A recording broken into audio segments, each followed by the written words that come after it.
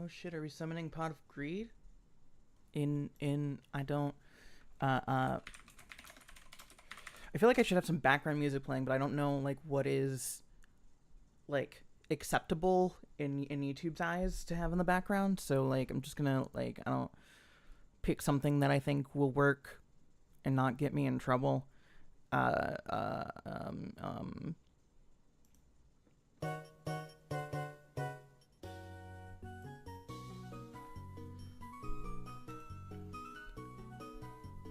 Welcome to the stream. I'm still kind of getting stuff situated and set up.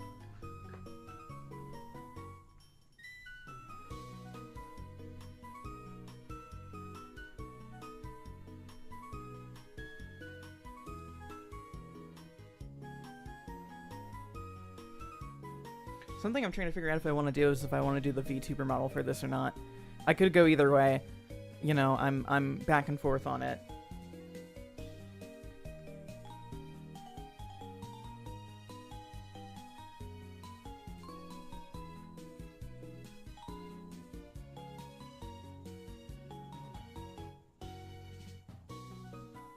Pretty chill background. World Championship 2006. I think that was one I played.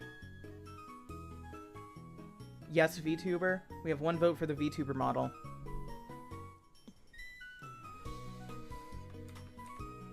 I got some people who are like, the VTuber model's creepy or it's a bit too booby for me. And I know it is a Sunday. This is the Lord's Day. And I still haven't de-boobied my VTuber model. But, you know, I think it would be kind of fun. So. Oh, wow. Is it already? Huh. Okay, so it's just tracking based on my, mouth, but I'm actually going to transition the screen real quick so y'all can see this, because it's actually, I don't have my webcam up, but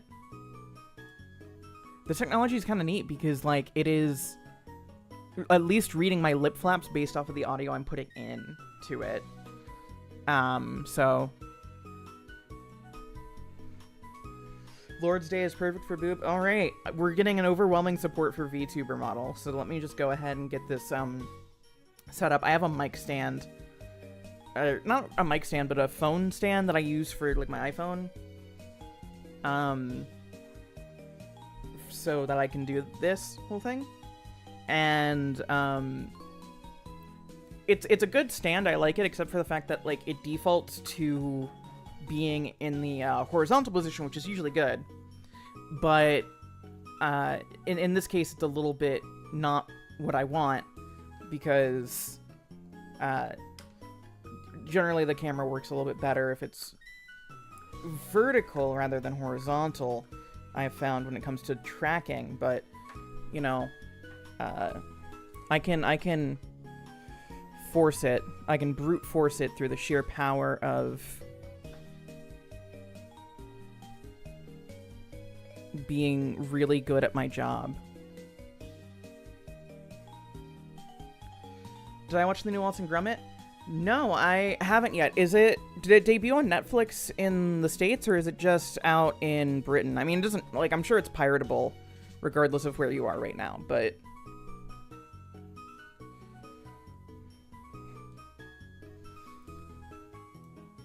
settings.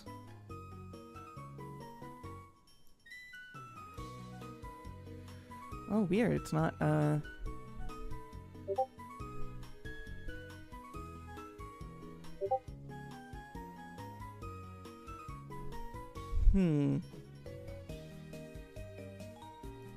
Let me make sure the IP address between my phone and this is correct.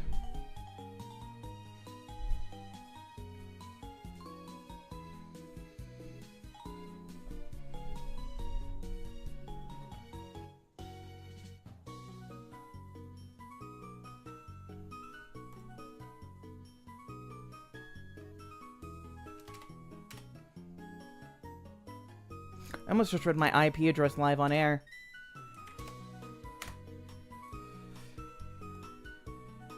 Do you ever just, like, accidentally dox yourself?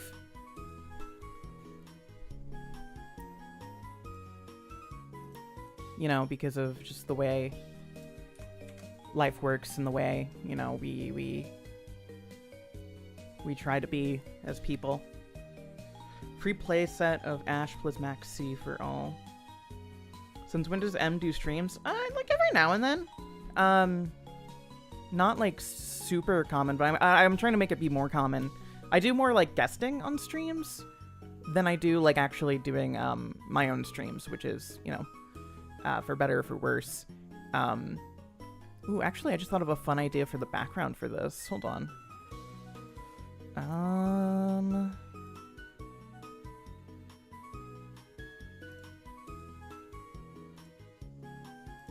Oh, I have to go find the thing I used before.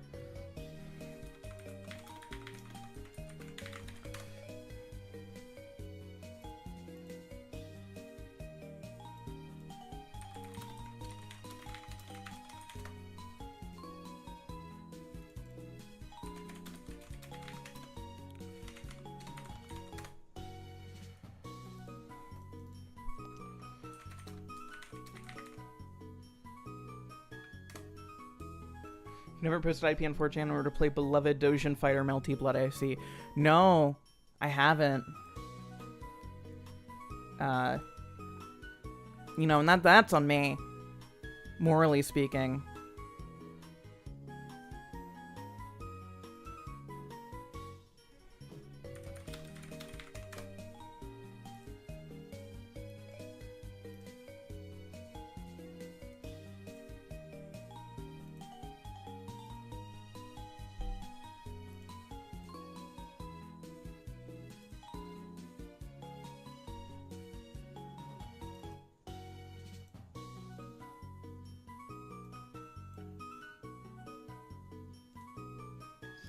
Okay, let's transform, fit to screen. Okay. Let's be a little bit silly.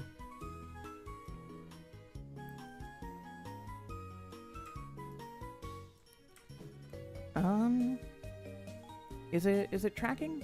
I think it's tracking. Hello, hi. I'm standing here in front of the Kame game shop. You know, what from the original Yu-Gi-Oh show.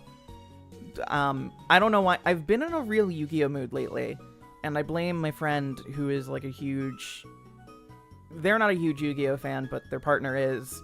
And they were visiting and telling me a lot about Yu-Gi-Oh and showing me a bunch of the tins. And I was like, oh, sweet, cool. And now I'm just, I don't know. I'm in a Yu-Gi-Oh vibe. Why is there a mouse on my chest? Why is there a mouse on my chest? That's a great question. There's a lot of great questions in the world. There's a lot of great questions that people are asking. Why is my chest pulsating? That's a great question. It does this. It just does this. I don't know. To be fair, it does this in real life too. Ayo. Oh god, that was a weird lip flap. I'm still like kind of configuring things with this because I just made this with like my usual standard, like, I don't know. This was not. I still need to fine tune it. I'm still new to this because this was meant to be a one and done thing, and then it just keeps not being a one and done thing because people like it, and it gives something fun to have on screen for these streams. So too many FPS messing with the physics. Yeah, I wonder if there's a way to change the overall physics of it all. I know I've got a bunch of settings. Oh wow, there's settings for like each different streaming service. There's Twitch, YouTube, Kick, Titify, Chatterbait. I don't know what these things are. You know.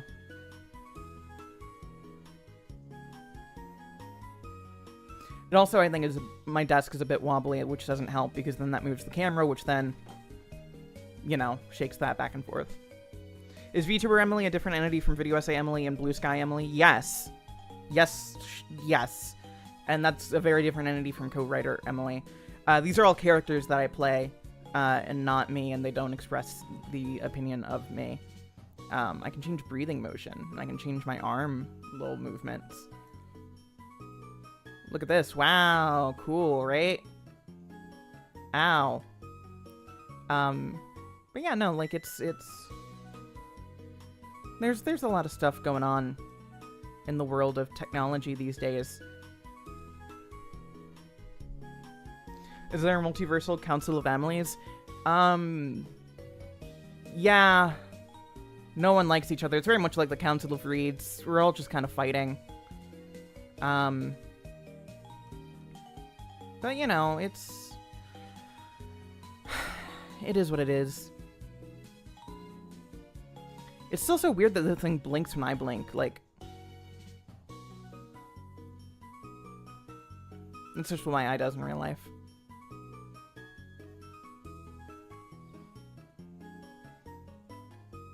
Some of the ARV movements look very painful. You know, it's actually quite satisfying if you're me. Clearly someone hasn't been to a chiropractor. Anyway, so I should probably actually boot the game up that we're here to play. I can probably also turn off the Heart Gold Soul Silver shop music. Which I just had on because I like, I don't know, people said I should have background music. I don't have background music prepped, but people like Pokemon music and I like Heart Gold and Soul Silver. So...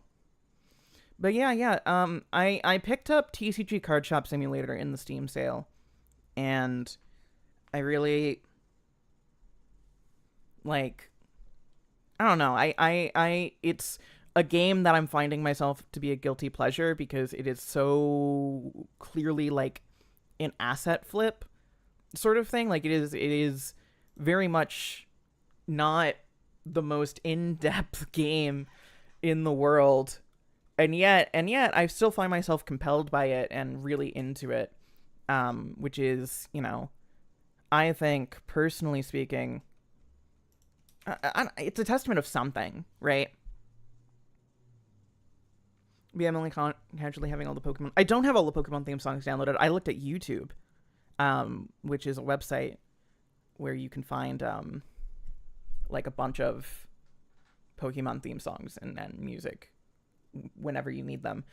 I do have a bunch of Envato Elements, like, Creative Commons stock songs that I use for videos, like, downloaded, but, like, I'm gonna be frank, I don't have those organized, which is why I don't actually, like, I'm not able to really just pull them out of my ass and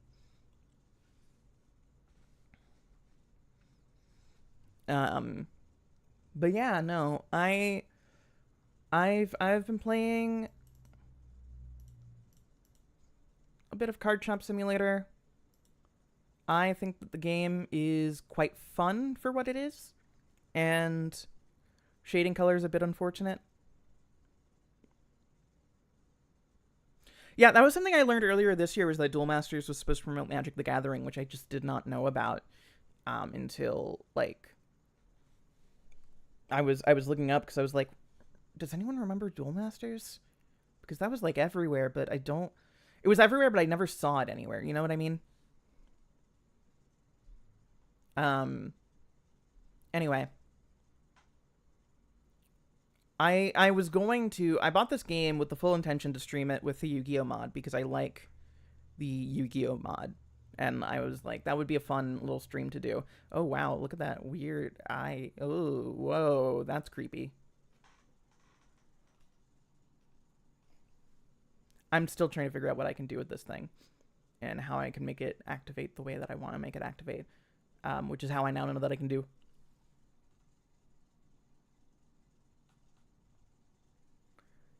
Whenever something, like, big happens, so...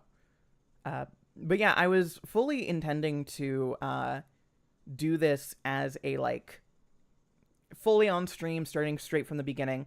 That didn't happen because I just wanted to play it more than I wanted to stream the last few days because it's been Christmas. I don't know if y'all know about Christmas in the chat. So, but yeah, because it's Christmas, I'm just wanting to chill. I just want to talk about things. I just want to chat with people. Without further ado, let's just go ahead and transition to TCG Card Shop Simulator, where my friend Derek, SaltyDK Dan, helped me name this card shop. It's called Cool Cards Club CCC No Ks. It wasn't my favorite title, but, you know. Tell me more about this Christmas. So let's go ahead and load this. This game takes forever to load for some reason. Probably because it's still in early access. Also, sorry if you hear me drinking. It's a Diet Dr. Pepper caffeine free because I can't have caffeine. Actually, as of February, it'll be 7 years without caffeine, so yay, good me.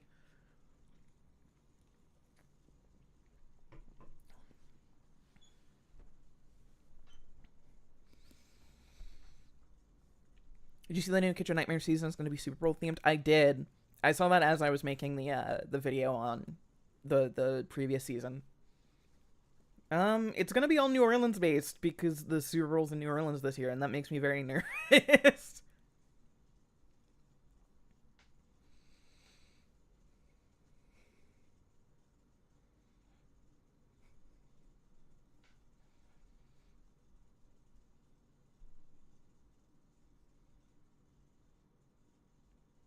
Come on, game. Come on, game. There we go. Welcome to the store. This is the Cool Cards Club CCC No Case store. Here's what we got so far. On this rack, we have dice and bulk and air freshener, or as this game calls it in the mod, Weevil's Bug Repellent. Here are 2 air fresheners to spray people who come in when they smell smelly.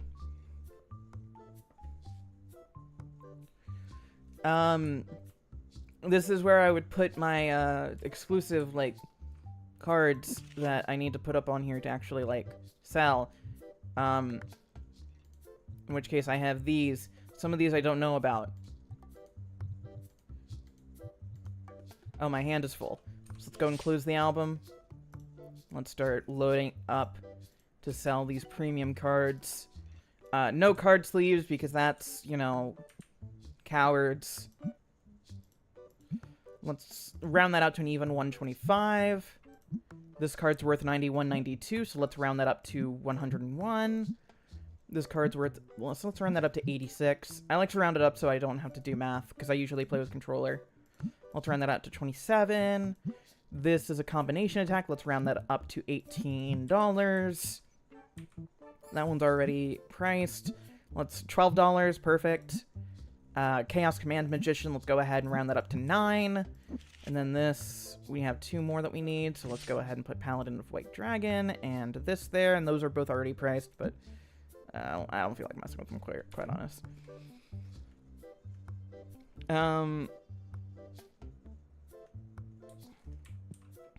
Here's my little rack of extra goods. Here's where I assemble bulk if I had any more. I should probably open the store. Here's all the little booster packs we have set up, as well as some starter decks. Let's go ahead and open the store.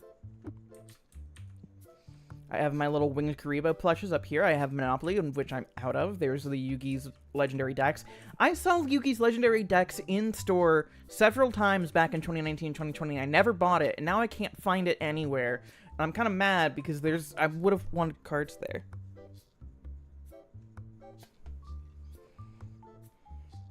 So yeah, the goal of this game, if you're not familiar with it, is literally just to run a TCG card shop.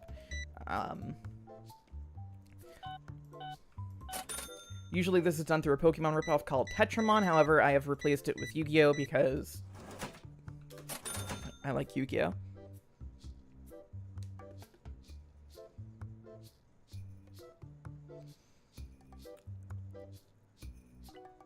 Ooh, he's gonna buy an expensive card, chat. He's paying $101 just for this card. Okay, okay. 5. One winged Karibo plush, of course. This is $62, by the way. Reasonably priced. Oh, thank you for the... I'm glad that you like the Berserk video. Sorry. NBR, that's really cool. I appreciate that. Thank you. This person... So this is where you're going to find out that your favorite content creator has not had a math class in 10 years. Oh, I need to turn down the mouse sensitivity real quick. Because I've been playing on controller, so I turned up the sensitivity so it felt a bit better there. But it's a little bit too extreme right now.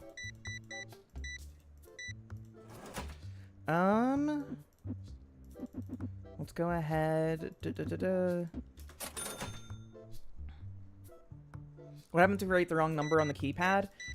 It won't let you perceive the transaction. This game can actually soft lock if you choose the wrong thing. I have sold all of those cards that I just put out on that fucking thing. Unbelievable.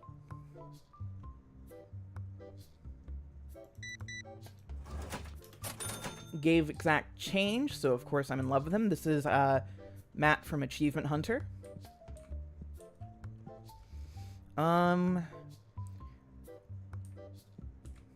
Geez, I still have customers coming in. I want to open up some card packs.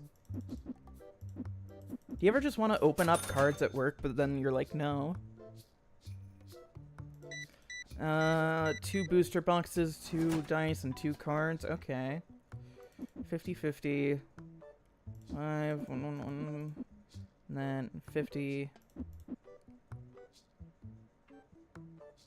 Oh, shit! Oh, fuck! I shouldn't give him any change. Oh, shit. Okay, so this is what I mean when I say that the game soft locks if you do something wrong. Which is to say, for some reason, you cannot put... There's a remove thing when you're at the counter. I have never seen it work. So the game won't let me give it because it's too much change. So what I have to do is I have to go to the main menu. I have to go to load game.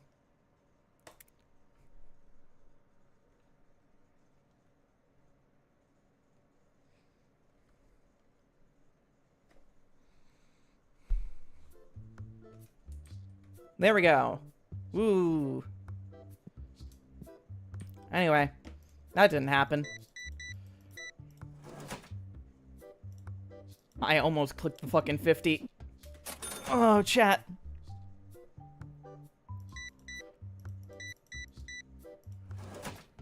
Oh, God. Why are you paying with the $250 when your thing is only $109?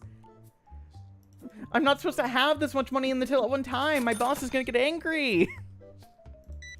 Is it still on sale? It should still be on sale until the end of the Steam winter sale, so January like 2nd or 3rd. But it's like $9. $250 bills don't exist, which is why I'm so fucking confused. Let's go ahead. Let's order some more Yugi's legendary decks, and let's order some more Monopoly. Oh, hello. Oh, shoot. Your favorite streamer does not know what numbers are. Oh my god.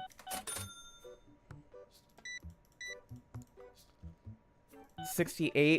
Fucking coward. We got some Egyptian God card sleeves.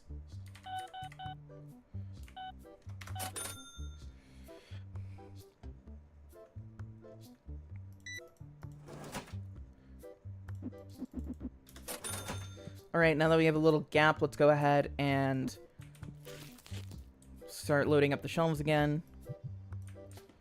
Oh shoot, this guy. I'm gonna throw this thing in the trash. Let's go over to this guy who is trying to buy 2 Yugi starter decks. I had the Yugi starter deck as a kid. I think I had the Yugi starter deck as well as the Kaiba one, if I remember correctly, because I think I might have gotten them both in the, Duel Master's Guide set, I think was the name of it. Where it was like you were able to, It came with like both starter deck sets, I'm gonna thank, and a DVD with Joey and Yuki teaching you how to play the game. Ask price $24, market price $19.50. Absolutely not. Fuck you. Let's scan to this. Okay, you gave exact change.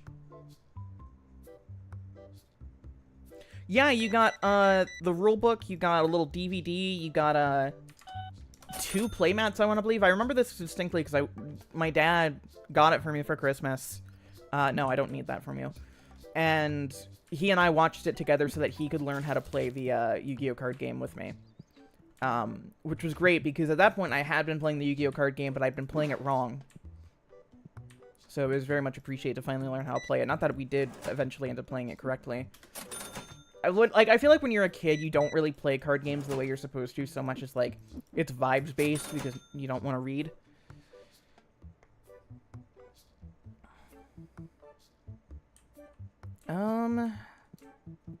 I miscalculated how much space I have for Yugi's legendary decks on here. I thought I could fit 3. That's fine.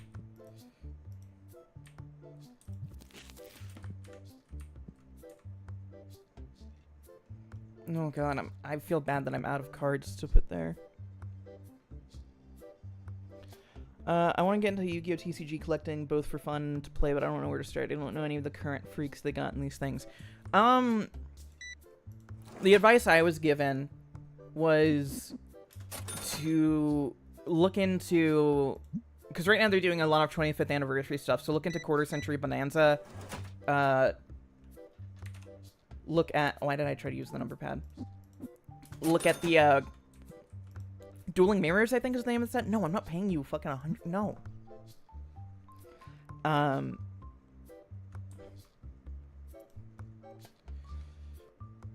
You can hire a cashier, yeah. I haven't yet, just because I'm trying to, like, boost up the store and get, like, more consistent income before I do. Oh my god.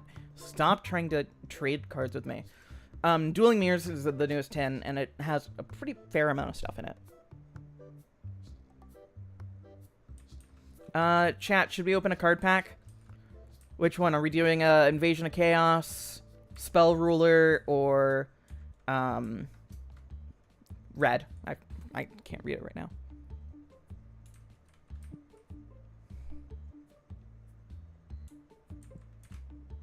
Should I take the last Chaos off the shelf? Wow, so cheap. Who said that? About what? Oh, wow, that is cheap. Hold on.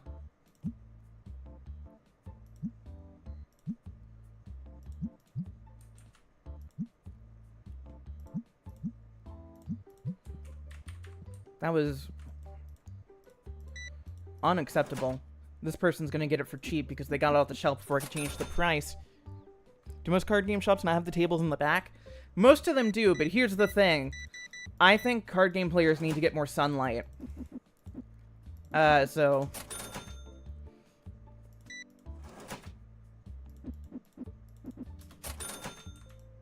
No, I'm not gonna... I don't even have that card. Why are you asking me to trade? Alright, here's what we're going to do, because we're running low on packs here. So I'm going to go ahead, open up my phone. Let's go ahead and Spell Ruler. Let's buy 2. Can you have some Invasion? Let's buy 2. Let's buy 1. How are we looking on the others?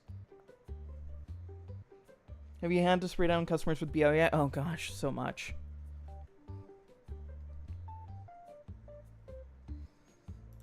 This is fine for now.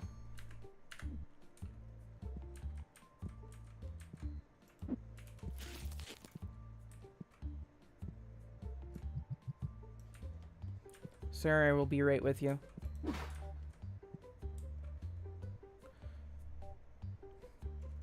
My phone activated thinking I was messaging it.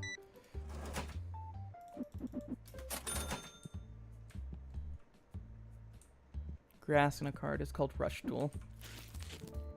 That's a good one.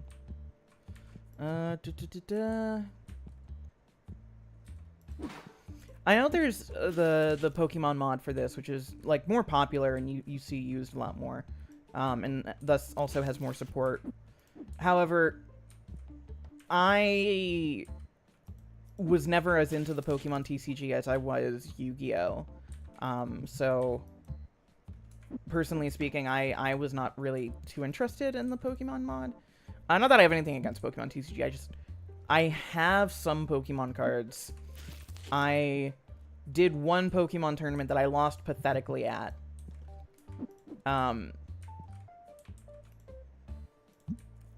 But I was never into it the same way I was with Yu-Gi-Oh, which is just kind of, I think, normal with, is this worth $10? I don't know. Like, I guess it just depends. It is kind of it is still, like, a jank early access game at the end of the day. This guy said, wow, so cheap, which means that this might actually be underselling. What's the market value? I'm doing an under market price? Fuck that. $33. We're putting Spell Ruler back on. Alright, chat.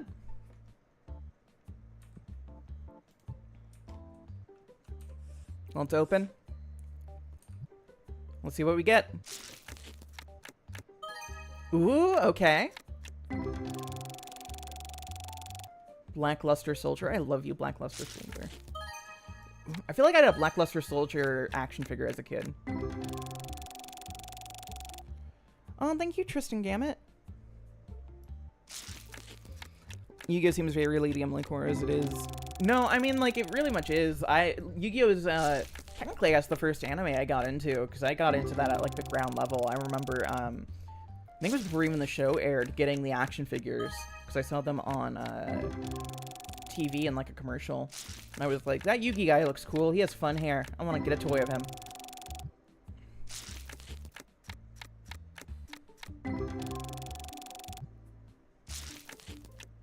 You get EXP for each card pack you open, by the way, so there's incentive to actually just keep opening up your own cards. Oh, hi. Sorry, ma'am.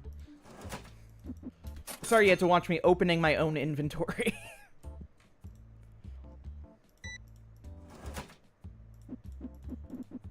Oops, okay, yeah, that is a way to give change back. Okay, good. That's good to know. Thank you, chat.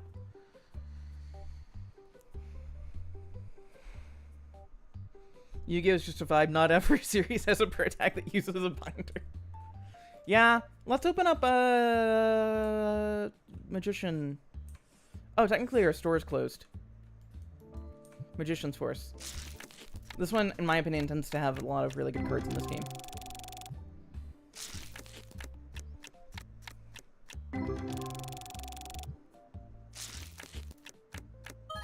Ooh, okay, okay. That's not bad, that's not bad.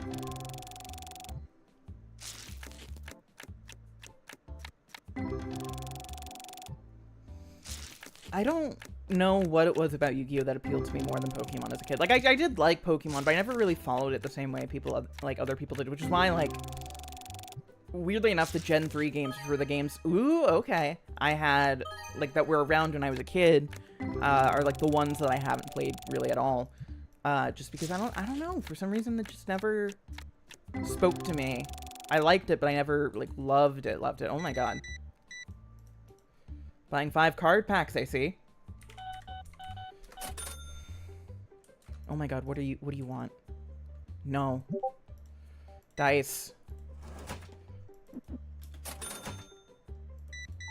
2 Joey Wheeler starter decks. Good luck with that, buddy.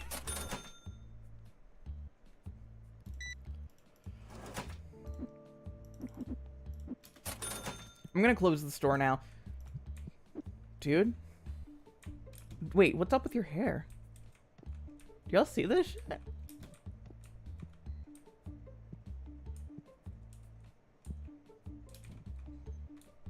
think we have a Yu-Gi-Oh protagonist here. Look at the colors. Pendulums. I just got my first ever, like, new Yu-Gi-Oh pack for the first time in, like, ever. And, I got a few Pendulum cards, and they're fucking bonkers. I don't know. I did not know that there were Pendulum cards were a thing.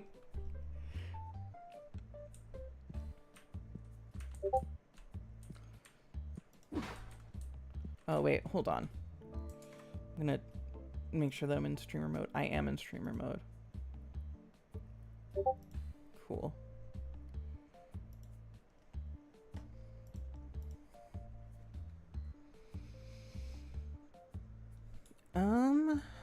Dude. Okay, I'm just gonna close the store.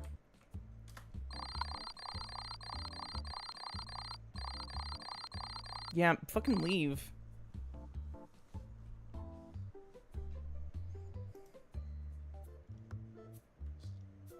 Alright, what all stuff do we want to do? Let's see, any card sleeves that need restocking? I'm not, like, in love with my current layout for the store, to be quite honest, but, you know, I can deal with it. Let's some Yugi starter decks.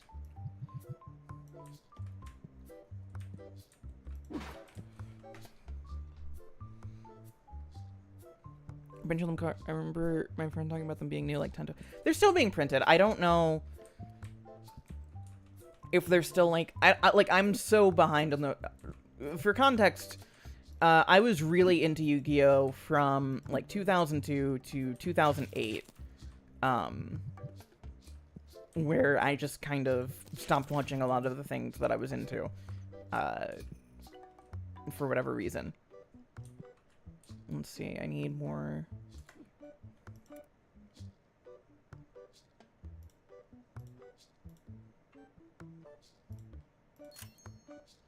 But because of that, that means that I was really into original Yu-Gi-Oh! And I was really into GX. Those were both my cup of tea.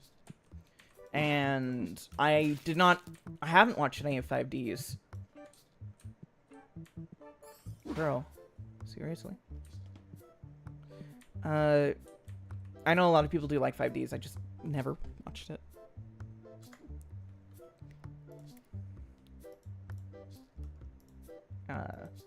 Because kind of by the time 5Ds was on, like, TV and was, like, an active thing, I was no longer really watching a lot of, like, normal... I didn't have a lot of normal TV access, and by that point, I had kind of already, like, kind of gotten away from stuff like that, and I was getting really into Bleach, I was getting really into Berserk, I was getting really into, Death Note, just, like, a bunch of other shows like that. That just, I kind of just didn't really have interest in Yu-Gi-Oh! At the moment.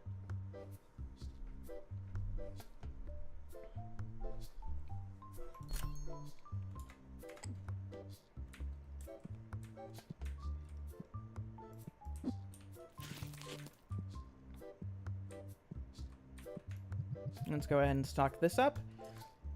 And then put that down there. Look at all these people looking in like a... like Charlie Bucket at a candy shop.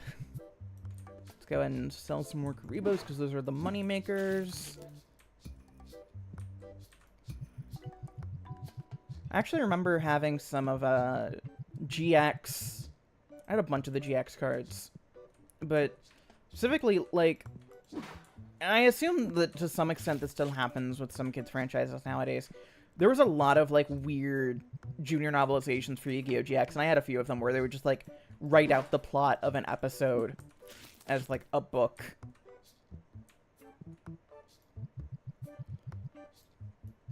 Alright, chat, so here's what we do to maximize the economy. Should I open up all of these packs, or should I put them on the shelf and replace them when the time comes?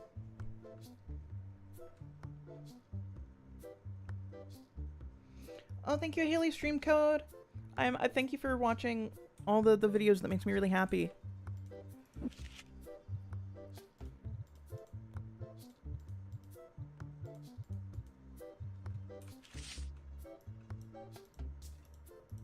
Let's go ahead and put these on.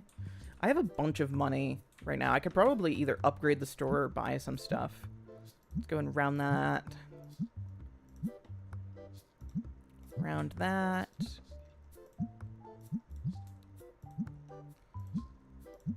Round that.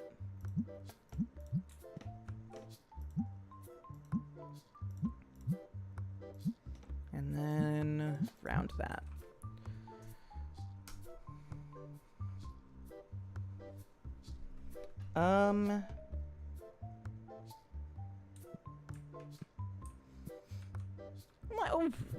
I mean, why shouldn't we just open up our own packs of cards? Okay, okay, okay. Not bad.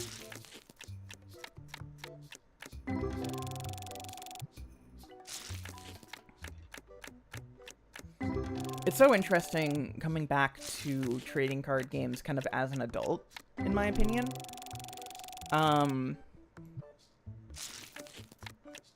Because, like, I feel like when you're a kid, the experience of trading cards is a very different world than when you're an adult. And like, a part of me is still kind of in that kid mindset of, like, I know there are people who, in general, like, with Magic and Pokemon and, like Yu-Gi-Oh! As well, who are, like, they're like, I get an entire booster box, I get, like, 7 or 8 versions of the tin, and, like, that's what I do. That's how I manage my things, and that's how I make sure that I gotta pay my bills, get all of my stuff in. Whereas, like, if you're a kid, it's like you're kind of mainly focused, like, you don't, at least when I was a kid, at least, like, we weren't following what cards we thought were in what was, like, a secret rarity and what was, like, a foil or whatever. Like, you know, it was a lot more of, like, you would look for, like, the starter decks or the tins that had a really cool art that you wanted in the front, right? You would get, like, you wouldn't buy a booster box, you would buy a booster pack because you were at the grocery store with your parent, and you would ask for one because it was, like, $5. Not bad, not bad, not bad, chat. Are we back?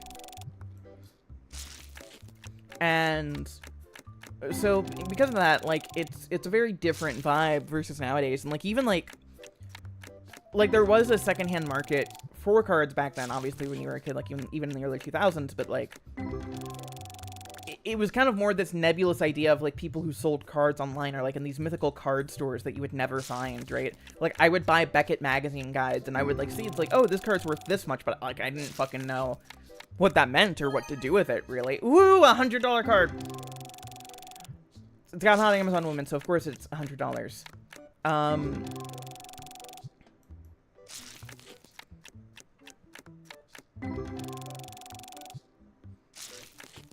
You just had the cards that you opened. Yeah, exactly. Like, that was... You had the cards that you opened. If you're lucky, you found, like, a starter deck or, like, a pre-made deck or something that you could get, like, the cards that you knew that you absolutely wanted in it. But, because of that, like, there was a certain sort of thrill to it, and I guess there still is, but it was like this thing of like, oh, what am I gonna get? Like, how am I gonna get all the elemental heroes? How am I gonna get this? Because you just didn't know. Right now, the kids seem to get more of their info from TikTok.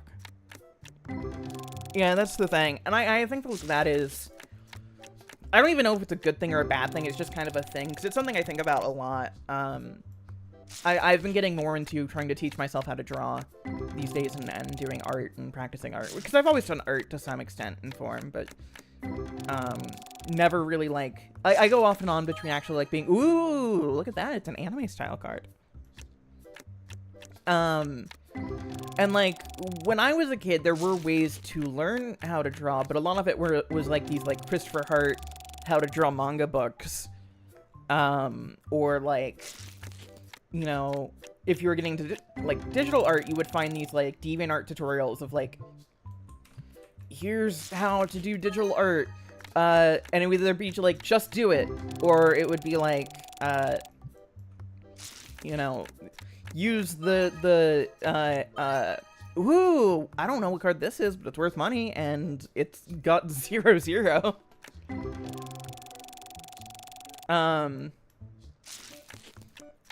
But, like, yeah, it was like, use the dodge and burn tools to learn how to shade, which is just obviously not how anything does, and now it's, like, between TikTok, between YouTube, between, like, all these, like, even just, like, being able to have stuff like Procreate around, and people having, like, more access to, like, actual, like, decent art tablets and, like, drawing tablets, it creates this system in which kids have more opportunity to actually learn how to draw without having to just resolve to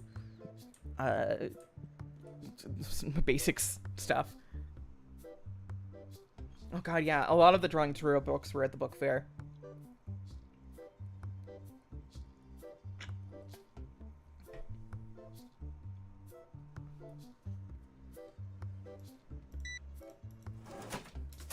Exact change. I love you. Oh my god. Never mind. You're gonna try to give me a card. No. I mean, it's $20 less than the market price, but no, I don't care.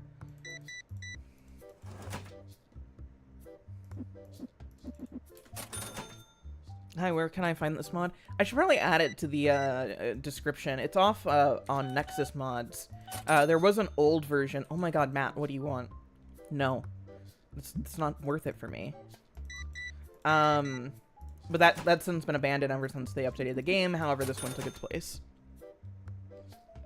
Oh yeah, one of the guys sparkled because he was stinky when he walked in, and then he got sprayed with the air freshener, so now he's not stinky anymore. You're buying 2 copies of Monopoly? Why?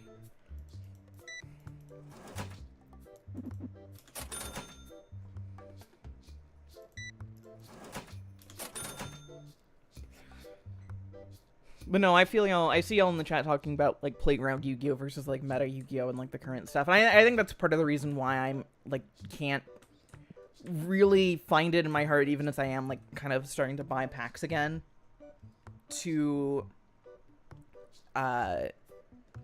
like, really want to dive back into actually trying to, like, assemble a deck or play with any of them, because I'm just so behind on the meta, and, like, I don't think anything I would assemble would be as fun as the experience of, like, using Magician's Force packs. A little expensive.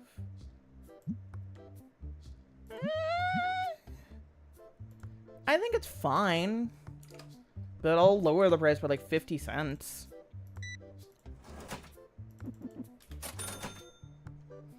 Don't get into Master Duels. Oh god. I've heard horror stories.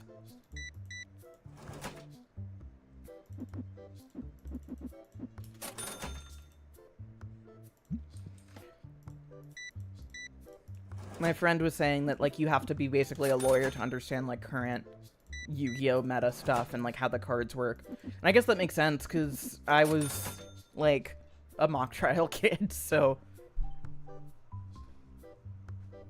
Like, buying packs for the cool art lately. No, that's kind of where I am, where it's, like... a part of the reason why I have been, like, trying to get into, like, the cards recently is just because I like the art, and it's kind of nice to have. And also, oh, I did not mean to do that. Sure, right there. It's fine.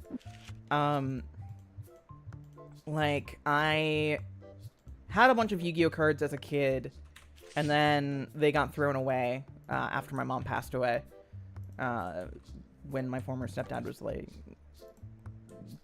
just getting rid of all of our stuff. So I lost, like, everything. It sucked. So it's kind of nice to be able to, like, be like, oh, here's my original Blue Eyes again, and here's the Elemental Heroes again that I used to have, and the God cards I used to have. Oh my god. These are going out fast. Oh, you didn't give me a card, you.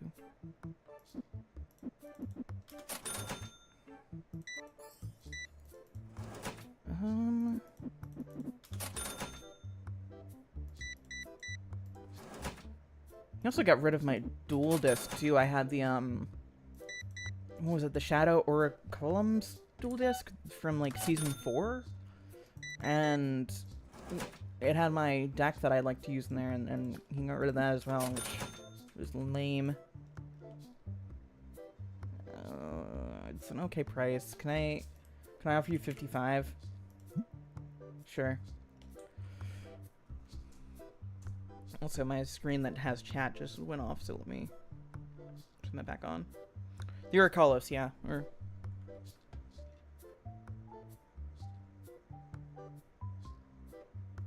dual disc rooms your cards. That they did.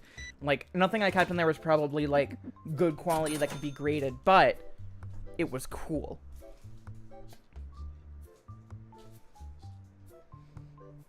And when you're a kid, that's what kind of matters more than, like, the quality of your cards. The quality of the cards were kind of like shit after a while. I'll probably make more bulk.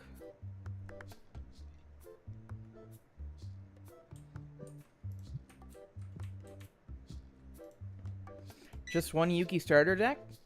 Simple, know what you're about.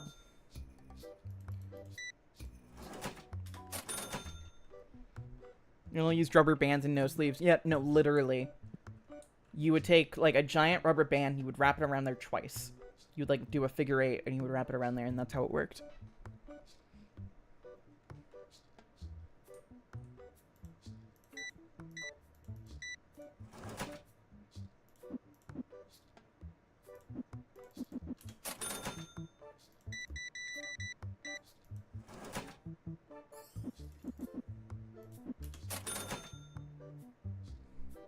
Love your vids. Thank you.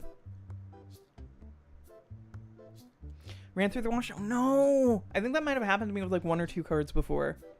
Do you remember when McDonald's had Yu-Gi-Oh cards for a bit? They were, like, in these, like, little, like, silver Pop-Tart looking things, and they had, like, 2 of them.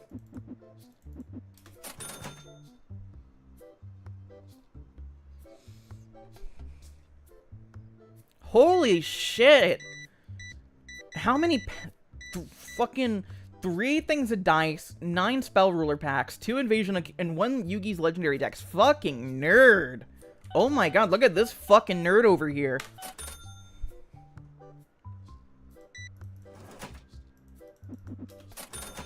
Oh my god, what do you want? No, that's like 20. Get out of my face. I hate you.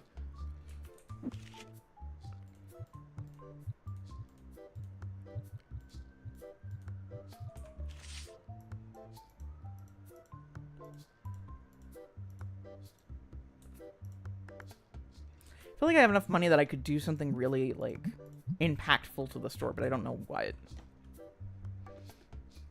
I just have dungeon dice monsters to this.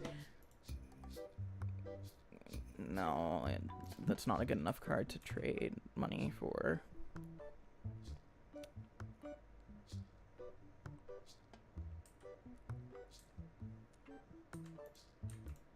What? I don't even have that to trade for you, buddy. I'm running a little, like, tournament event thing over here. It's the popper format, whatever that means.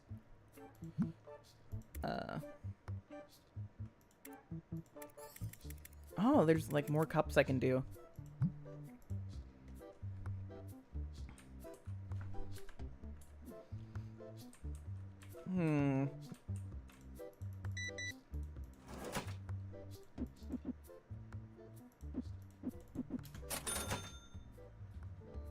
I had a bunch of bootleg you.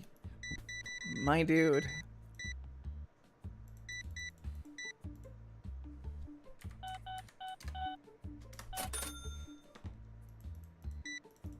Okay, we got a profit off of that Ojama card.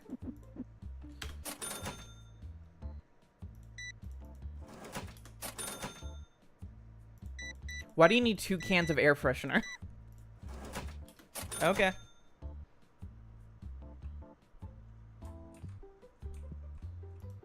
Let's turn on the lights so people can see in here.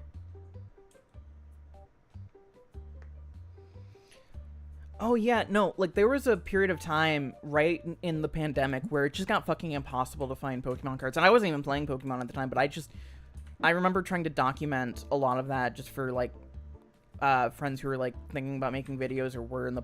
I don't know, they might still be making videos on it, but I remember, like, looking into it and just being like, it's such a shame.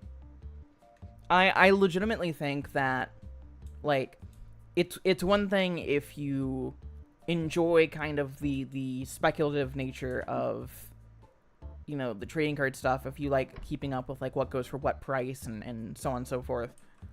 Like, totally fair, totally fine. I don't think there's anything inherently wrong with that.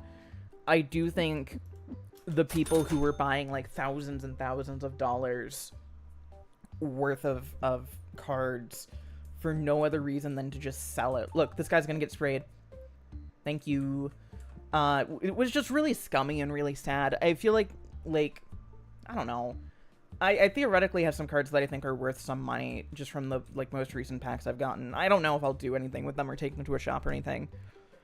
Like, because, like, I'm not in it to, like, bounce back and make a profit. I'm in it because I don't know, I enjoy the game. I think the game's neat. I think the cards are neat.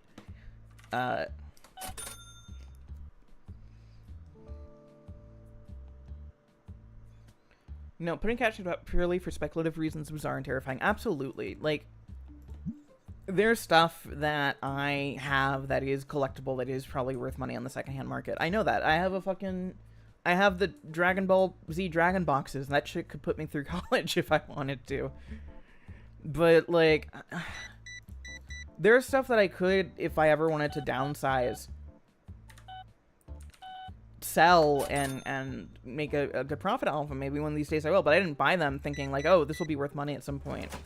I bought it because I just thought it was interesting. The one time I did do something like that was about 10 years ago at Half Price Books. They had the big Platinum Collection box set of Evangelion. I don't even have that card to trade you, sorry. They had that big box set of the original Evangelion release for $20. And I looked it up online on my phone. I was like, oh shit, you know, this was when Evangelion was out of print. That was a steal. That set was going for like several $100s online. And so my mindset was, Evangelion is a show I've wanted to watch for forever. Either I buy this now for $20 while it's still as cheap. I love the show and I have a show that I like.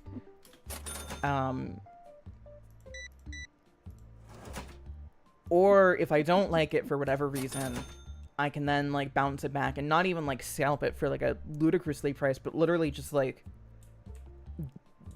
I could find it a new home easily. But I ended up loving Evangelion, so I just kept... I still have that box set. I'm looking at it right now.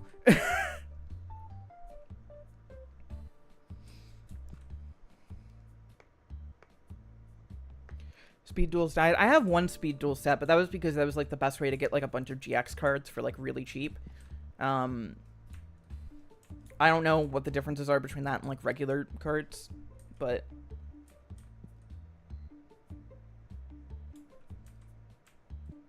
I'm feeling like I have like $4,000, so like should I go ahead and buy some shop expansions? Let's buy some shop expansions. Okay. We have this little corner now. What do we want to do with that little corner is the question. Let's close the store. Since it's closing time.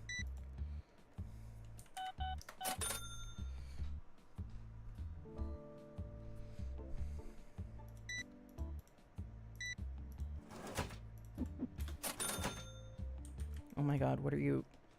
No. Okay, what do I want to put over here? Because now I have this little back corner, which is like the worst place to have it. Table for game space. Yeah, it's not a bad idea. Maybe like...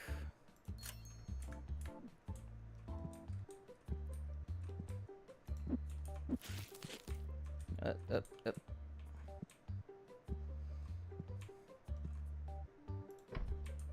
could probably fit another table right there, but I even though like I don't think the NPCs need walkways, I kind of like having walkways there.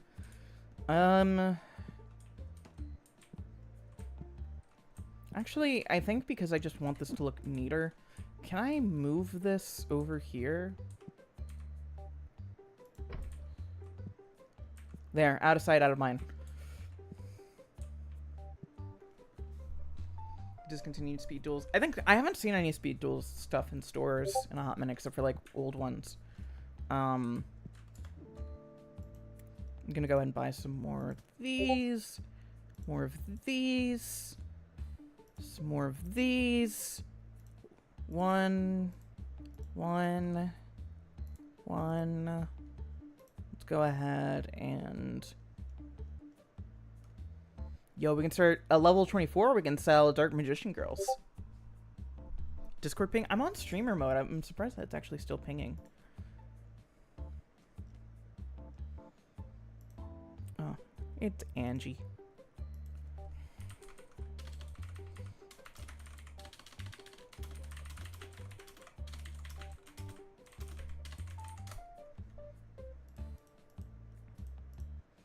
What else do I need? What else do I need? How are we doing on binders? We're okay.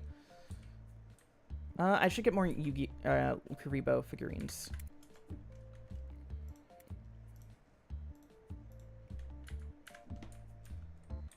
Wait.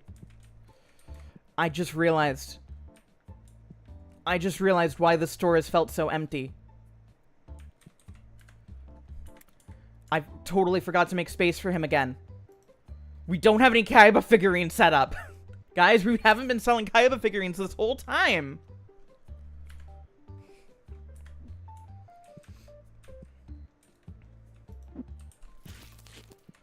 Dude. She's not coming.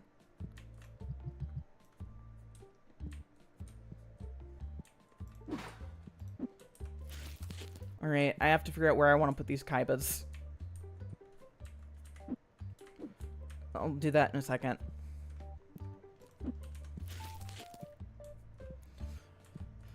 I think my adulthood obsession with Char Aznable can be traced back to my childhood obsession with Seto Kaiba and Merrick.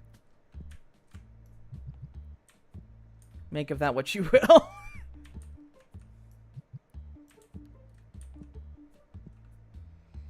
Oh, Kaiba boy.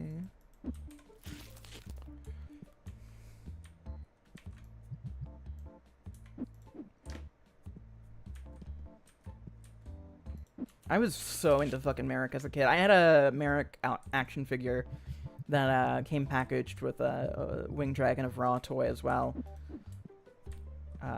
Winged Dragon of Ra was like the one god card that I always wanted as a kid, and I didn't have it. Because I was obsessed with the god cards, and I really, really wanted as many of them as I could.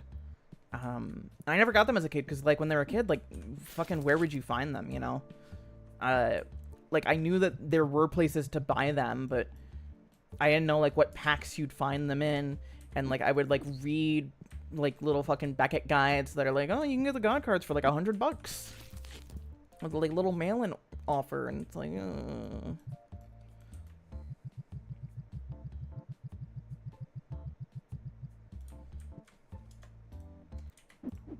Okay, so where do I want to put Kaiba?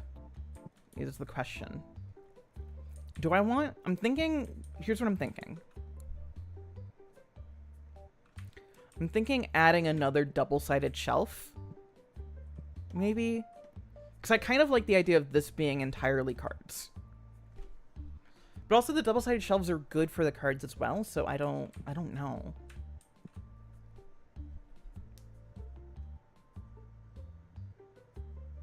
I don't know. What's the price of a double-sided shelf again? Regular shelf is 300. Small personal shelf is 150. I could do a row of the small personal shelves because those you can fit a lot of the toys in there, but it's not. Double-sided shelf is 750.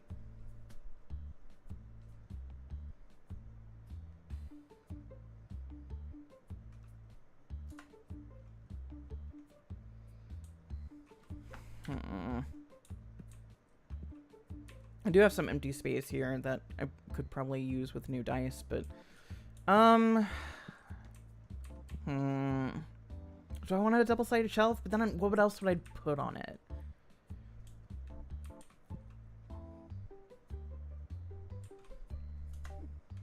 Yeah, let's do double-sided shelf.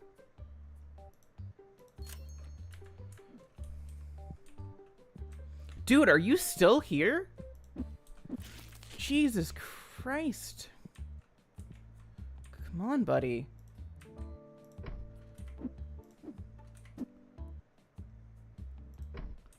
Is that... Can I get to click? Oh, nope. There we go. Alright. Alright, let's take Kaiba.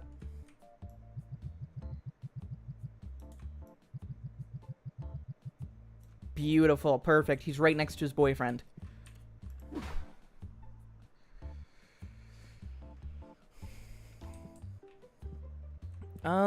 Okay. I can put more of this right here.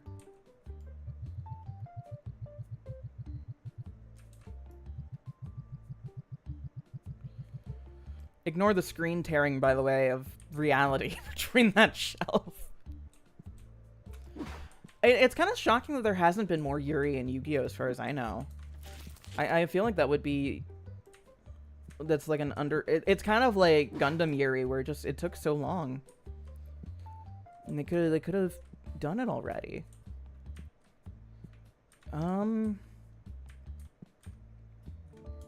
Alright, chat.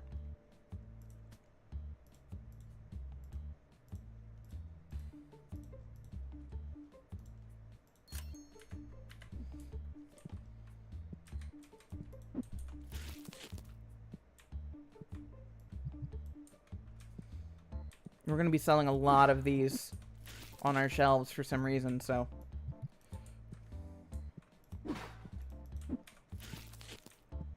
Much like a GameStop, we have to fill our card shop with things that are not exactly what we sell, but are just slightly adjacent to it. Is it going to do that all the time?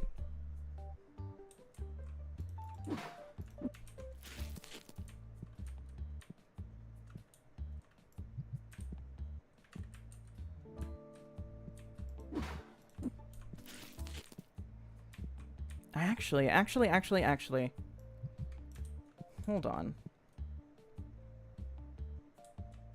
I'm thinking.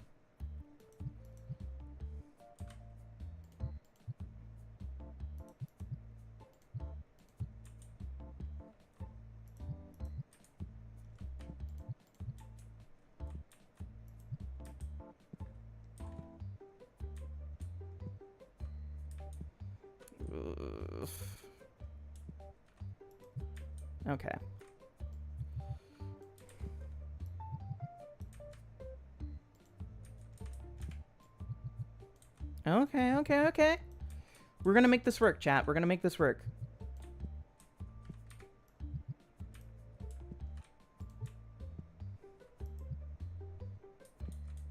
Okay.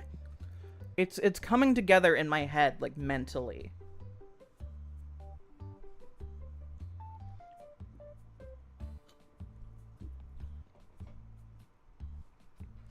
Yu-Gi-Oh! Monopoly is a real thing that you could buy at one point, so I'm curious as to, like, what's technically in it.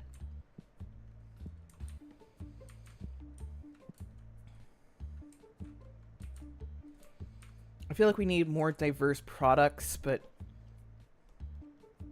Let's see... Wait, we can buy the Kaiba... We've reached the level where we can buy the Kaiba starter deck. Y'all. Okay. Alright.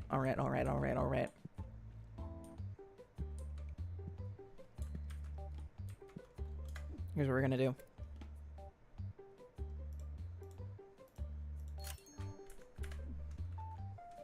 I should have gotten another box of this, but that's fine. We're gonna go ahead and make sure that we have this stuff all in stock. All looking good.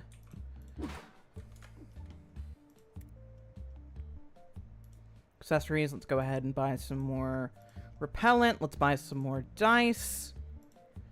Let's buy some binders. We are low on money, but that's fine because we're high on inspiration.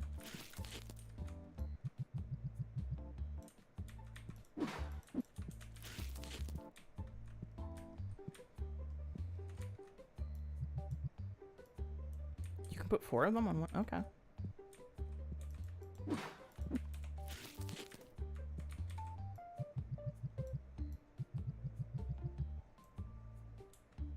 Yeah, that works. All right. It's coming together. We just need a little bit more time, a little bit more funds.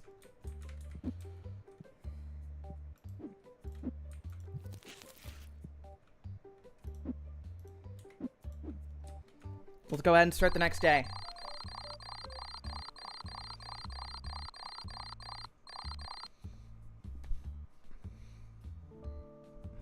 We technically lost a lot of money this day in profit, but have you considered We upgraded a lot. Alright, chat. We'll put it to a vote. On a box-by-box basis. Do we open these Invasion of Chaos or not?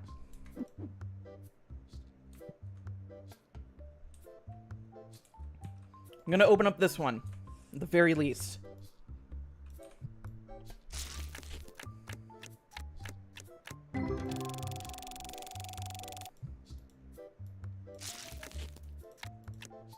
Hungry Burger. Oh, I loved Hungry Burger as a kid.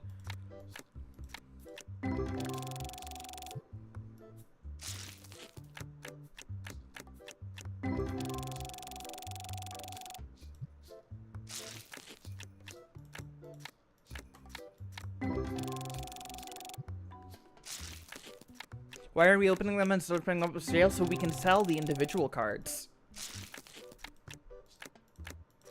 Malevolent Nuzzler is something I never really thought about as being horny until I saw it in this game. Like, I had several of them as a kid, and you never really think about it, but, like, look at that. It's called Malevolent Nuzzler.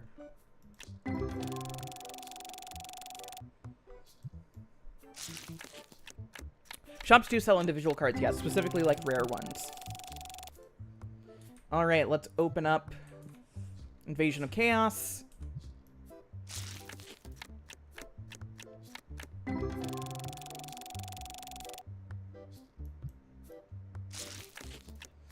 I would love to, like, yeah, do a stream reacting to Yu-Gi-Oh cards. I honestly thought about doing a stream where I showcase the Yu-Gi-Oh cards I have, because there's so many of them that I don't know. And that I don't know which ones are good and which one are rare, which not. A French restaurant with demons? That's so cool.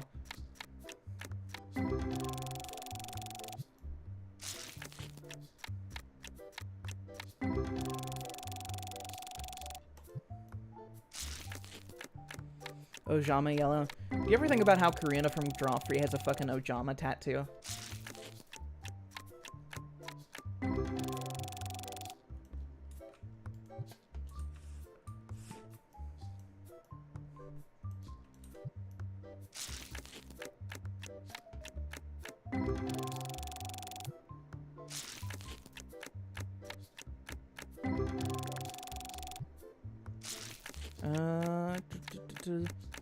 Yo, we got a Berserk Gorilla.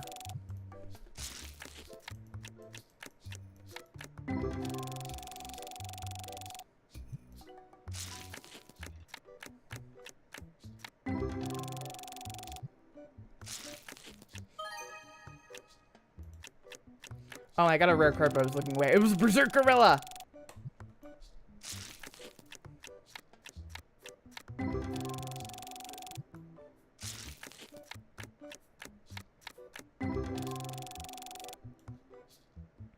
Alright. One more.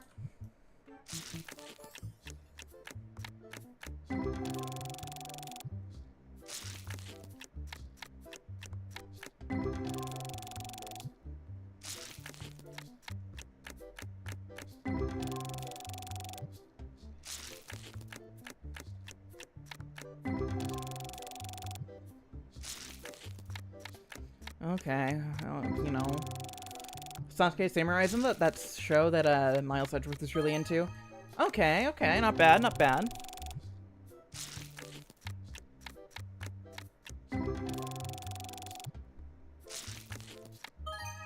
Ooh, Dark Mirror Force. Is Mirror Force banned? It feels like one of those cards that would be banned.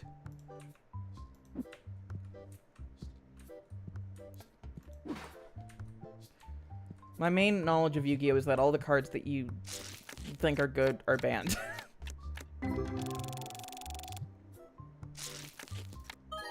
Ooh! Spell Trapper!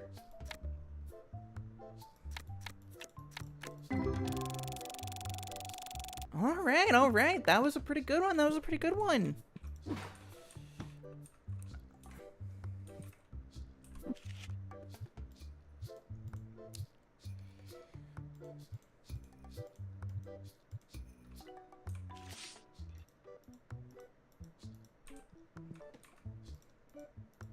Alright, let's go ahead and set some prices on some of these.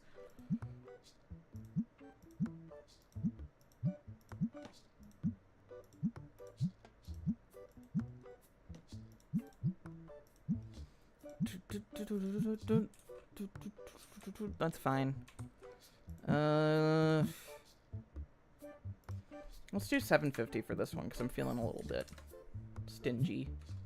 At the moment, I want to get my money back.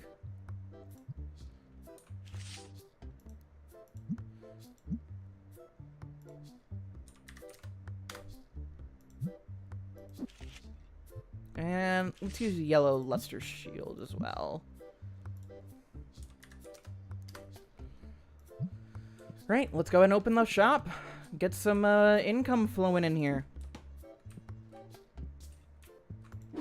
Let's go ahead and also we can probably make another bulk.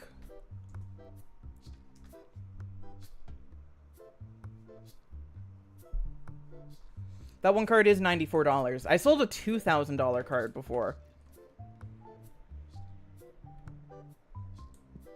You can set comically high prices, but if the market doesn't reflect it, then people won't buy it. Like if it's too big above market price. Or if it's too low before market price, people won't buy it. No, that's a bad deal.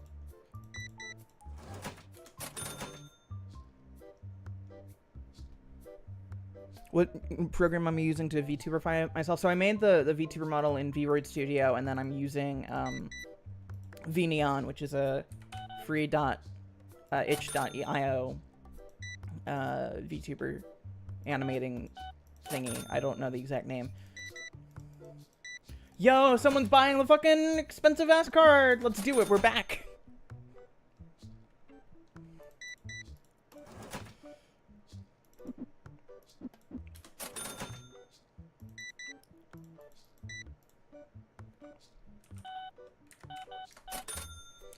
Okay, alright, alright, alright. Things are coming up Millhouse. Things are coming up Millhouse.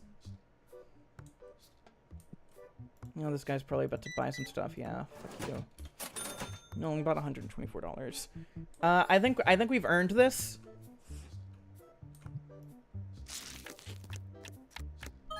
Oh, okay, okay.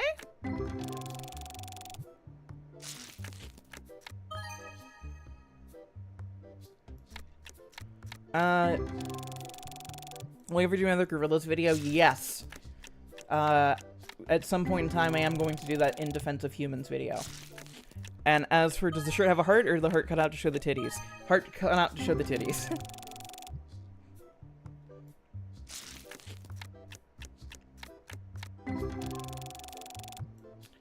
Oh my god, there's a line forming, but I have to open up these cards!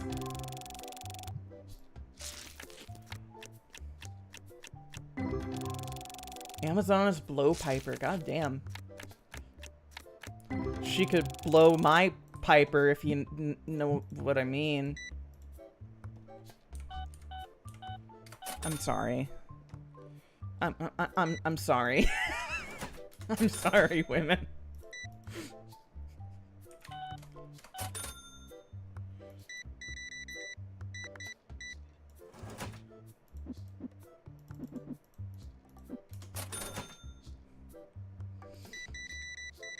Holy shit. Dude got fucking 13 packs. Hey everybody, this nerd got 13 packs.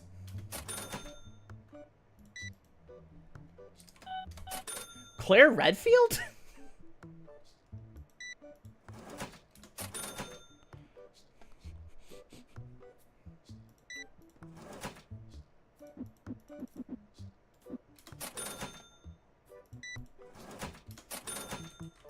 What are you trying to offer me? Fucking Spellbinding Circle for fucking 6. No, I don't even have that card to. Fuck you. Get out of my store. Oh, watch, this guy's about to get on Smileyed. Oh,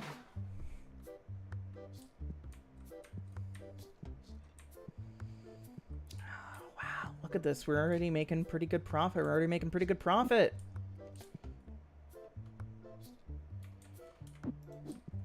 Are these, how are these priced? I think that's totally fine.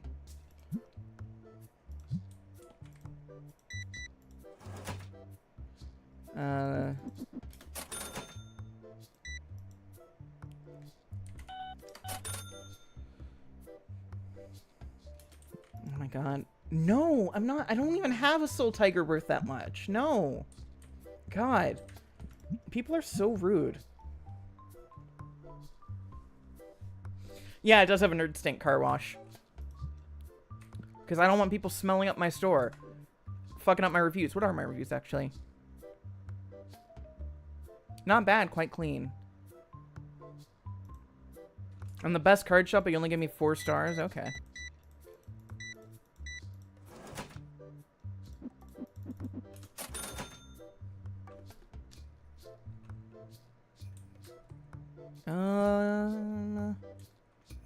Alright.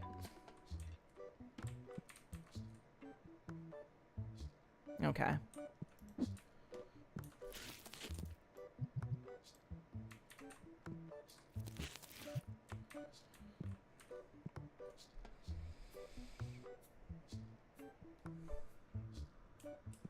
I'm trying to figure this out in my head mentally, how I want to map this out.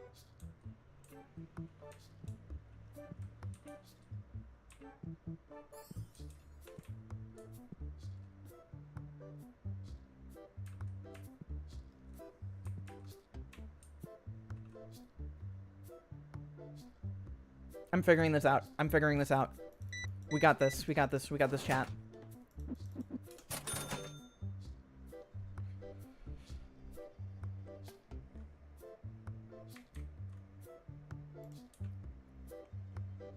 No, that's not worth it.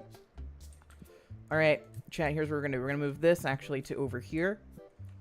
So the idea here is that all of the board games, non-card related stuff is on this side, right? Okay? You feeling me? We're going to move these binders up here to the top. With the idea being that everything here is relevant, if not quite trading cards. Okay? Jeez, lady. You're dressed for business. Can y'all see the vision forming? Koi fish. I've never been to a place that sold Yu-Gi-Oh cards that didn't smell like someone was buried under the floorboards. Well, that's why we have that little air freshener to help out.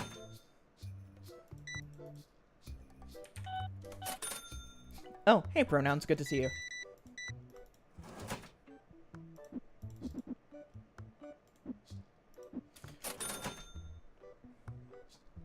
Did y'all know that I used to have blue hair at one point in my life? Is that common knowledge amongst people now? Or, like, where do people fall on that?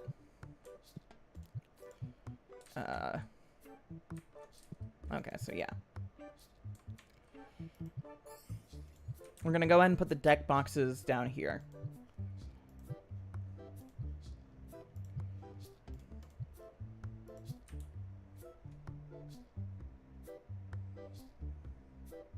I did a blue... Literally, it was, like, a month after I came out publicly, I dyed my hair blue. And I had it blue for, like, 5 months in 2019. So if you've ever seen, like, my original Lady Emily avatar, it had blue hair.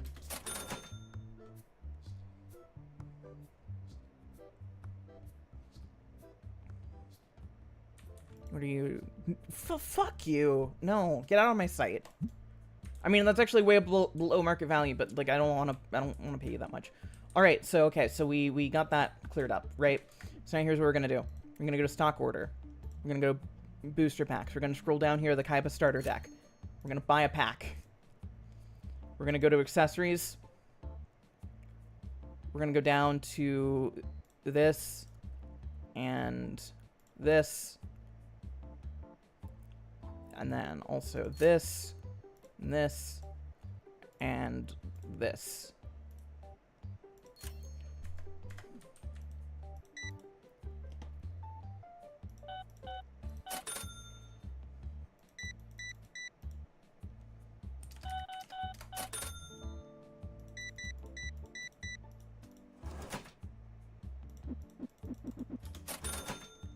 I should probably turn the lights on in the store so people can see the game they're playing. Alright. We got deck boxes.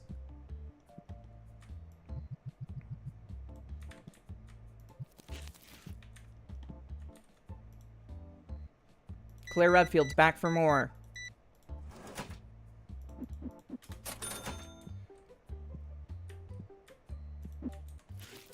We've got Seto Kaiba.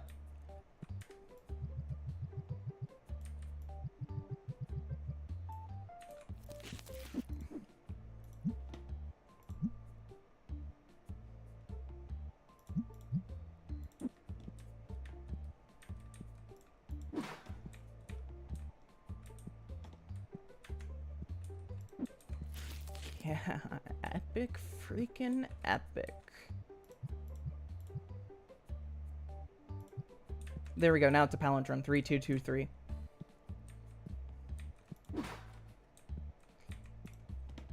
No.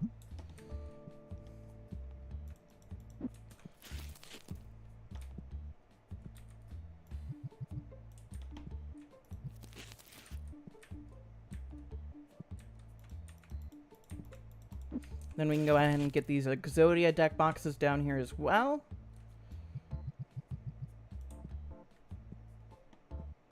Let me get a price on them before someone grabs them.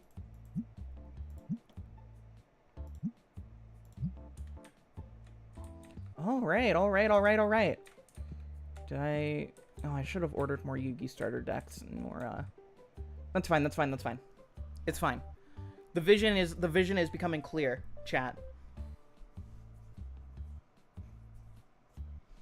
Did I go on with the eyebrows? I didn't, no. I've never dyed my eyebrows.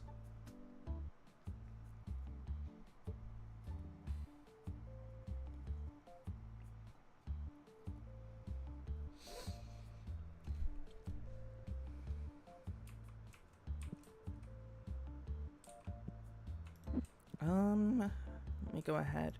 No one's bought... Jeez. If these aren't sold by the end of the day, I can open them legally. No! No! That's 130... No! How am I supposed to make money?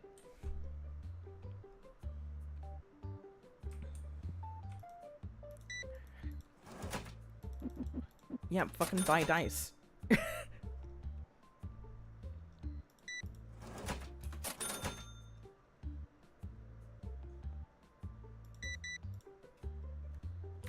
$64, like the Nintendo. What are my bills at right now?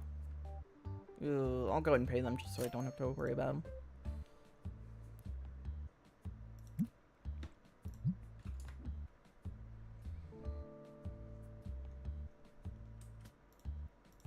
Okay, okay. Spell Ruler's proving to be quite popular right now.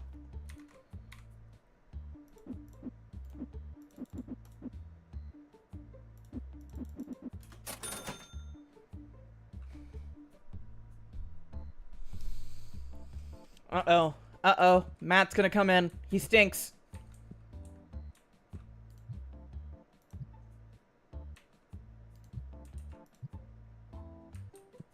Let's go and refill those. Oh, we've got people standing in line. You're buying 4 Kaiba starter decks. Good God.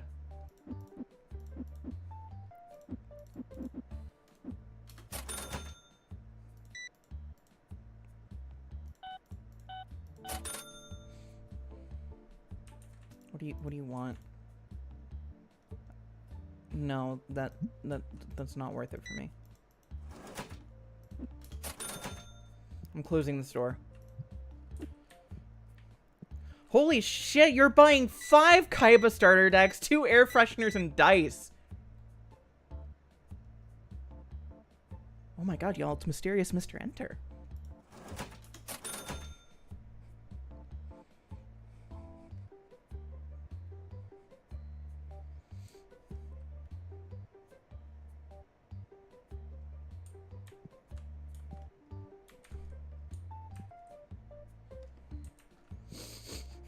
Yeah, you buy all the Kaiba decks so the Kaiba cards can't be used against you.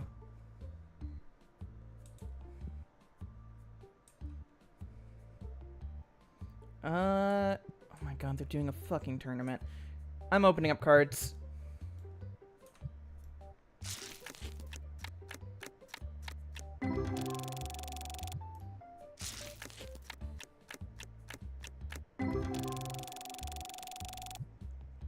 Is there any shoplifting? There's not shoplifting. They might add it in the future, but I don't. Ooh! I don't know the name of that card, but it looks sick, and it's worth a lot of money. Let's go.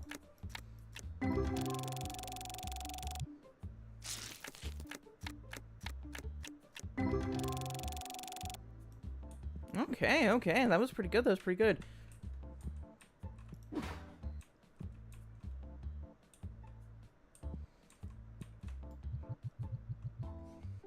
Let's open up some Invasion of Chaos now. Okay, okay. You know, it's fine. It's whatever.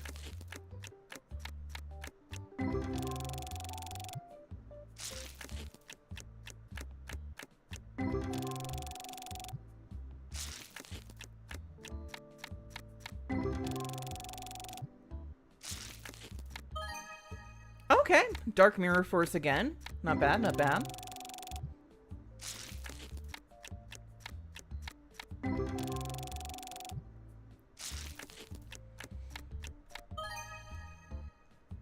Okay, okay. We can make a decent profit off of some of this.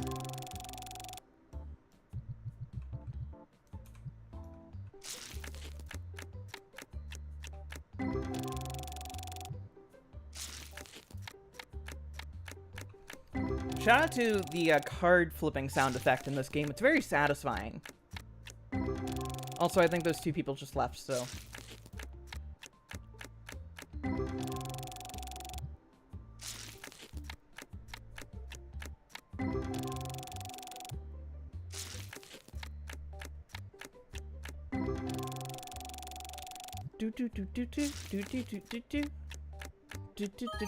Okay, okay, okay.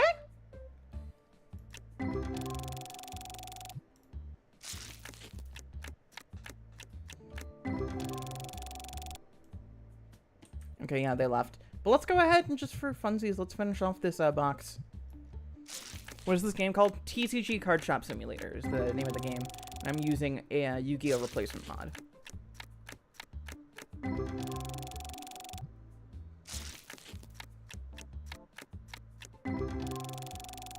Did anyone ever play Yu-Gi-Oh! Duelist of Roses? What a weird game. It was like Yu-Gi-Oh! But like a strategy game? And like... It took place in the War of the Roses. So like... Yugi, I believe, was Henry Tudor. I don't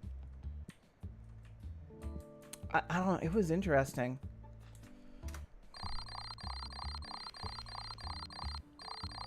I remember not liking it as a kid because it was so different from regular Yu-Gi-Oh! And then I ended up gaining an appreciation for it because I was like, oh wow, it's different from regular Yu-Gi-Oh!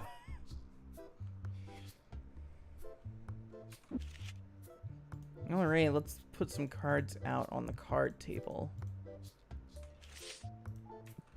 Dun dun dun dun dun dun. Dun dun dun dun dun dun.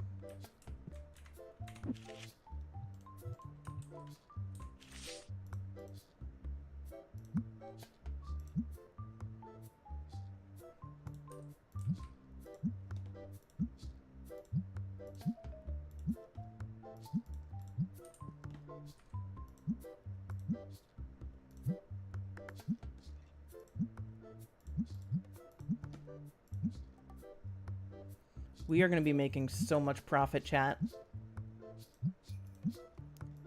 So much profit, you think we're Joseph Smith. Alright. I feel like I want another figurine. I can get the regular Karibo. Oh, should we start selling Joey or regular Karibo?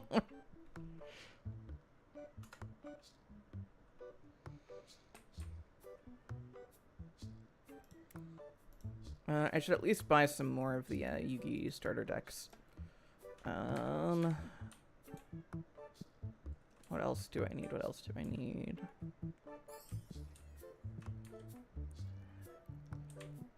I need at least one more winged Karibo.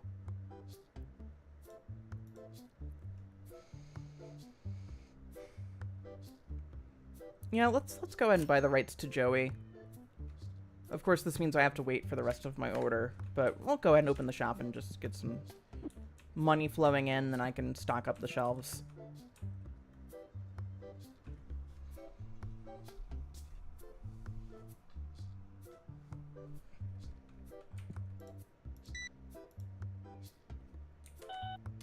Also, sorry if you hear my cat meowing. Mako Tsunami water bottles that are just full of seawater.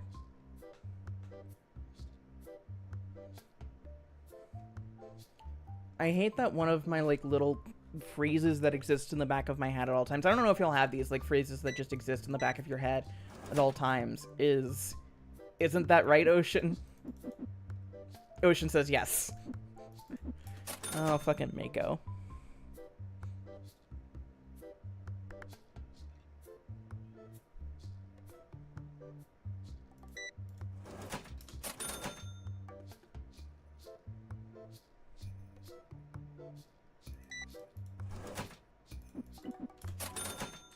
What are you trying to sell me? No.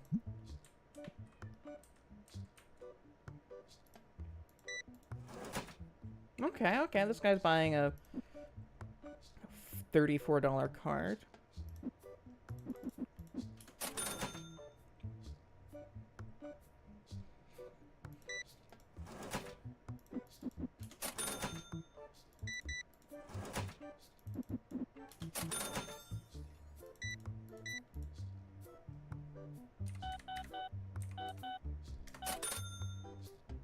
No, we're close to leveling up, actually.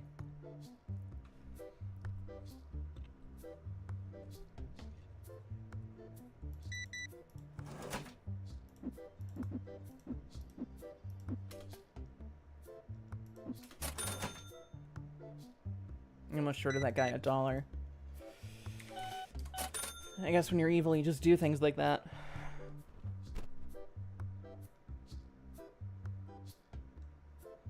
Hey, Claire Redfield. Everyone's buying fucking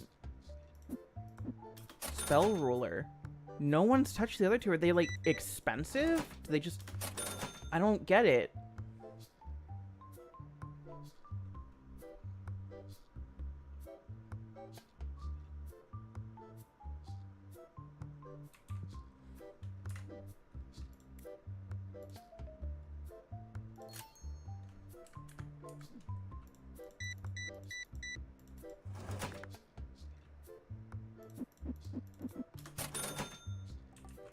Claire, no, I don't. No. Sorry, Claire. Love you. No. Alright. Let's go ahead and restock on some Yugi starter decks.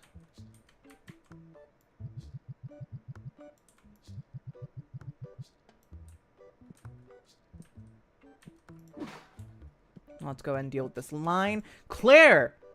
You are buying 5 Kaiba...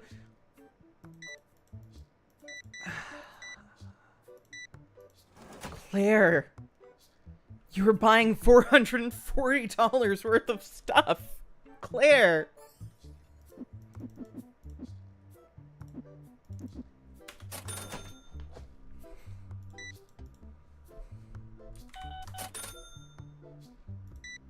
I think I saw your sister in here. She has pronouns. I'm sorry, they have pronouns.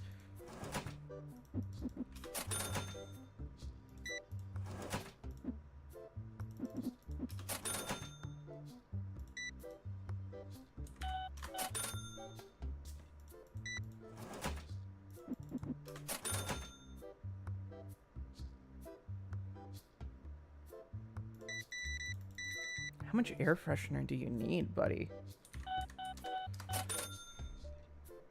Her pronouns are they, them.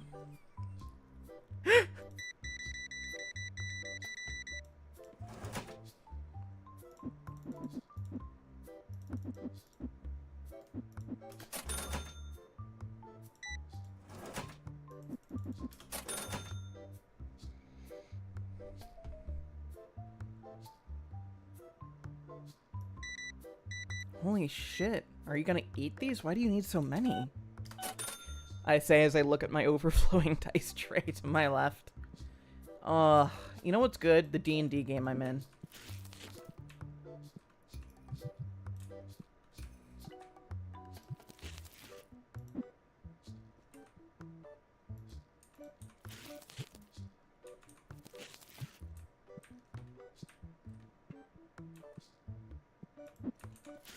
Alright, let's go ahead and get Joey out.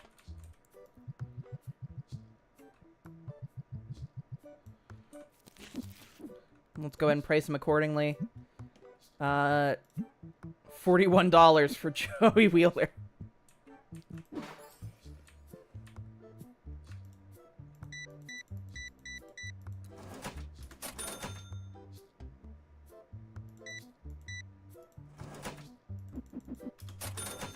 What are you trying to give me?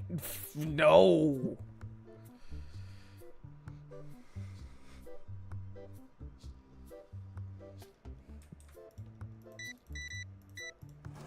I think Joey Richter could play a live-action Joey Wheeler really well. The fact that their names are both Joey and sound similar is just completely coincidental.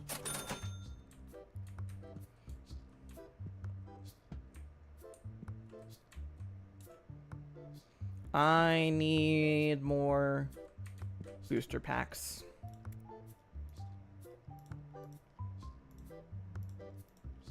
These little boxes, I don't know what to call them. I don't know what anything is anymore. Hi, Claire.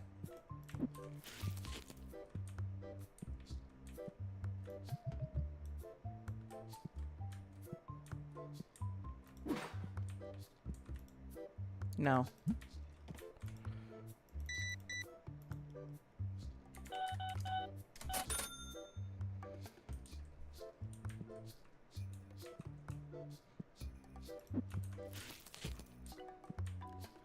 You ever think about how like fun it could be if someone were to like take episodes of Yu-Gi-Oh and like edit them and then like overdub them with like jokes and stuff like that to make it like a comedy show?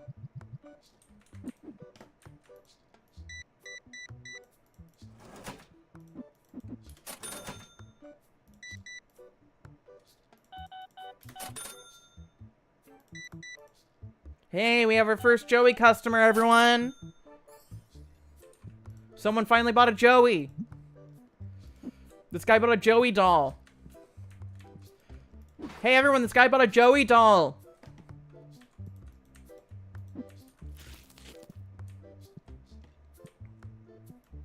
I like my customers.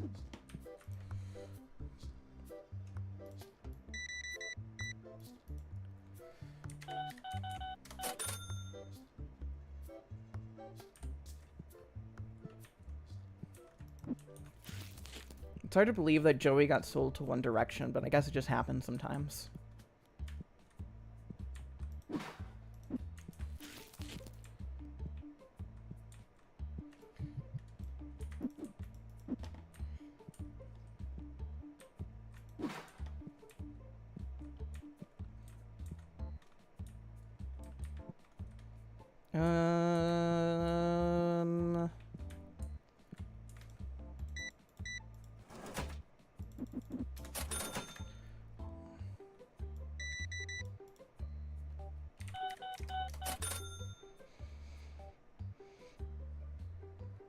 How much does it let you wander around outside the store? Great question. When we close, I'll show you. Because it's not much, but it's a lot smaller than Toy Shop Simulator, which is a very similar game made by different devs. Which lets you just explore a whole fucking city for some reason. And do, like, deliveries. But it's really weird. They have you do deliveries, but you have to deliver them to, like, certain mailboxes. You can't just deliver it to the mailbox in front of you all the time. I don't know. It's strange. Chat, have we been good?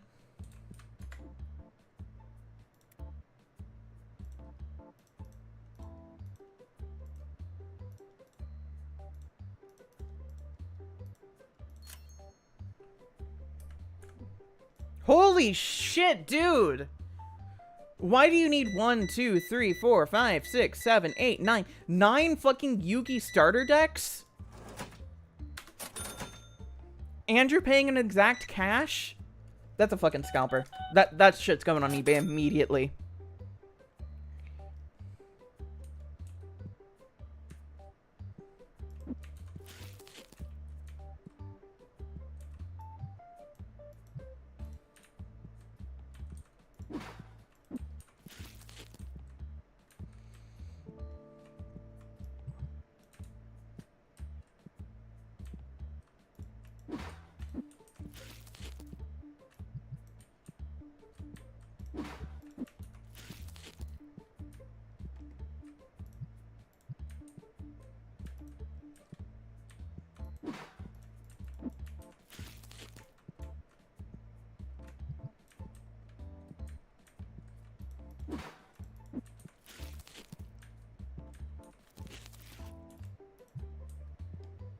Oh, shoot.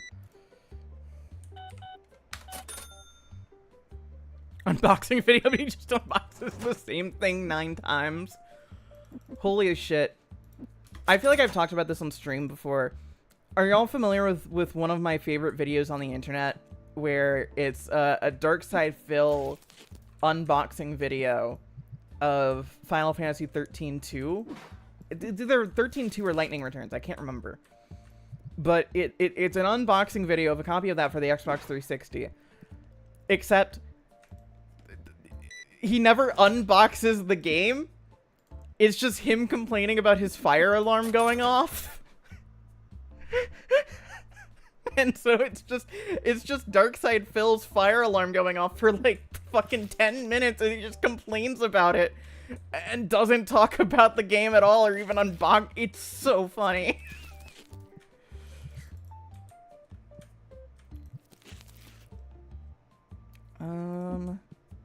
Probably put more dice out here.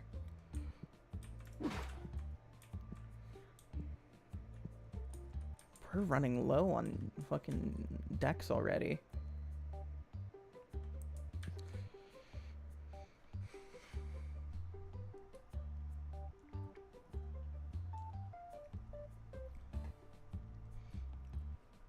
It's so fucking funny.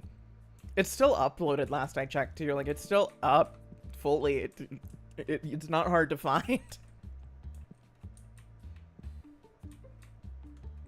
Our store's looking pretty freaking epic, guys, right now. I think I want to get another deck box, though, just to, I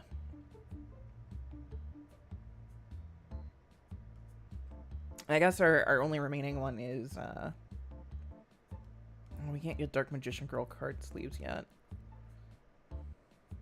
Oh, wait, no, wait. It's just Dragon Knight card sleeves. We can get those, but that doesn't, we have to change our flow of what we're doing. It would make sense if I added another shelf here. Which I might do. Do you ever manage to turn off the alarm? No, because it was just his apartment thing, so I mean, presumably it stopped going off at some point, but I don't know when or why. I'm gonna close the store. Chad, have we been good? I think we've been good. I think we earned this.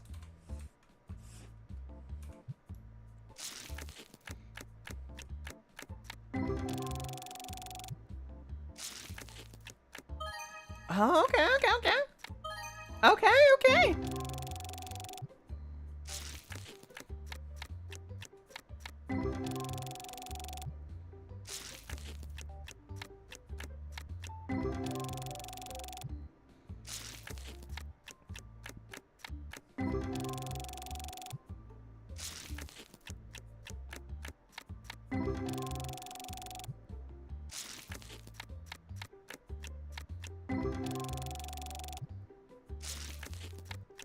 Alright.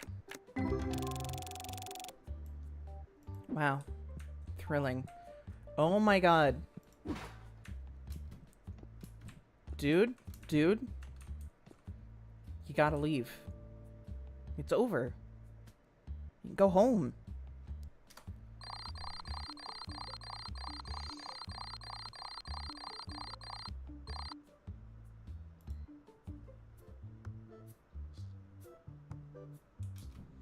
All right. Let's see what all we need. We need more blue dice. Let's go ahead and add more blue dice. Do we need more? We do need more spray cans. So let's get more bug repellent. Let's actually buy 2 of these while we're here. We need more of this for sure. Let's go ahead and add these and these for good measure. We need more of these as well. And we're running kind of low on the kaiba, so let's go ahead and... I think that's good for right now, at least.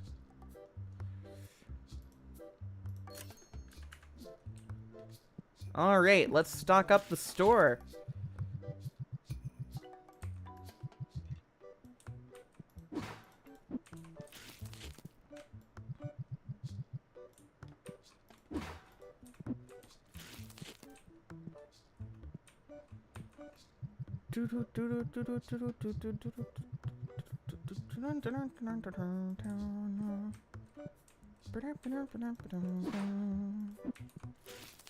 Kaiba decks.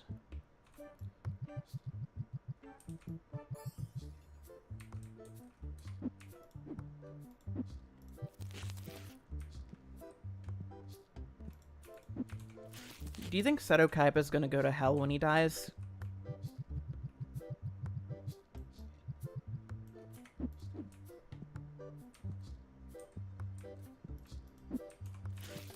Oh wow, we just have a full extra pack of these.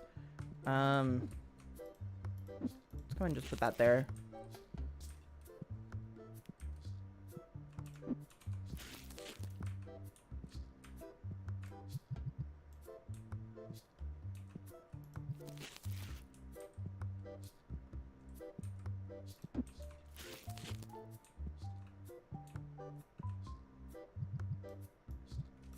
Oh dang, looks like we have an entire box of those to open.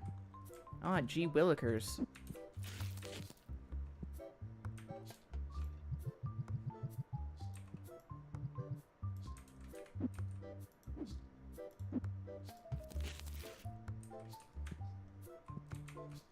Anything here I can restock?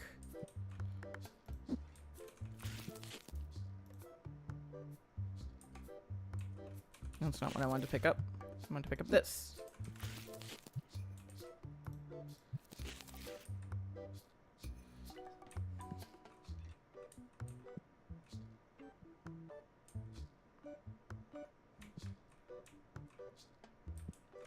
I'm technically low on Joey as well, but you know, it's fine.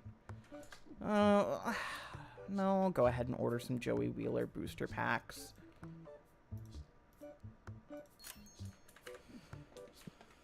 I gotta give the people what they want, you know?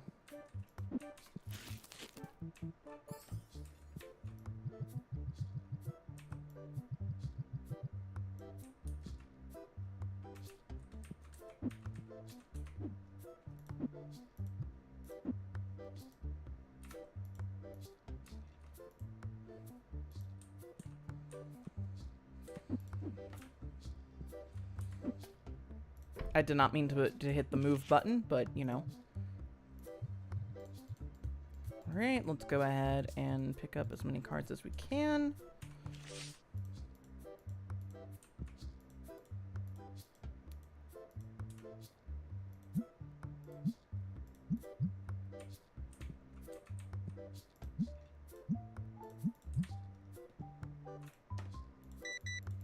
Four Kaiba starter sets, of course, of course.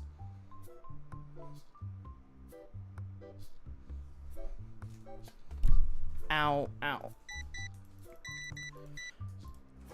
You know, I remember the Kaiba Man episode from Yu-Gi-Oh! GX, but I don't remember the reveal of who Kaiba Man was.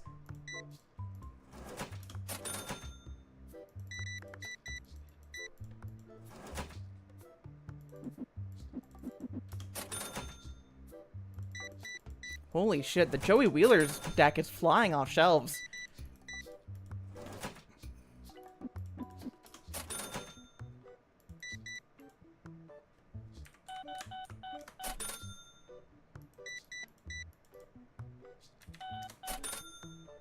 Chat, we're cooking.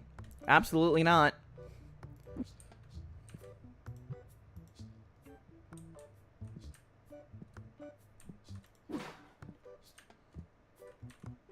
What's the pricing on this? Is it okay? No, that's pretty good for market price. Oh, I'm underselling these.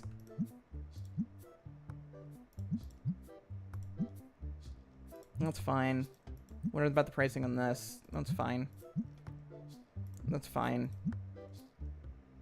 It's a little pricey, but sure. That's fine. I can boost that up. That's fine.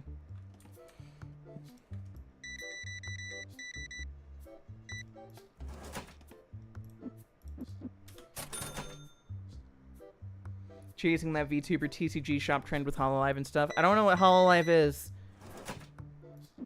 I know there's some people signed to it. I think someone from HoloLive made Graduation.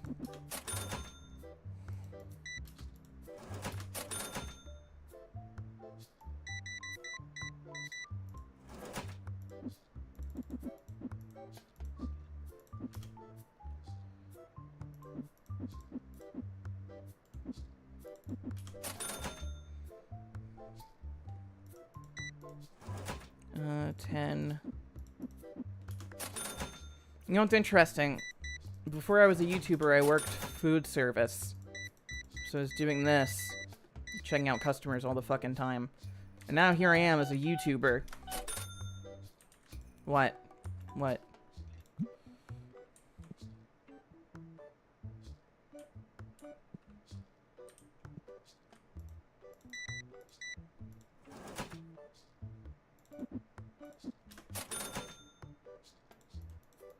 Oh, buying the expensive card?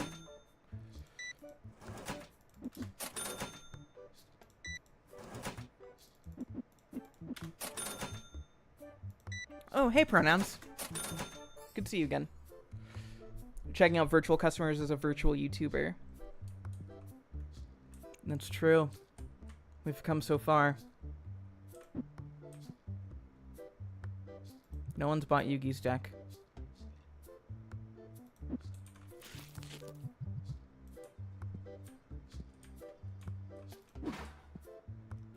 Oh, my apologies. Here is your air freshener that you bought at the card shop.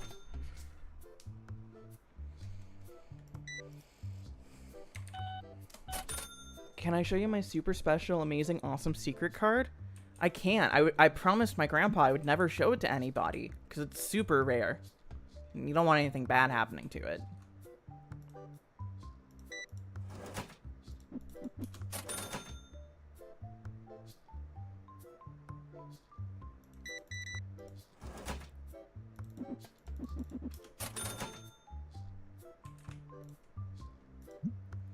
Dun, dun, dun, dun, dun.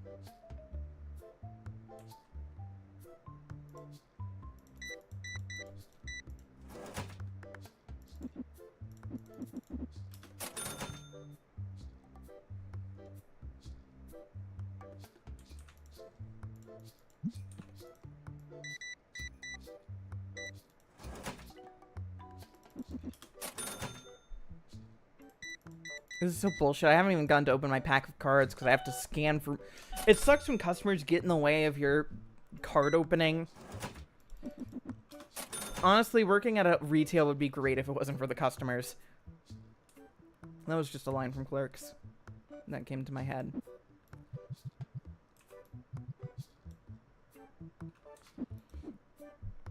Can you hire an assistant? You can. I just haven't, because I'd rather use my money to actually invest in the store rather than get help. Because I can handle this. No.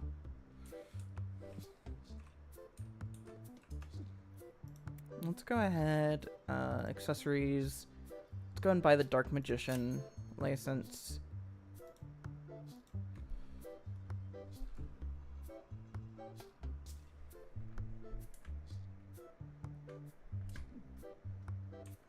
Let's go ahead and buy some more booster boxes.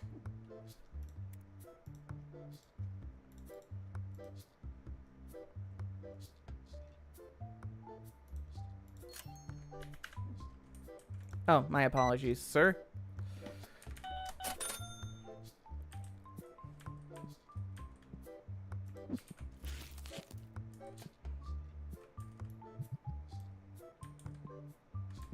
Invasion of, like, that fucking... They're not wanting to buy that fucking red set anymore. It's not overpriced. I don't know why they don't want it.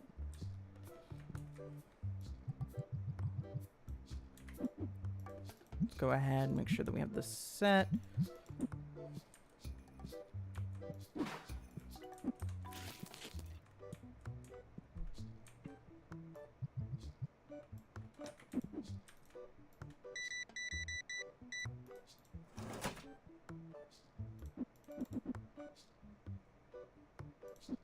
I had a moment where I didn't know.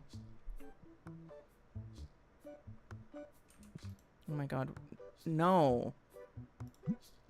I don't want that.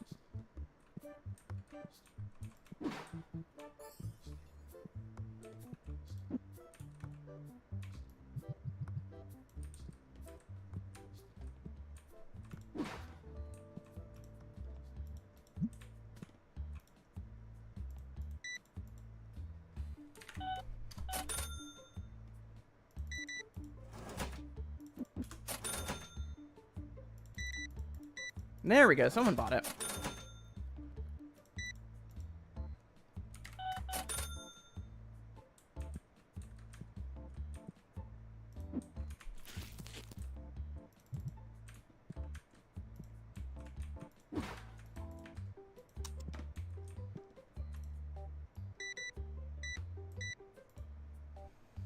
Hey, chat!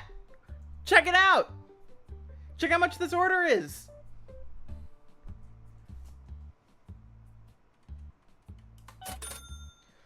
Oh, Master Sword, did you go to the Great Comet today? Did you go to the Tier 3 one?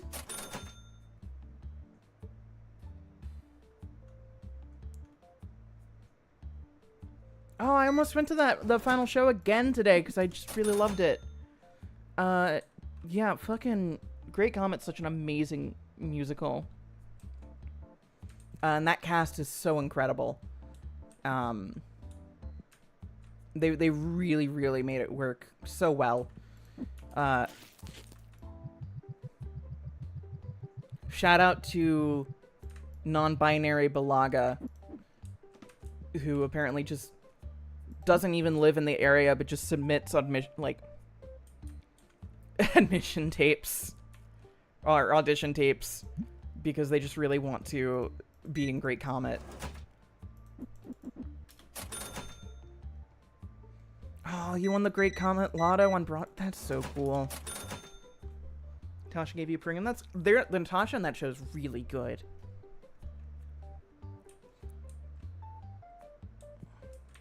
Oh, we're running a little low on dice. Can I make more bulk?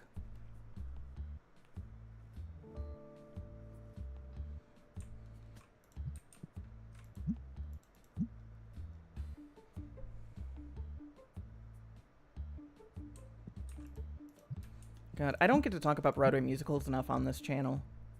One of these days. One of these days.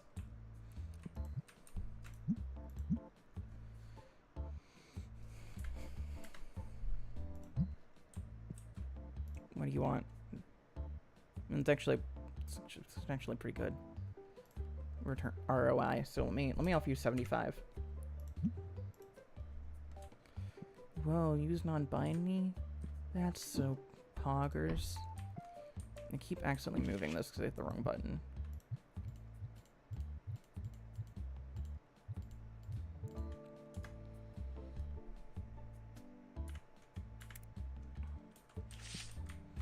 I was a musical theater kid in high school, so I know way too much about musicals. I have too many opinions on musicals.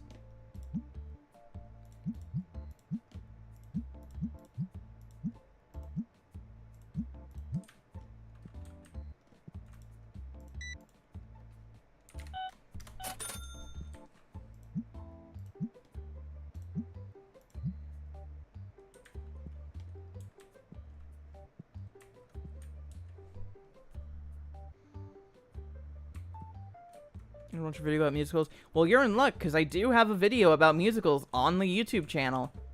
It's about the Spider-Man musical. Did I see Wicked? I did see Wicked. I was gonna go see it in theaters with my dad again, because I saw it with my sister, because we were both big Wicked fans. But I guess they're releasing it on digital for New Year's, so we'll probably just do that, since that's gonna be easier than trying to arrange a theater trip for everyone. Oh my god. Big spender over here. Oh yeah, no, the people, they're actually paying an event here. They pay $8 per hour to sit and play.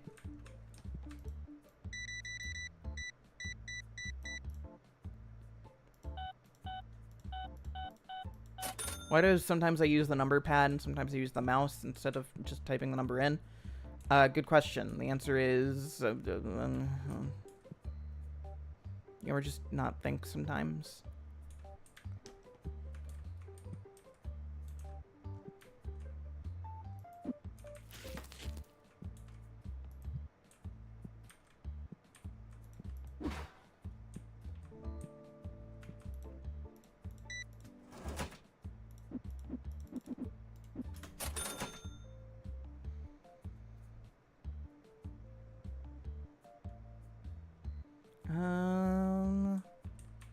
What else do we gotta do? What else do we gotta do?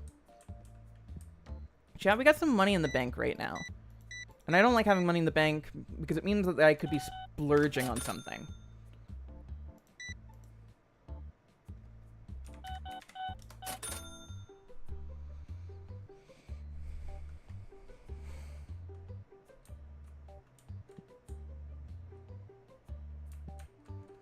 So what, actually... to unlock shop lot B.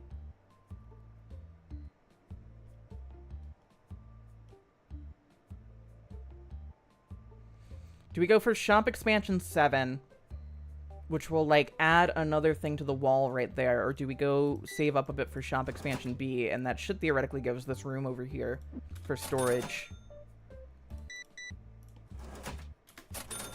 Kind of leaning towards that, because I think that that could get some of the stuff like the bulk table or the shelves out of the way, and we could kind of arrange the stuff in a more interesting way than having to like calculate for those.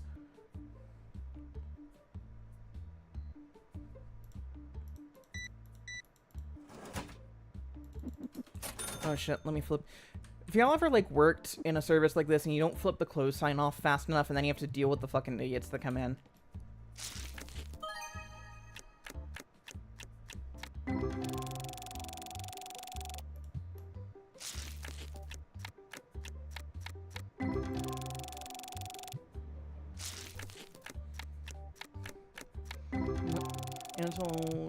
National and the carriage driver, fun guy. For the name where my standouts, and the old school ant was right. The old school ant's quite great. The carriage driver is Balaga.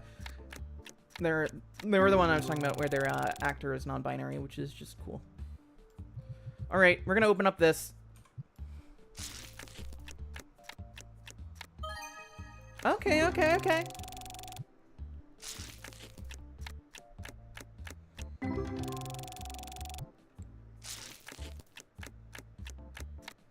I used to, when I worked at Subway, I would, like, start the closing process an hour before our actual closing hours, because I mainly worked solo closing shifts. So, and they would get mad at me if I stayed after too late to close. Okay. So, if you ever came by the Subway I worked at late at night, I'm sorry, at a certain point, I'm putting up the meatballs like an hour early. If you want a meatball sub late at night, I'm so sorry. I'm turning off that toaster oven at 9:30 so I can clean it before the night's over without burning my hand. I'm putting away the avocado. You don't get avocado late at night because I want to clean the fucking dispenser spoon thingy.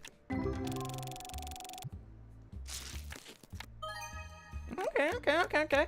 We're getting some good cards out of this.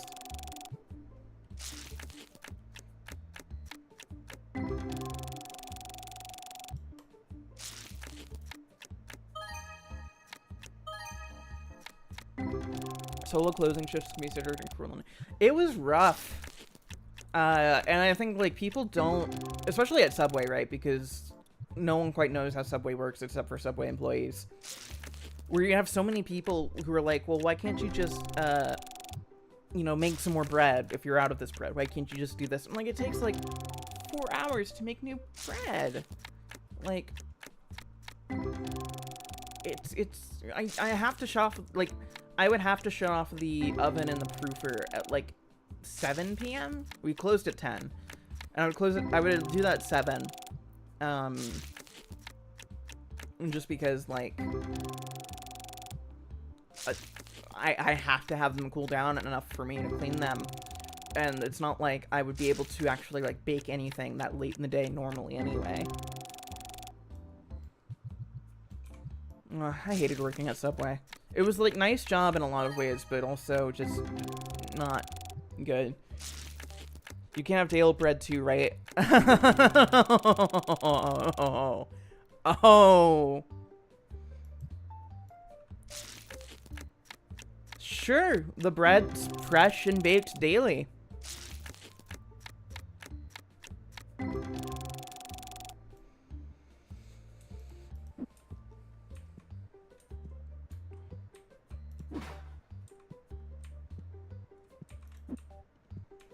Look, all I'm saying is, depending on what Subway you go to and how active it is, there's a chance if you go in on a Sunday, you're getting bread that was cooked on a Friday, is all I'm saying. I don't know if I should say that publicly, but the Subway I worked at's closed now, so.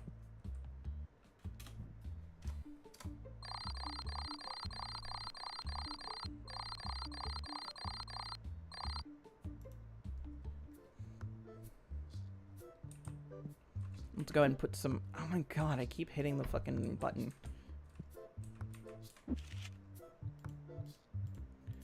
Dun, dun, dun, dun, dun, dun, dun.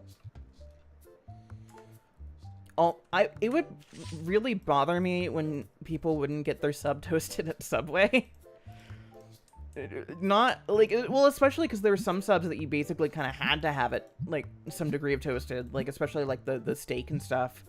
You know, the chicken, like, the heavier meats. And then there were some people who just didn't want it. And it was always annoying because then you would have to heat up the meat separately in, like, its own little cup. And it was just, I don't know. But then it's like, I just don't get it. I get not wanting it burnt because I don't like my sandwiches burnt. But, like, I don't know. You would see people come in and just get, like, cold cheese on, like, white bread with no other, like, adjustments to it. And it's just, like, at that point, what are you doing? Like, what is the point? And then you have to charge them, like, $8.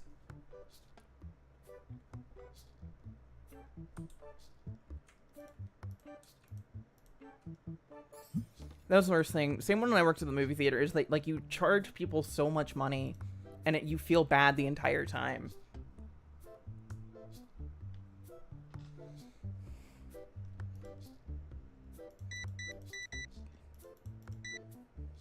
Oh, and that person bought the $121 card like right away.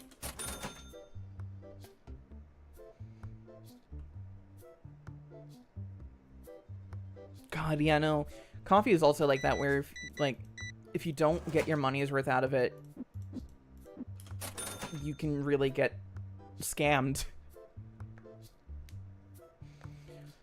Literally, like, as someone who worked at a movie theater, not for long, mind you, just for a summer, sneaking snacks at the movie theater. Like, I don't...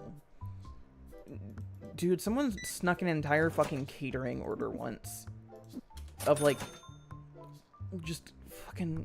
entire fucking catering order. And I was like, what am I supposed to do? And then it's like, should I call the customers? Because it was, like, literally untouched. And they were like, well, they're technically not supposed to have it, so just throw it out. And I was like, okay. Like, I think that's something... I mean, I think this is true for, like, any sort of, like, retail or, like, service job and stuff like that. While we're working there, we can't tell you to sneak things in. But like, I don't know. When I worked in the movie theater, I was getting paid $7.25 an hour. It does not affect me. I make the same amount of money if y'all steal snacks or not. Like, it's literally no difference.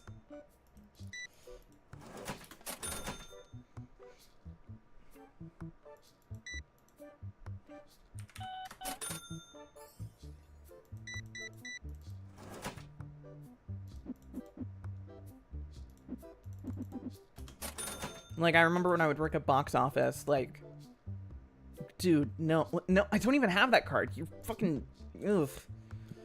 Like, I would have people, like, obviously kids trying to see R-rated movies and stuff. It was always quite funny. I remember there was this, because I worked there summer of 2014, and there was this period of time where Purge Anarchy had just come out, and all the kids wanted to go see Purge. And this fucking, like, group of, like, teen boys come in, and 7 of them all buy tickets to the Purge, and I card all of them. And then the 8th one's like, can I have a ticket for Planes, Fire, and Rescue? And I'm like, really? And he goes, yep. I'm like, you're gonna go see Planes, Fire, and Rescue? And he goes, yep.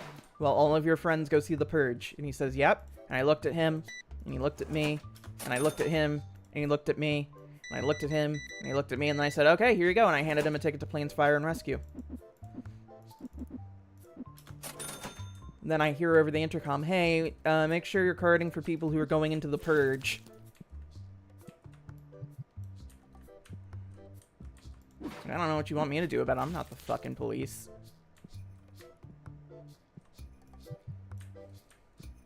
I carded them.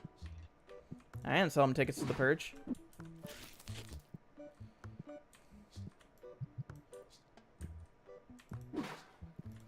And then again, I hated working box office so much.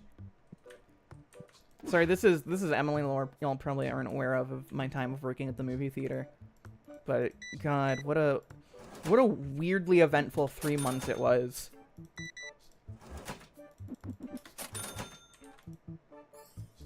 I would go into it. I don't know if y'all care.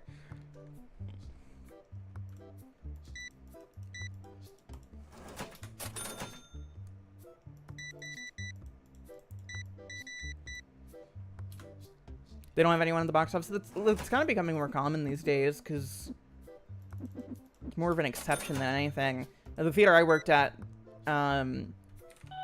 they had like the electronic ticket stands, but they didn't work a lot of the time. In fact, they were more of a hassle than anything. So we printed out a lot of people's online tickets for them and all that stuff. Yeah, I personally hated working box office because, for a variety of reasons, but a big one was that I didn't like the vibe. And that summer specifically, they were doing a big membership rewards program push.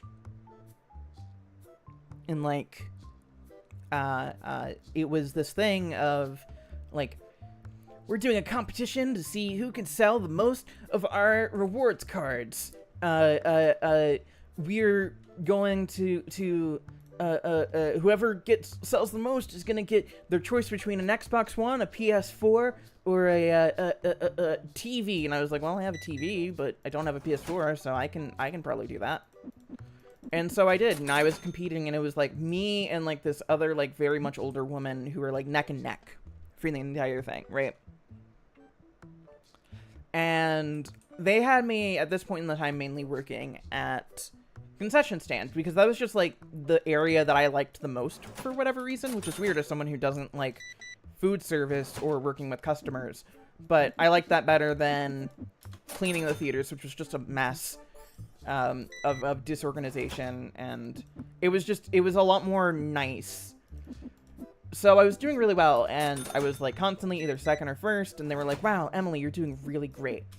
But here's the thing, they're like, we saw that the membership card, actually, you're able to sell more of them when you, like, are in box office compared to concession stand. I guess because, like, the idea of how they told us to do the sales pitch was like, hey, you know, this card cost $12 to sign up for a year. Or $8, I think, at the time was the deal they were doing. And when you spend $100, for every $100 you spend, you get $10 in cash back or something like that. So, if you're already buying $100 worth of tickets, say because you're a family of 4, the card pays for itself. You actually get $2 in profit from it, and then you can go to the concession stand and get more food and drink, because you get a free upgrade to a large. So I was like, okay. And, like, in a weird way, it was actually easier to sell them at the concession stand for me, because it would come up a lot more natural. Like, people would come in for, like a popcorn and drink, and I'd be like, hey, you know, if you had the Stubbs card, I worked at an AMC, you can save, like, $4 off of this, get, like, a free upgrade, and that's already half of your stuff paid for. Or if, like, you know, you're spending $90 in concessions already, it's like, shit, you know, you're already there. Whereas, like, with box office, people don't want to spend their time at box office. They don't want to spend their time at concessions, but they definitely don't want to spend their time at box office. Especially because we were one of the first theaters in the area that had started doing reserved seating, which is now incredibly common, but back then was very much new, and people very much did not like it for whatever reason. So box office was constantly fighting people with coupons, constantly fighting people who didn't understand reserved seating systems, just nothing. And then, like, when you worked concession stand, there was stuff that you could do. Right? Like, if you had customers, cool. If you didn't have customers, then you could go in the back and you could stock stuff, or you could refill the soda fountains, or whatever. There was stuff to make the time go by faster. When you don't have stuff to do in box office, you have nothing to do but sit there and organize your workspace, which is boring. And it didn't help that we didn't have a chair.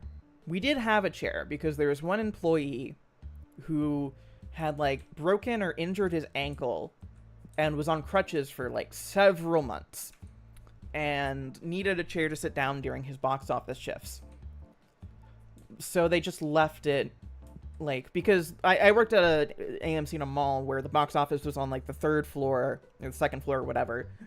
And then the actual theater itself was on the 3rd floor, so you would ride the escalator up. So the box office was kind of separated from all the other, like, managers and stuff. So you could kind of technically get away with a lot there. And they just left the chair there because obviously you don't want to bring the chair up and down from the box office, the escalators and elevators, like, every time this person needs a shift. So, of course, we would, like, take turns using the chair because, like, what else are we gonna do? We're sitting there for, like, 8 hours in this tiny-ass room. Often when it's dead, fucking we're gonna sit down in the chair. Who gives a shit? And one time, a manager caught one of us sitting in the chair and just fucking removed the chair entirely because they said it was unprofessional for us to be sitting in a chair. And it's like, and if a customer walks by and sees you sitting down on the job, they're gonna be so mad, they're not gonna want to come to the theater anymore. I'm like, I don't think that's true, buddy. I don't know, maybe I'm just from a different generation than some of these other people out there, but I cannot imagine being the type of person that sees someone sitting down at the fucking box office stand in front of their computer desk and then going like, fucking lazy asshole, I'm not going to this theater again, fuck you. So they just took the chair out entirely, and that guy just had to, like, constantly ask for the chair from the managers every time he worked a shift because they would forget to bring it back down there for him. And so, yeah, I hated box office. I hated it so much. It was boring. I would have to fight with customers all the time. They were really, like, fucking rude. They didn't give us all calculators to calculate, like, discounts and things that we might need. So, like, at one point, I had to take up my phone to use the calculator on that because they just did not give me one. And then I got written up for using using my phone on the shift. Like, it was just insane stuff that happened at that fucking AMC. And so, what I deliberately started doing, because I just hated working in box office, I did not want to work there any longer than I needed to, was I started deliberately being bad at box office so that they would stop signing me up for those shifts. So I would like deliberately go out of my way to not sell any of their membership cards. I would deliberately go out of my way to not like ask for upcharges or anything like that. And they were like, "Oh, well, your subs membership thing, your rate of conversions dropped down, so low while you're in box office. That's weird." I'm like, "Yeah, I don't know. I guess I'm just finding it harder to sell them. I don't know." So I guess it's malicious incompetence is the phrase used, but I don't know. They put me back in fucking concessions for the most part for the rest of my tenure there. I worked dining once and leaned against the wall for a second during closing because my feet hurt so bad I couldn't stand up. I got screamed at. And that manager stopped giving me hours. That's so bullshit. There was a supervisor I had. I don't think he was a manager position, but he was supervisor. And he once wrote me up for drinking water during a shift. And I don't even mean like I like stole a bottle of water from like the fridge or something. I mean like I got a water cup while there were no customers, got a glass of water, and behind the line where no one could see me, took a sip of water. And he was like, he walked in as I was doing it, and he was like, "You know, you're not supposed to be drinking on the job. If customers see that, they're going to think it's really unprofessional." I'm like, "There are no customers. I'm doing it where customers can't see me." And they're like, "Yeah, well, if they did, it would be very bad." And that supervisor was actually part of the reason that I quit. He was, I don't want to name him specifically, but he looked like Jeff from Achievement Hunter. Handlebar, mustache, and all. So let's just call him Jeff. And yeah, just weirdly anal about a lot of things. And the day I actually decided to quit from that theater, I remember it quite well. It was July 31st.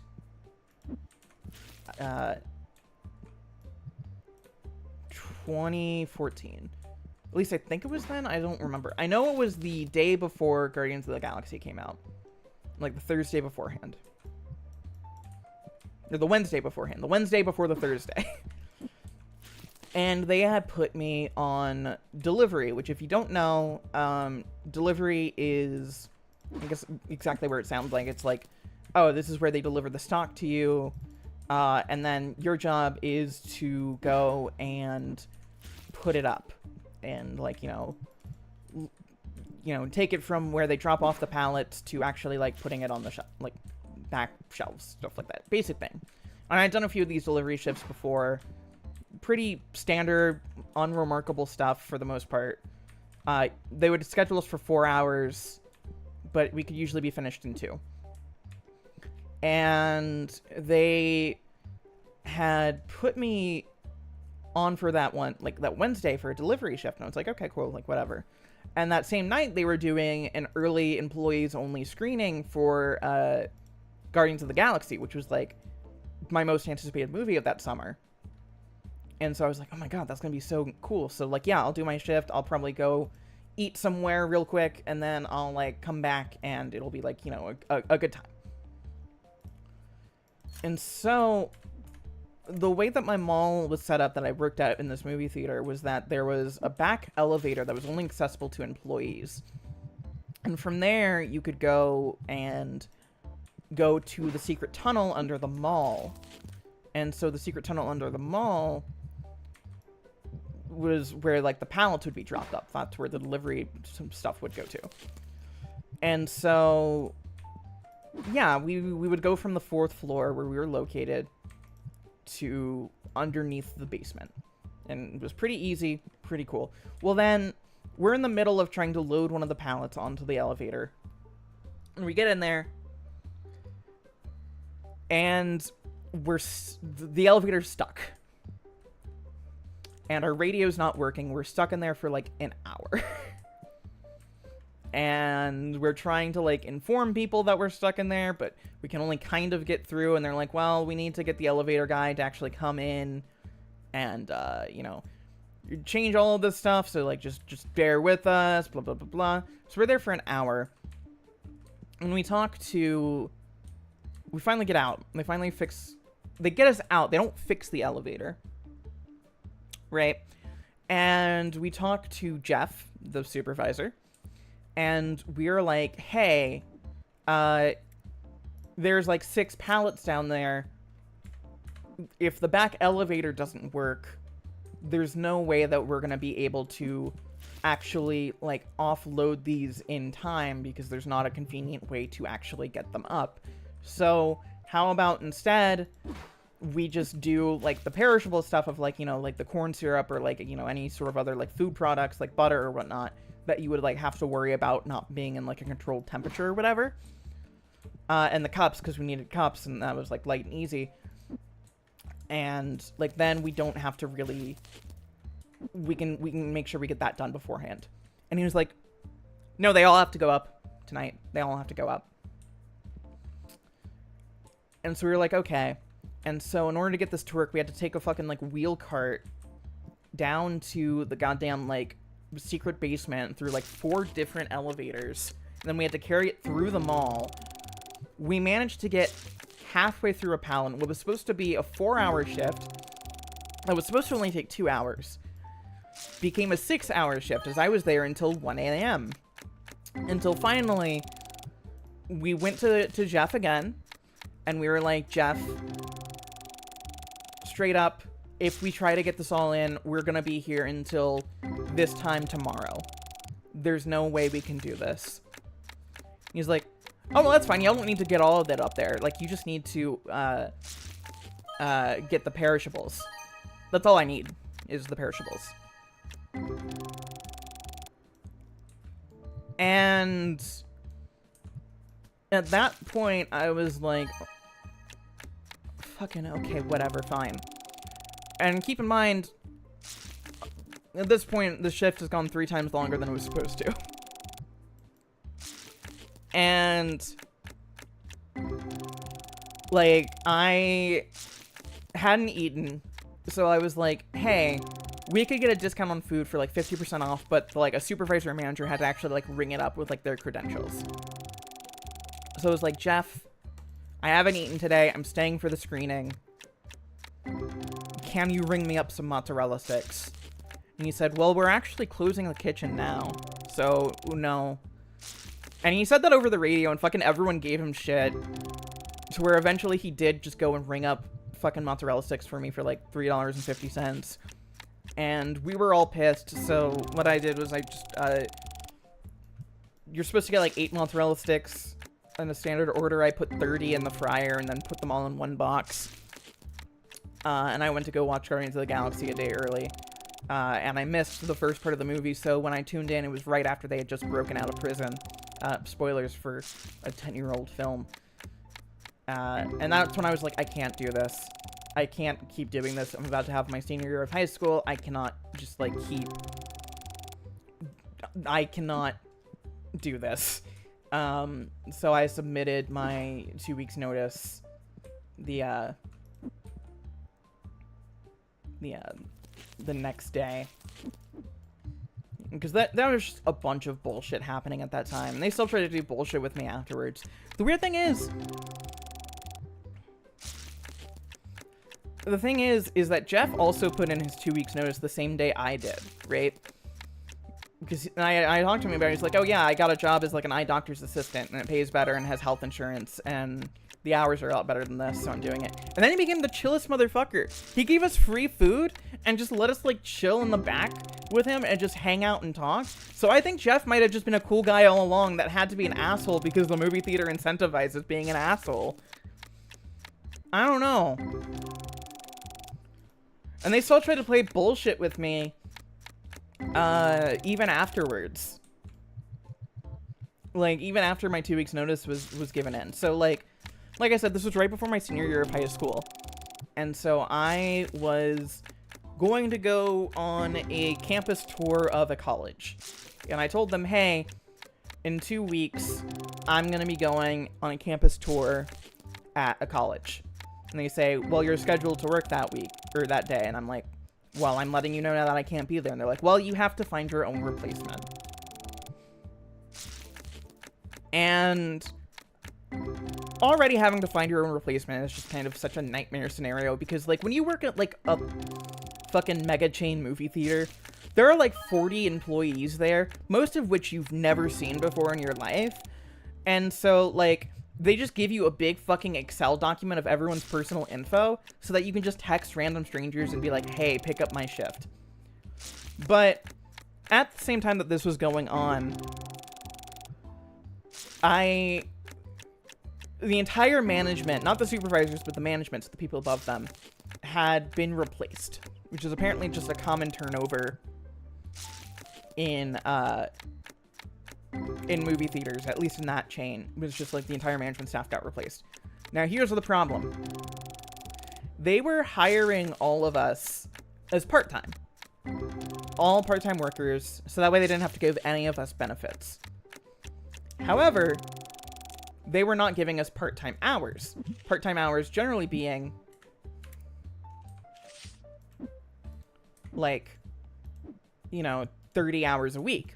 They were giving us 40, 50, some people even 60 hours.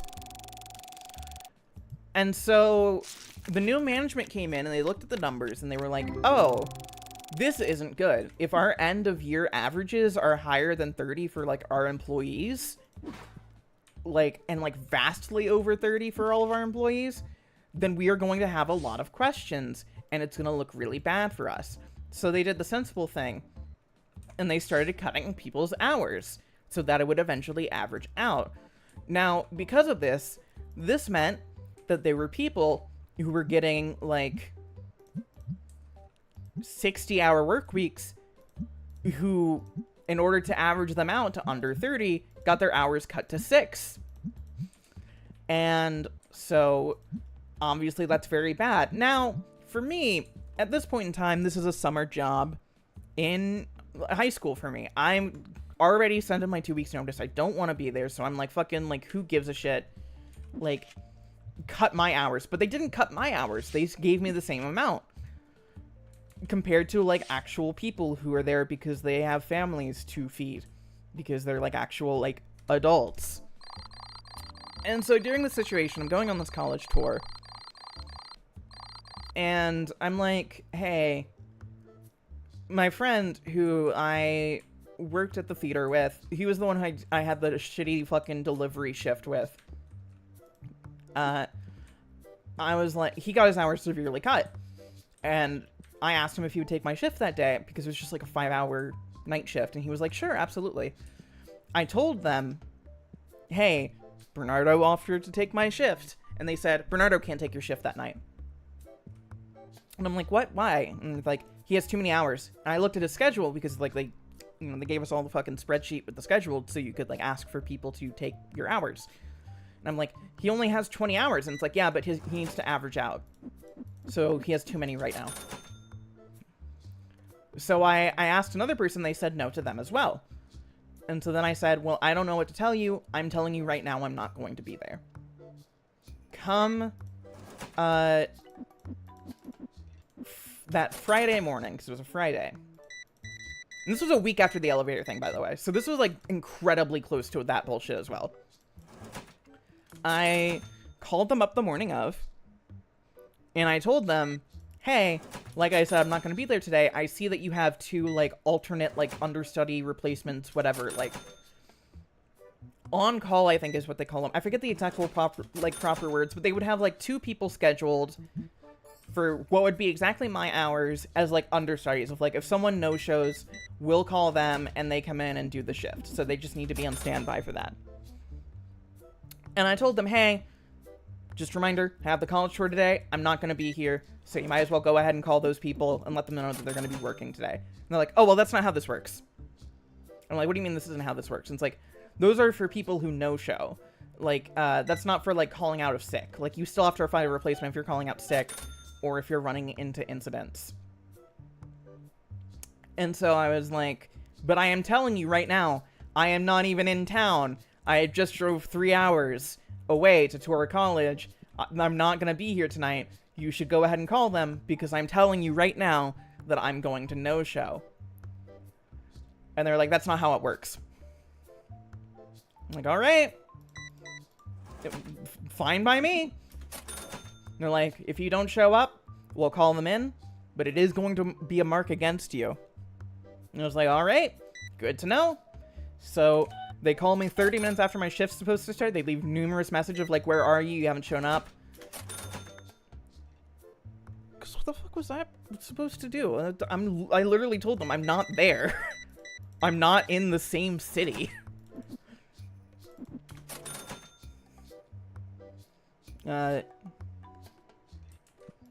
What a strange incident.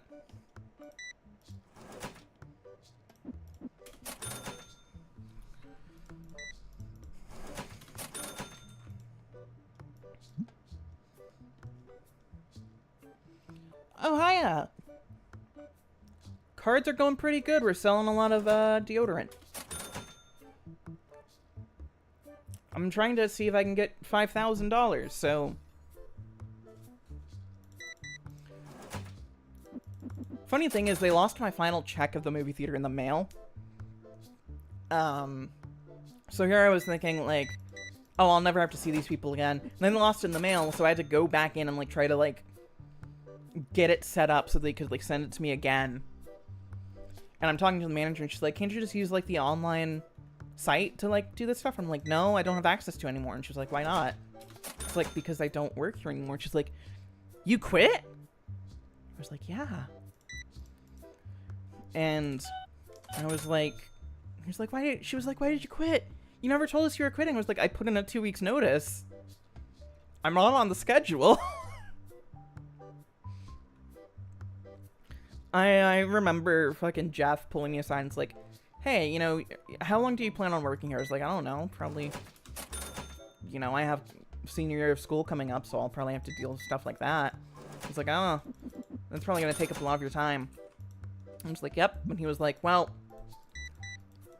if you ever don't, like, if you ever want to take a break from school or it's not working out or something, like, I do think you have manager material in you.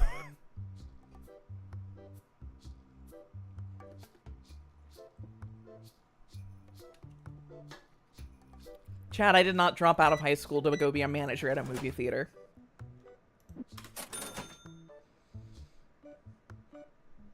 I did continue to get discounts on mozzarella sticks, though. So.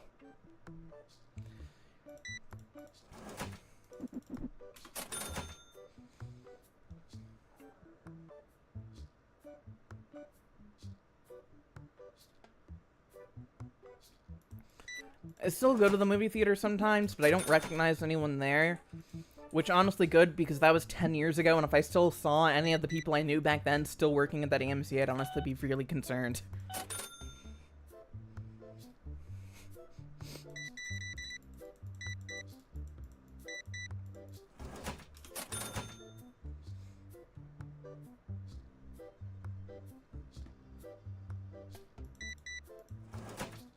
Wait, chat. We might have enough money, chat.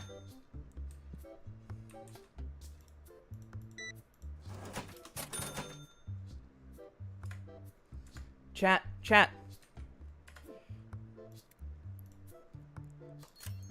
We can buy the shop. Whoa, yeah! We've got an entire other room.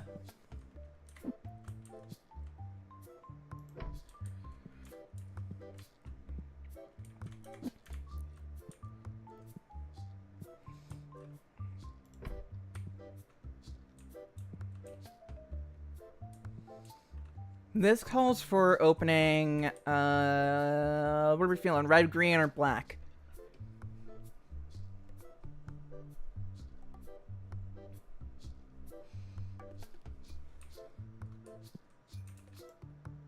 I don't have that type of money, dog. I just bought a shop. What if they made a movie about buying a shop? Or, like, buying a zoo or something?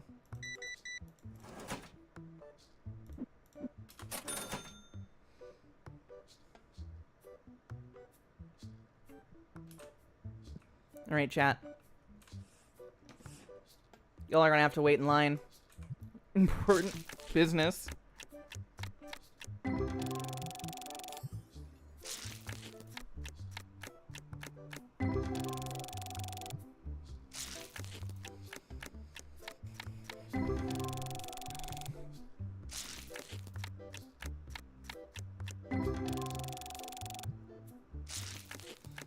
This is kind of a bust so far. Can we get a rare card, please? Okay, sure. I'll take it.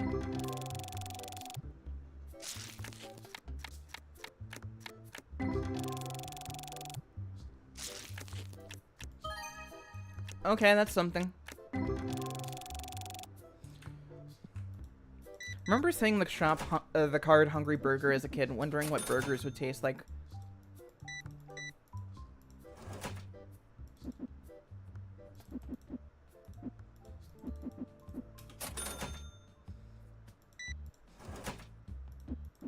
And then I didn't have, like, one for, like, fucking way too long after that. I've had a burger. I just didn't have a burger until I was 19. I've had, like, burger patties beforehand, but I never had, like, a true, like, burger.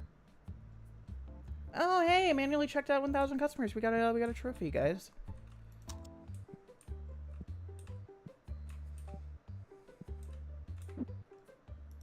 Holy shit. Ooh, we can add more of these little shelves by here. Ooh, okay, okay.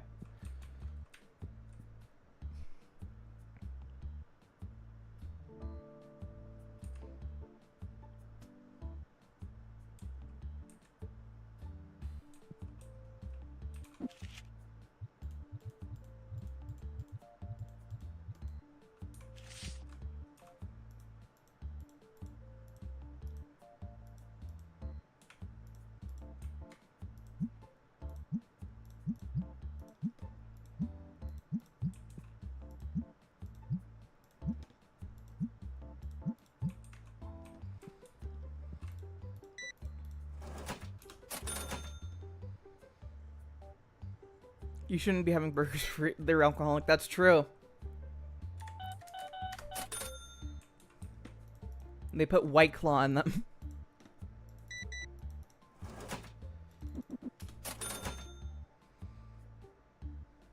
Breaker's not worth $9. It is in my shop. We're selling Dark Blade for $8. Dramatic Rescue for $7. And ooh, that is way too low. Oh, hey, Claire. Buying 2 Seto Kaiba figures, I see.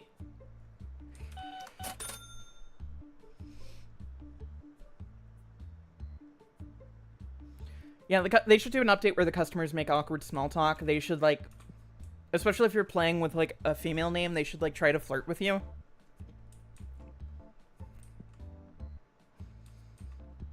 God. If we're talking about retail work stories, working at Subway while transitioning was so fucking funny.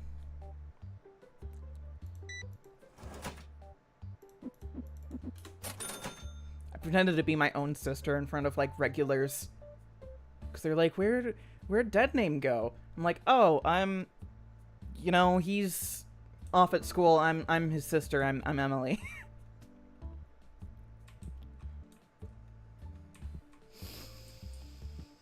There was one really funny incident, but it's also kind of dark, so I don't know if I should share it on stream.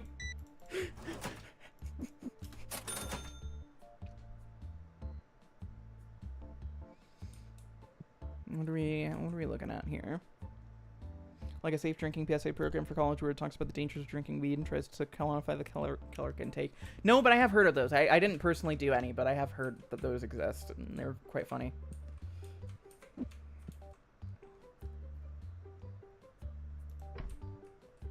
I actually don't like that being snapped right there. So let's do that right here. Oh my god, what do you want? Share if you want, just change names. Okay. So here we go. There was a regular customer that would come in who... Oh my god, we still haven't sold any Dark Magician. Who would come in and he was wealthy, he was former military, he worked at doing training for CIA agents down the street from our Subway. Most notable thing about him was that he was childhood friends with a film director who made, he used to make zombie films with said film director, before said film director went to make a zombie film for his first movie. I'm not going to say who the director's name is, but it rhymed with Black Spider. And so this guy comes in. He's always like kind of slightly rude, but like in that like rich old way where it's just like, I'm sick of motorcyclists, and I have a job I gotta go to. I want to make small talk with you, but also I'm mad.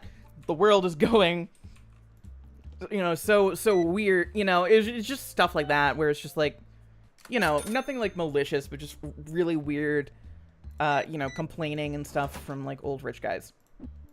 But he's always really nice to me. Always really liked me. And he comes in one day, and this is after I transitioned. And he gets a sandwich from me, and he buys it. And then my Subway was in a gas station. So he goes to talk to the gas station clerk. And I guess he's asked something, and the gas station clerk turns and points to me. And the guy comes back over to me. And he says very solemnly,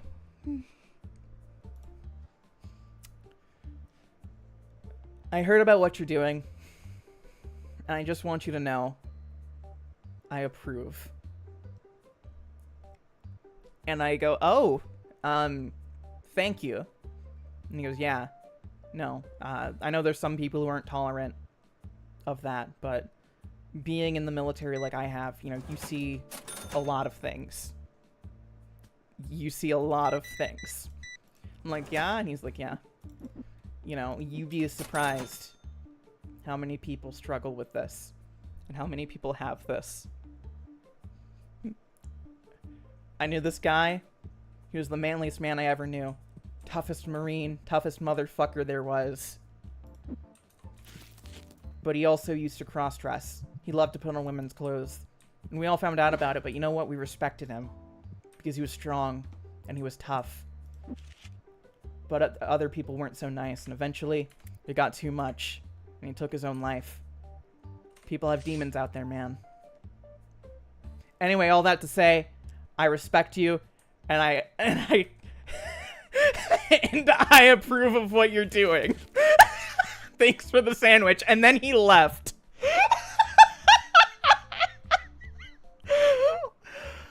Oh, and I'm like, why? Why did you tell me this, man? What is this allyship?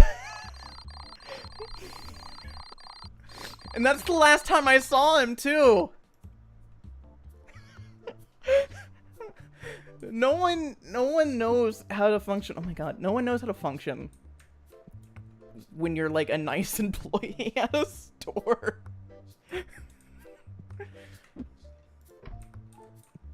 Oh. I feel like I need to open up more cards because I haven't opened up cards in forever. And I'm running low on like good cards.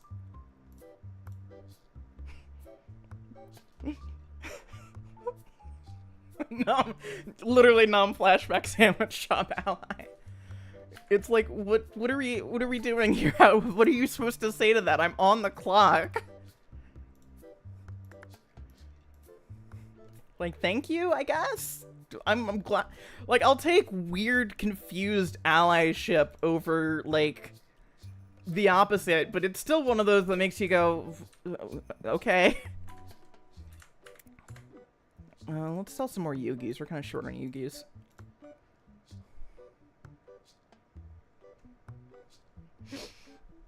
Let's go. Let's buy some packs. Let's try Invasion of Chaos. We'll just open up all the ones that are in there because I'm running low on good cards to sell.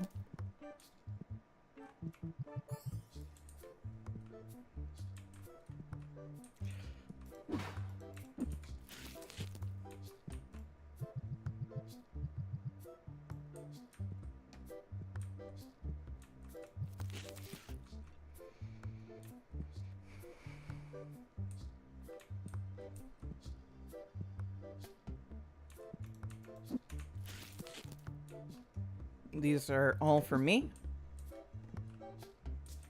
Right back at you, Buckaroo. No, literally. Sometimes that's all you can do is just go, yeah, thanks. Thanks, buddy. Oh, we can open up that one, too.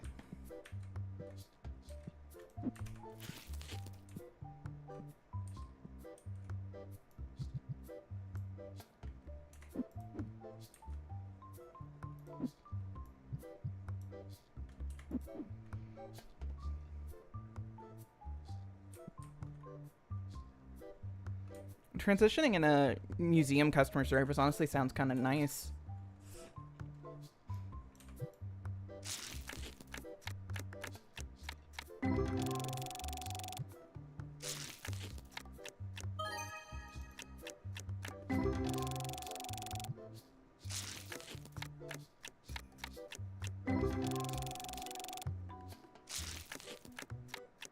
Transitioning at film school was interesting.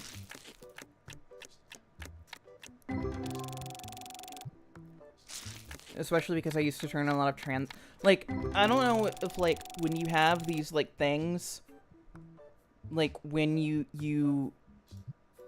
like, you know that you're, like, not cishet, but you can't, like, actually come out, or you can't, like, transition or anything like that.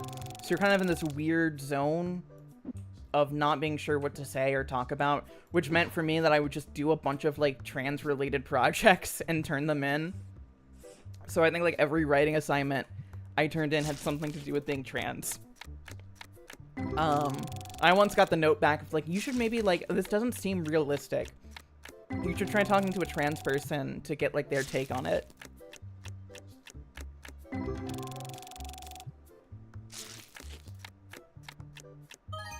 Yo, okay.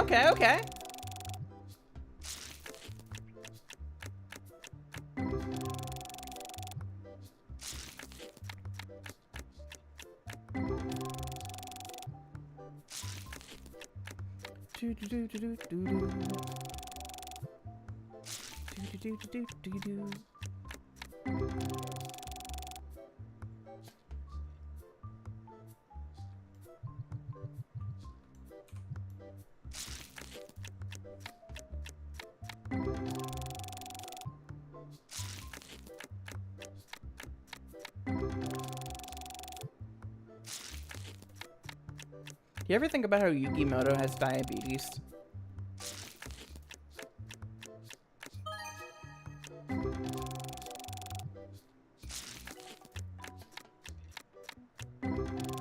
Aw, Milo, that sounds so great. I had one of the most endearing customer experiences ever. This, like, 14, 16-year-old trying to youth visited with an assumed guardian and didn't talk except for the customer service chat, but they left with the biggest smile. That's great.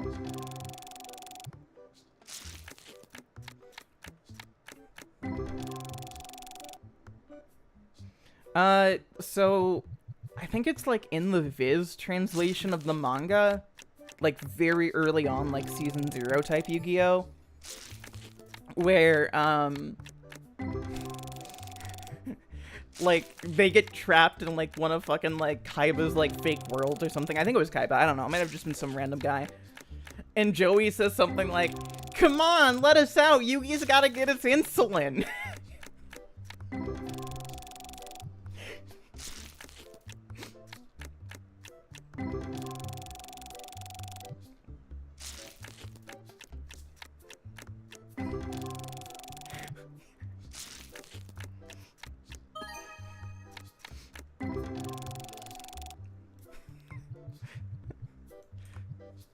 Imagine Yugi having to explain to the Pharaoh why, like, what insulin is and why he needs to take it.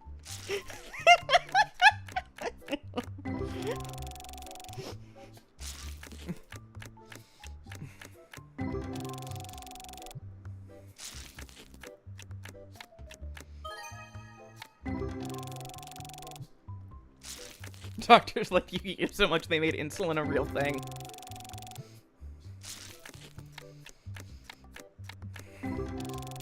You do have to win a card game in order to get insulin in the Yu-Gi-Oh universe, though, unfortunately. Joey thinks Yuki is diabetic, but it's because he saw him taking a tea shot one time and got confused.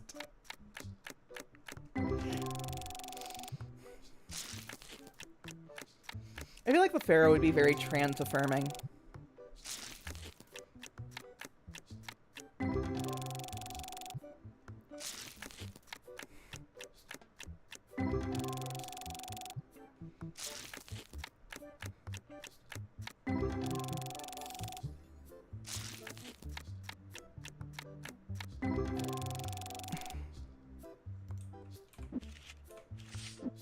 Alright.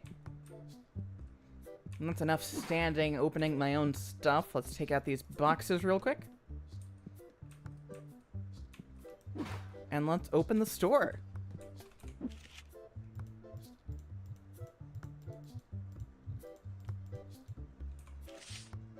Oh, hell yeah, we have a pickle fairy. Prickle fairy. I'm sorry.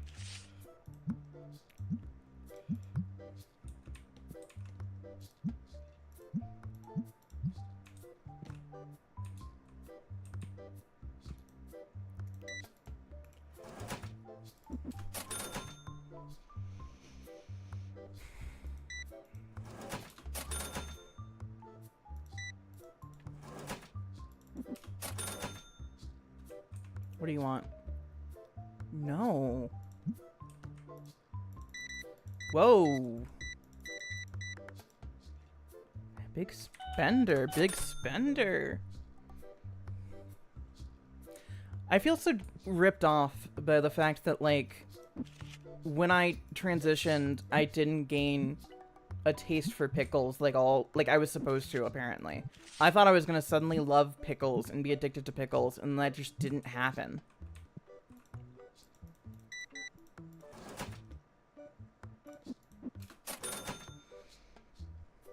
Hey, while we're talking about pickles in movie theaters, is it normal where y'all are to sell pickles in movie theaters?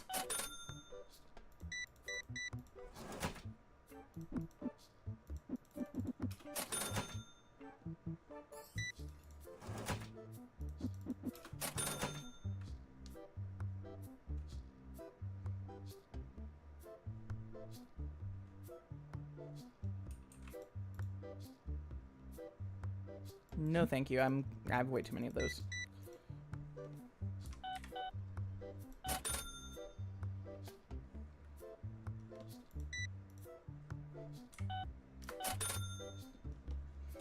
I'm thinking about raising the like max price of this to 150 so I can get rid of some of like the backlog, maybe.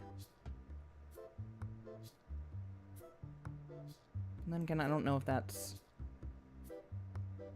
a particularly great idea.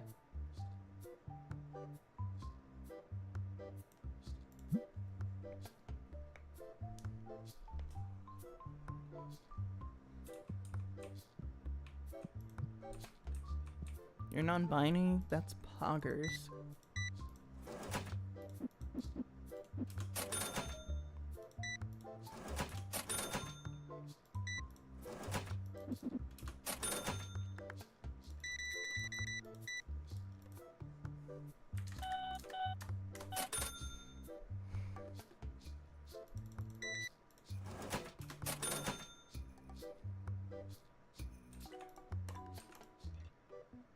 No!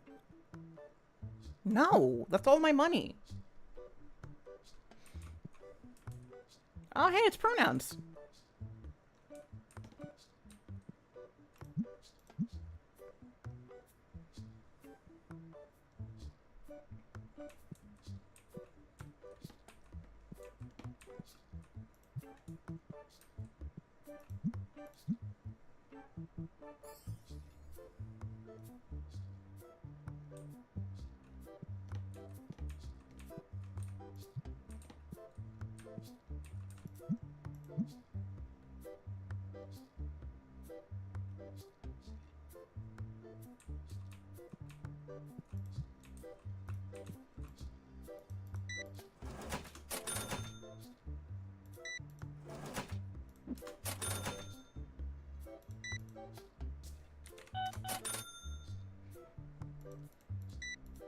Yo, let's go.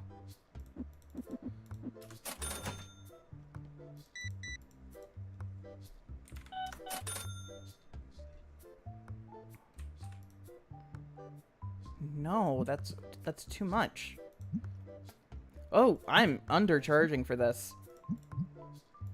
What about Kaiba? Ooh, I am also undercharging for Seto Kaiba. Joey Wheeler? Just right. I'm also undercharging for little fucking winged Karibo. What about Monopoly? I'm gonna raise it up by like $1. No, I need to buy more of that.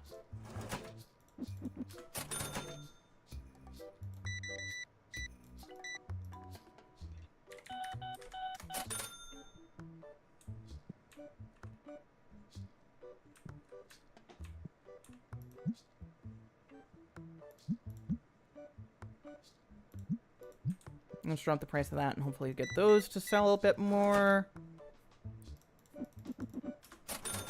I love simulator games. For better or for worse, I've always have. So this is like a certain sort of adrenaline rush. Damn, you're getting all the bulk.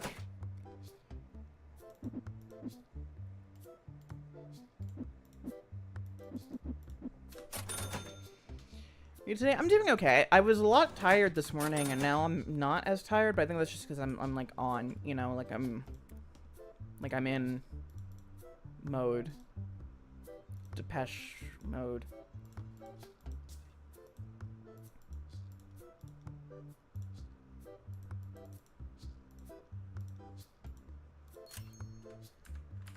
Oh, I can also buy some.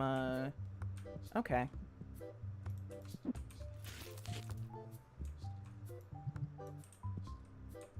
We got a lot of boxes.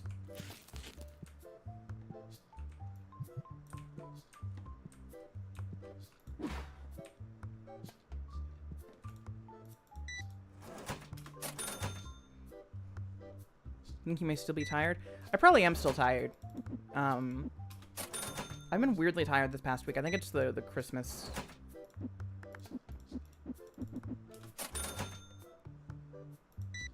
One Joey Wheeler? What do you want? No. I just put those out there. Holy shit, buddy. 14 of them. Wow.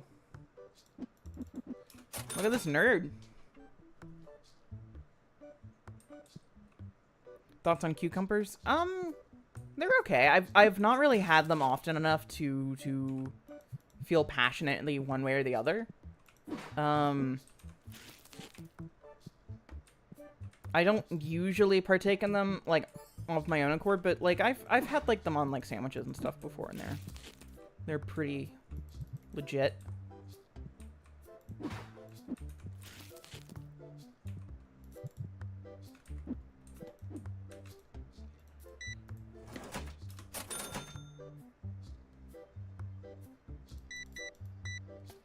I think for me, as someone who grew up as kind of a picky eater, it's like a lot of getting used to new foods, especially when it comes to fruits and vegetables, is getting used to the texture of them rather than the taste. Which seems weird, but I don't know.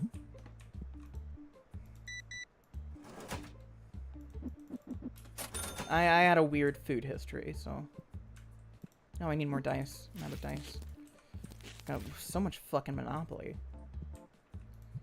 I got an asshole's worth of Monopoly.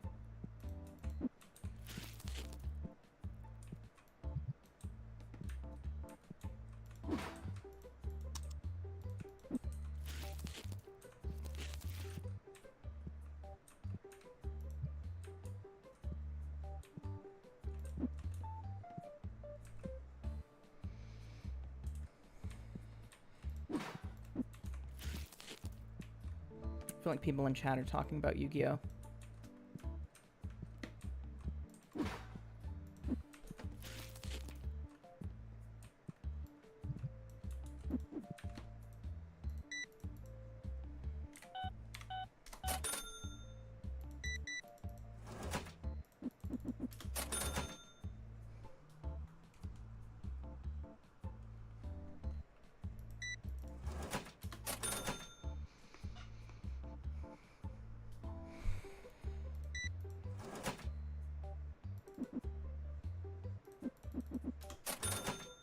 What do you want?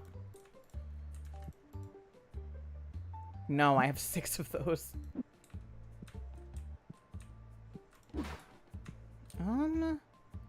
Yeah, I'm running low on this. I wonder, actually... Oh, God, you're buying so many binders. Lowering the price on them was a good call, because they're actually moving numbers now. Runny deviled eggs? Is that supposed to be? Are they supposed to be runny? They're not, right?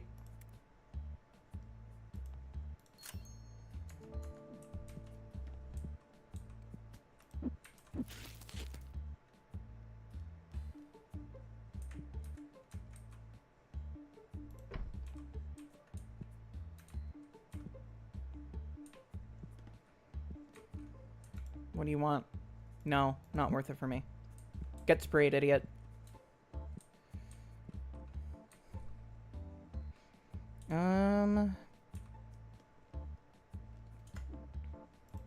Alright.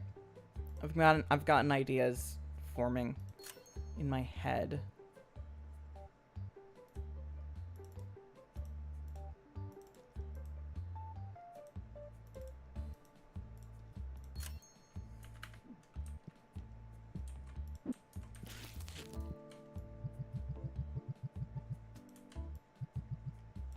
I probably got way too many dice, but that's fine.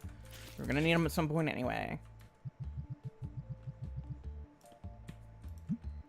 Oh, there's items in the box still. Thank you for the notification, game.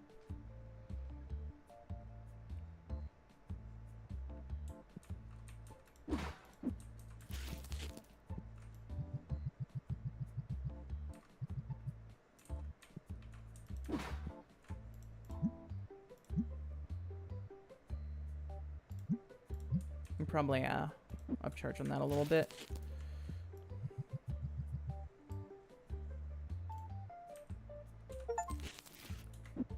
Oh, I reached shop level 20! Woo!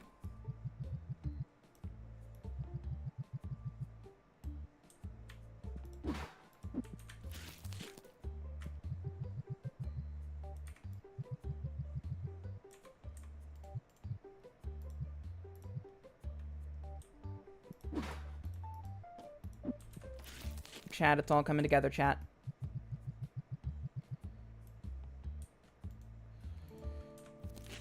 Chat, I made a mistake.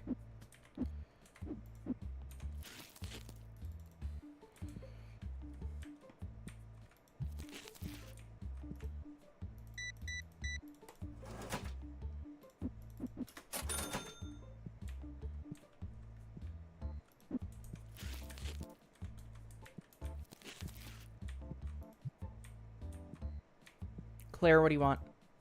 No.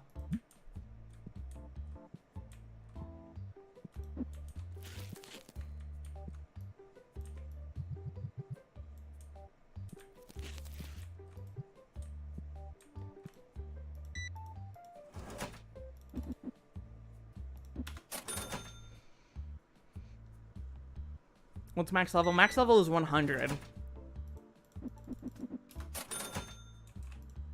No.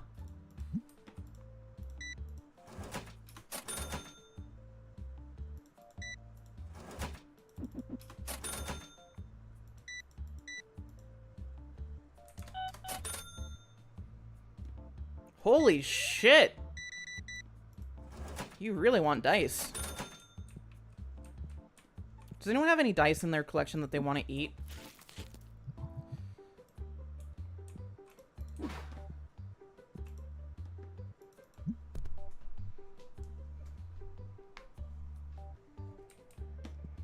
Holy shit, dude. Do you think you have enough of these fucking packs? You bought a whole fucking booster box.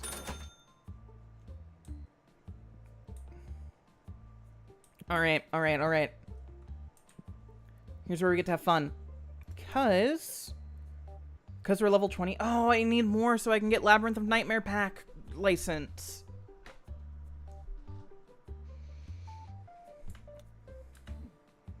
Oh, dang it. Shoot.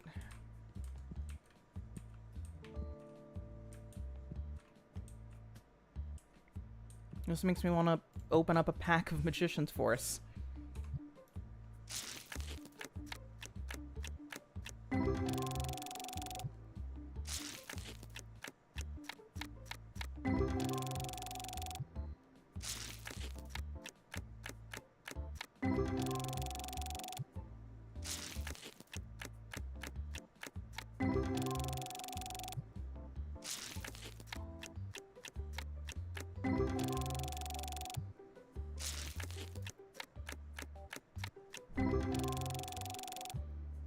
Are there edible Yu-Gi-Oh cards? Yeah.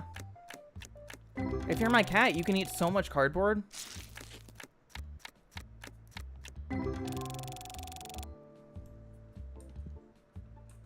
I eat paper all the time and I never get sick, so.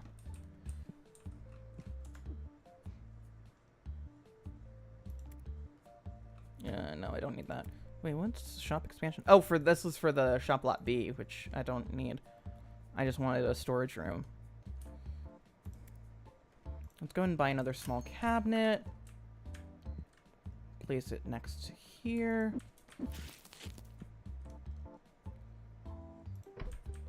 And then let's go ahead and get some... What do we need from over here? We need more Kaiba. We need more... So let's go ahead. Let's get some of these. Let's get one of these. Let's get one of these. And let's get some of these. And hopefully we can use this to make enough money.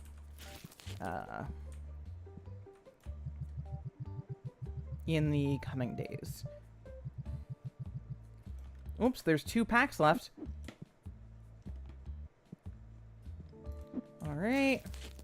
Kaiba boy.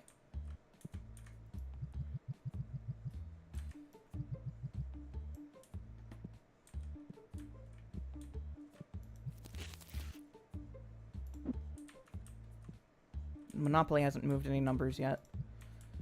This is bullshit. I thought the people loved Monopoly. I forgot to buy a fucking air freshener. That's the entire reason I opened up the thing.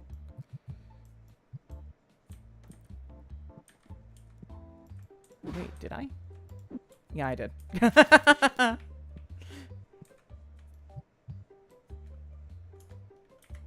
We'll open those.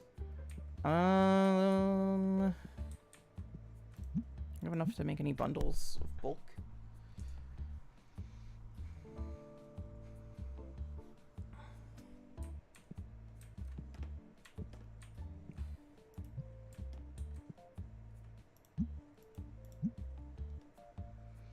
Is everything Yu-Gi-Oh or just general game store? It's an everything Yu-Gi-Oh store. This is a Yu-Gi-Oh mod, so literally the only stuff we sell is Yu-Gi-Oh stuff. But people like it, so it's fine.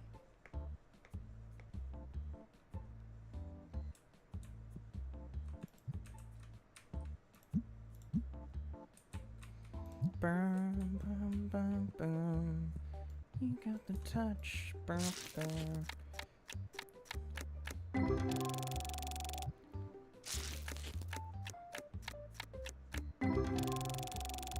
And here's the question. I think the easiest thing would be to move this shelf somewhere else. And then continue this little trend I have going of the booster packs. But then, like, what do I put? Oh, this is tricky. I'm trying to plan for the newest expansion pack we're going to get.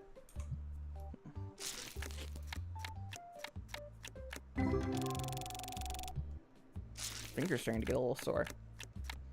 Because I've just been holding it, like, here. I also just realized I haven't taken a break in, like, I don't know how long it's been since I started the stream. 3 hours.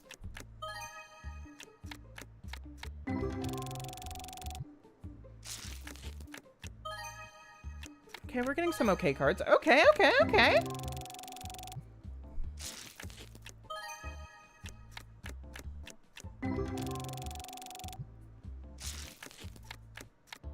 Chat, we're doing pretty okay.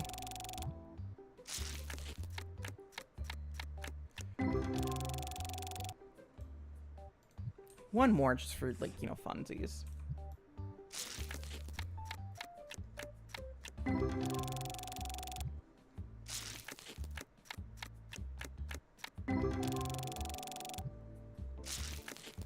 Do I play Yu-Gi-Oh these days? No, no, I haven't really played Yu-Gi-Oh since GX. Yo, there we go. Okay.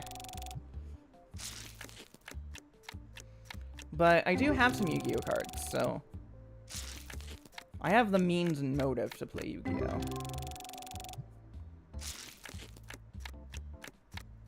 I just don't have the drive to do it.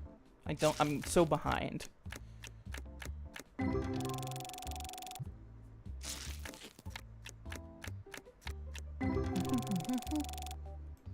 Alright, let's take these boxes out to the trash.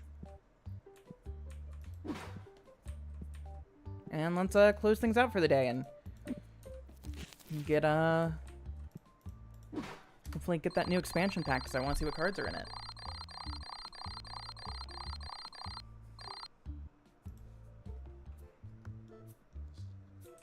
Let's go ahead and just real quick set this up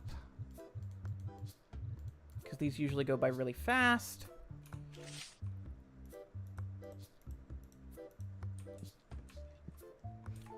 Could actually, if I wanted to, buy another one of these little card display things, so that way I could,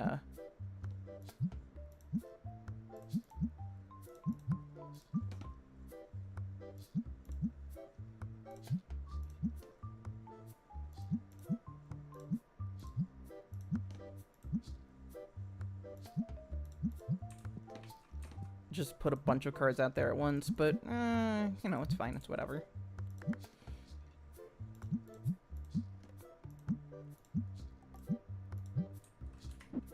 Oh my god, I keep doing that. It's not even getting centered.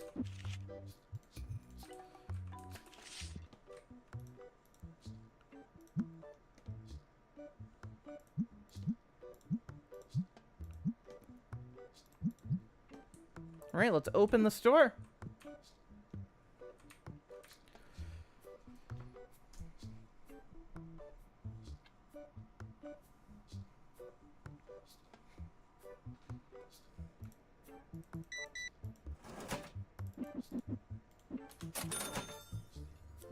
That was bad. We almost gave him an extra $1.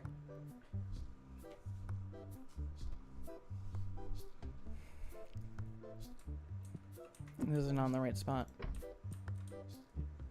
Better.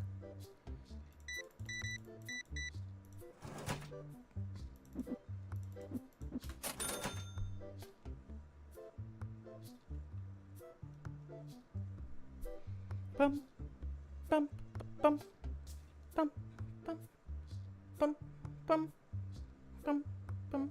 Fair price for a starter deck, Kaiba.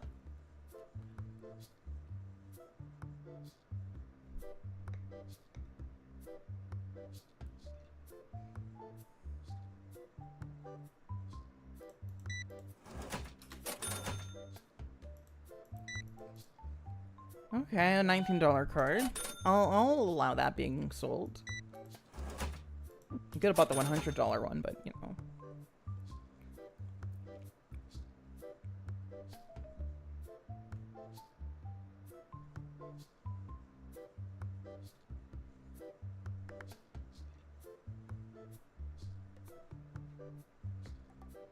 Bum, bum, bum.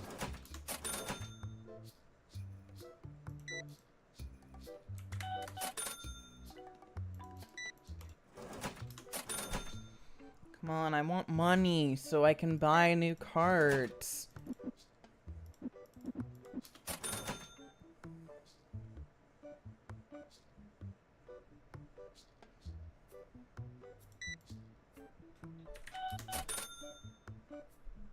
In-game. Need to clarify in-game.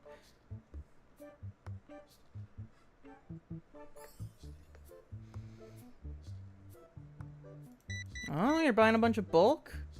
Good, get rid of it.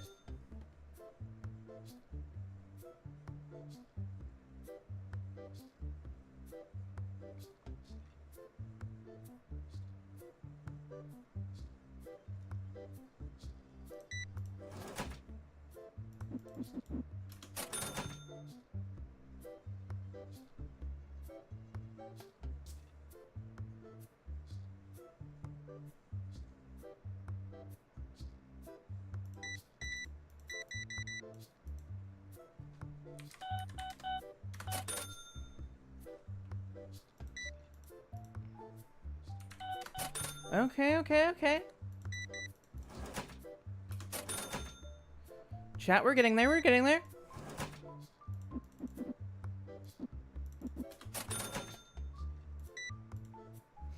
We just gotta sell more Monopoly, and we'll eventually, Okay, someone bought the, really expensive card. Okay, cool.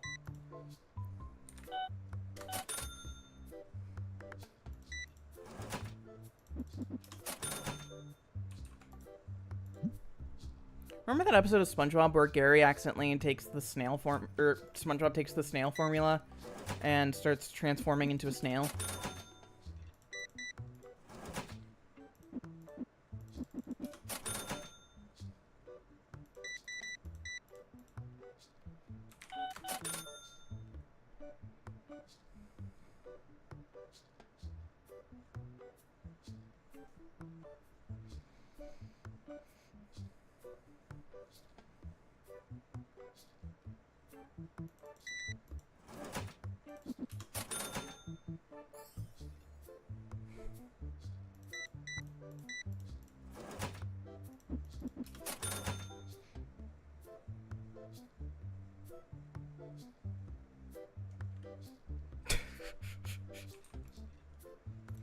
Y'all are revealing a lot about yourself in this chat, huh?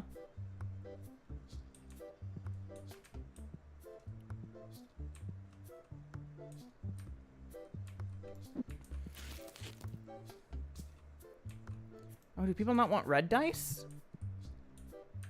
The people have spoken, they don't like red dice anymore.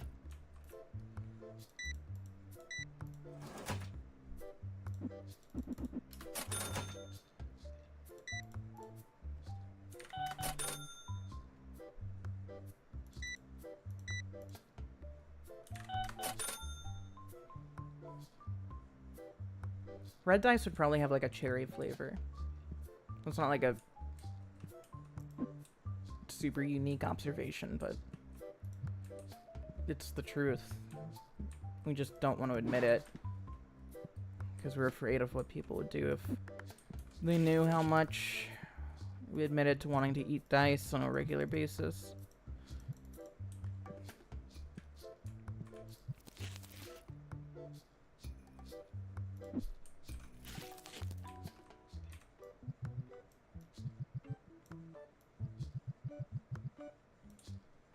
Alright, that's one box out of the shelf.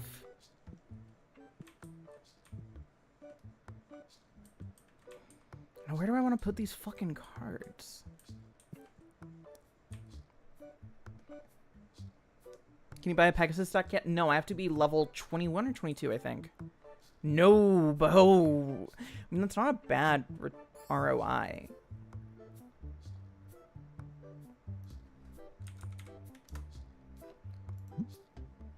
Sure, I'll do it. Oh my god.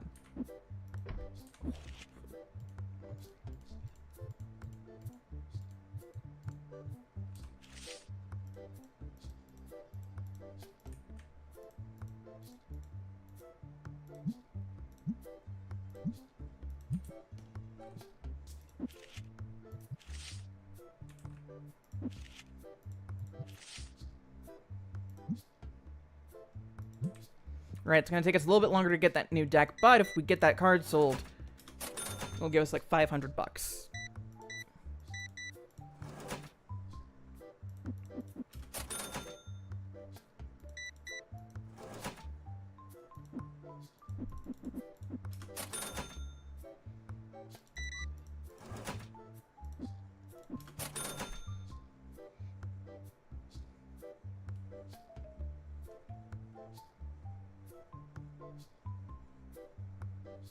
What is Madolce?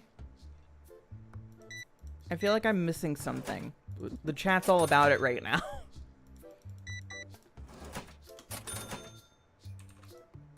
No. It's an archetype in Yu-Gi-Oh! Oh, okay, okay. Yo, this guy's buying a really fucking expensive card! Let's go! Investment worked out. Investment worked out. We got the legendary card pack now. Let's buy 2 of them. Anything else that I need while I'm already at the store?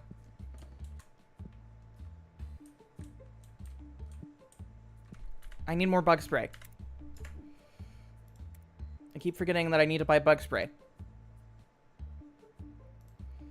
And then let's also buy some more spell ruler packs.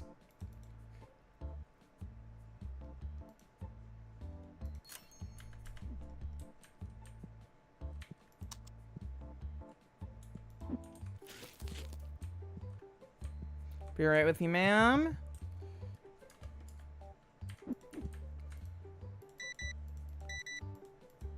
Someone's hungry.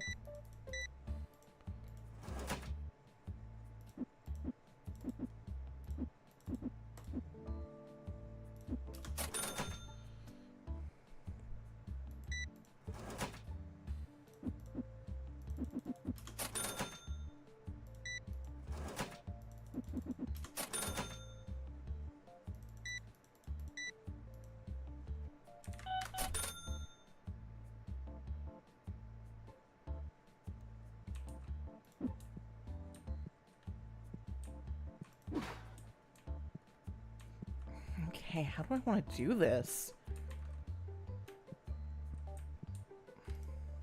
Where do I need a new shelf for these cards, because I don't have, like, a natural space in the current feng shui for this. But then if not... What else would I put there is the thing, though. So you do the Christmas Doctor? No, I'm really behind. I need to finish the newest season as well. But I'm very curious. Very, very curious.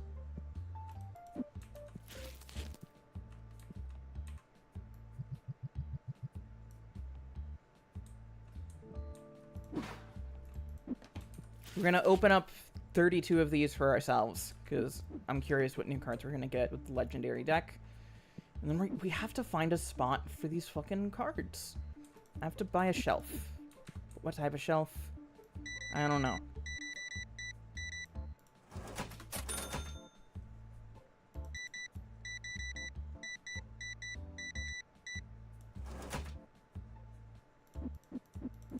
Chat, you know what card I've never had in my life?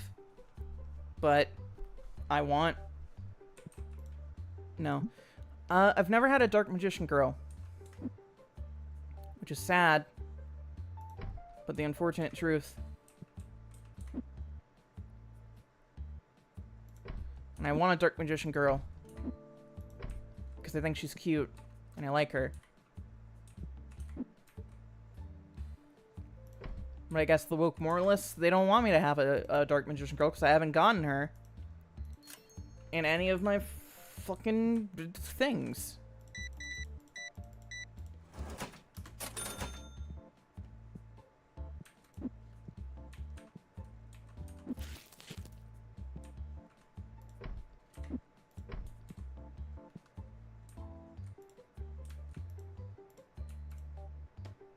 I don't even want like a special one. I just want a Dark Magician Girl in general, you know? I feel like I deserve that. Do I not deserve nice things?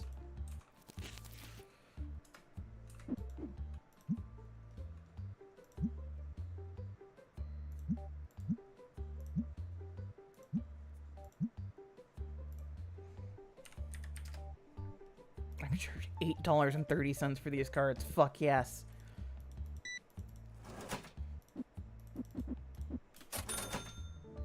A real card or in this? A real card. I would love to have a real Dark Magician Girl.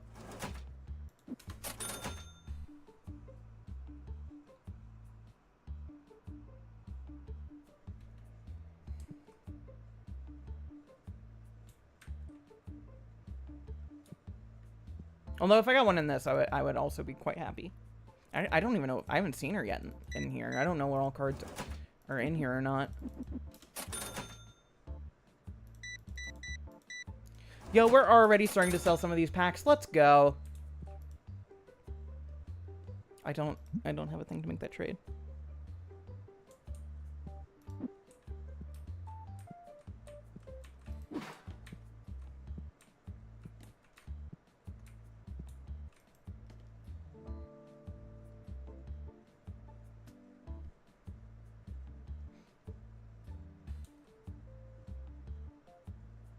Oh wow, hold on. Let me close the store real quick, actually.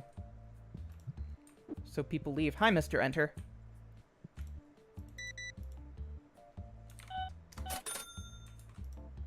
No.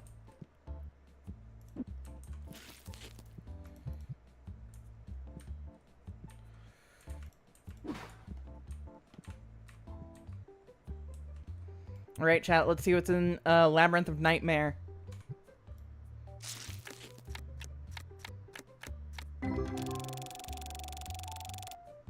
Okay.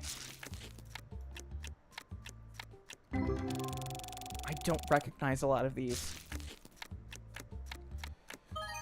Yo, okay.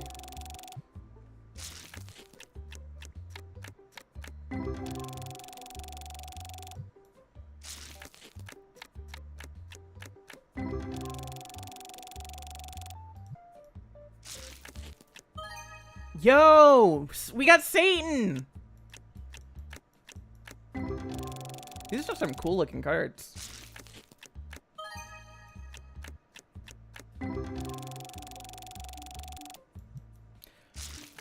I think the sets themselves are only pre-GX, but I don't know about, like, the cards in the sets, you know what I mean? Like, you can see all the sets they have here. So they have Spell Ruler, they have Invasion of Chaos, they have Magician's Force, they have Labyrinth of Nightmare, and then Infinite Forbidden, Duelist Nexus, Rage of the Abyss, Phantom Nightmare, but you have to be really fucking high level to get those. Fucking Legend of the Blue Eyes Pax, shop level 30. We need 10 more levels to get there. Pharaoh's Servant, Metal Raiders, Ghost Pack. Have you seen the spin-off Yu-Gi-Oh series? I've seen GX. GX was my shit back in the day.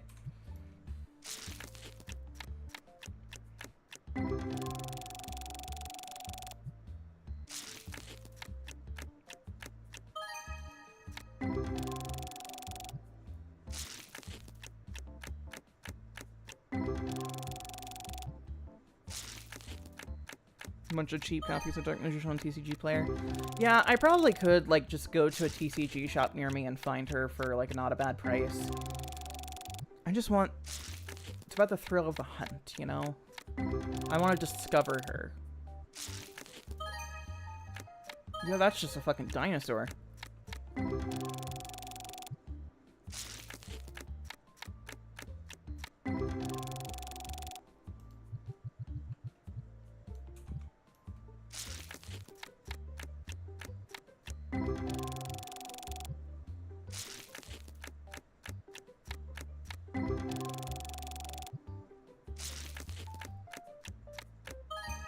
Yo! Not the $200 card. Okay.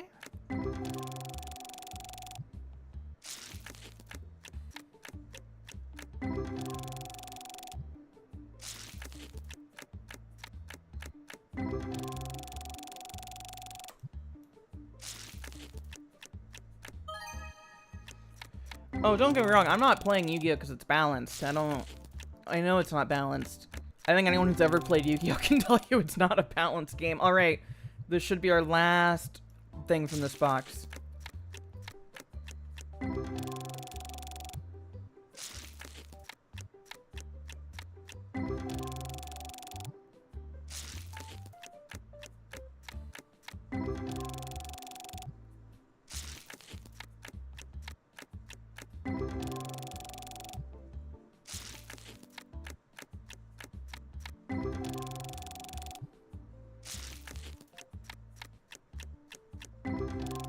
It's very funny if you ever played Yu-Gi-Oh! Legacy of the Duelist. Ooh. Where it, like, because the whole thing is, like, you get to play, like, using decks and, like, very specific duels from the series. one of the things you really quickly realize playing the game is you can, god damn it, I did it again. You can really quickly tell, like, from basically turn 1 if you're going to win that game or not.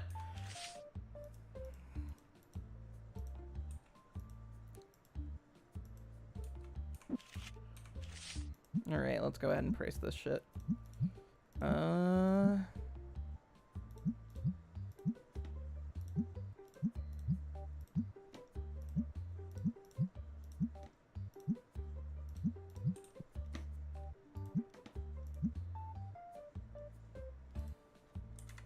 Let's charge 19 for that. Let's be silly. And then let's charge 16 for that. Alright, here's what we're gonna do, because I've been sitting down for like almost 4 hours. I'm gonna go on the break screen real quick. We're gonna start the day. And I'm at least gonna go use the restroom.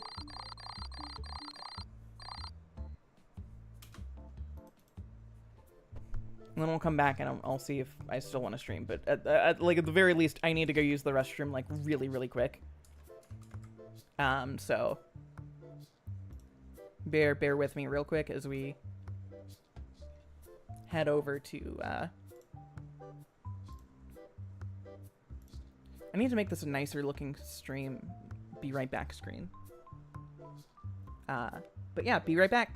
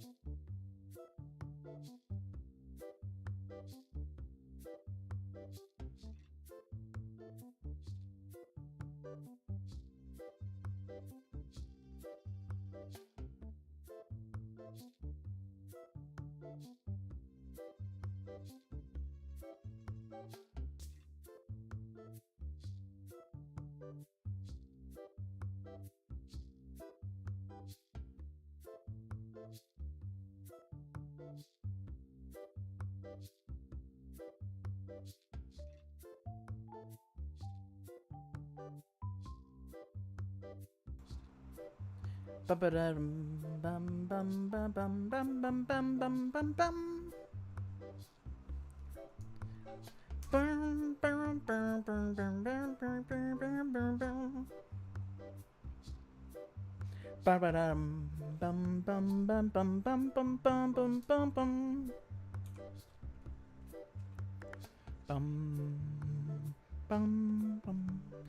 everyone doing, chat? I stretched. I went to the washroom, and I am, you know, I'm here. I skeeted. So maybe we'll get more people coming in. Wow, the boobs are boobying right now. Why are they moving so much?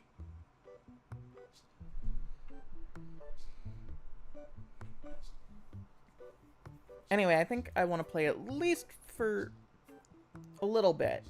Just because, I don't know, I'm still having fun.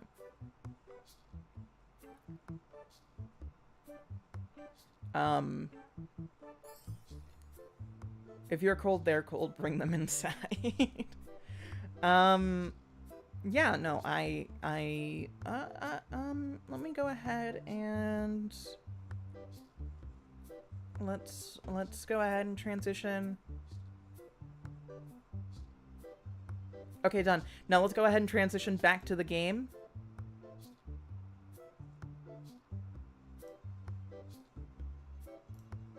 Bum bum bum bum bum bum bum bum bum. All right.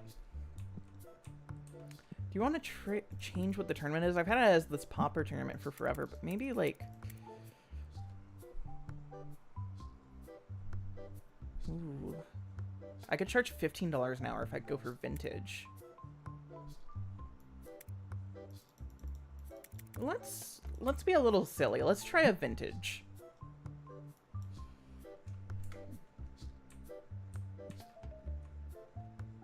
And let's open the store.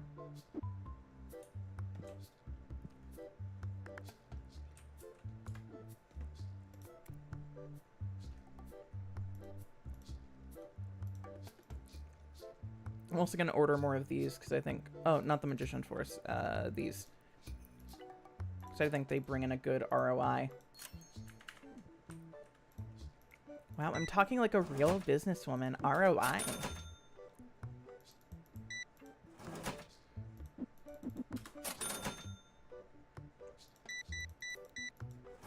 Yeah, I guess you could say I'm in the industry.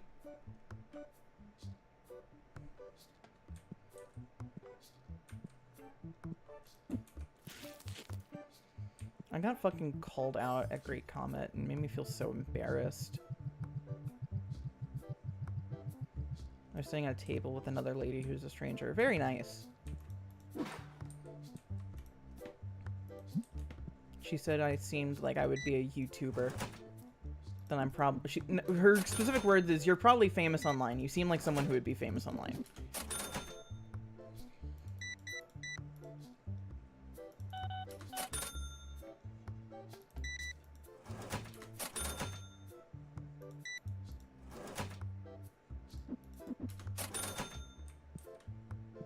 It's just like the worst thing you could hear. Absolutely despicable thing to be told.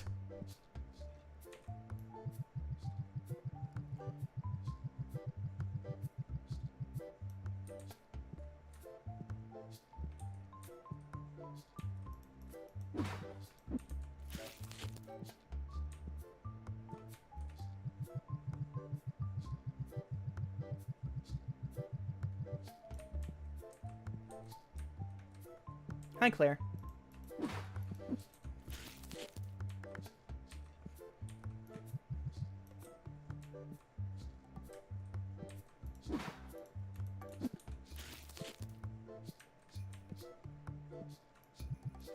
Wow, we have 2 extras.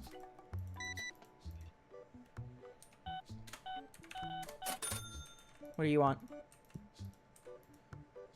No.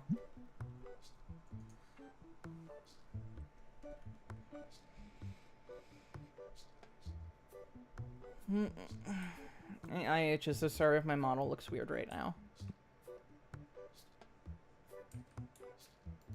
Chat. We've been good.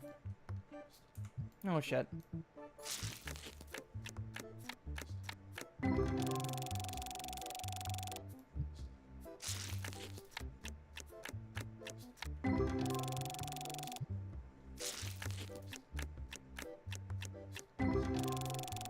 When I was young, like about, probably almost like 12 years ago, because this would have been New Year's 2013.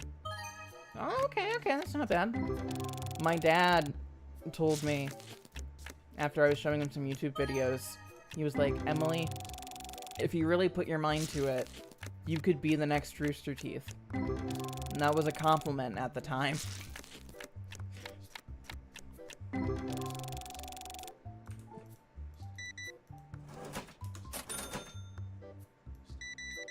Oh, look, this person's buying so fucking many.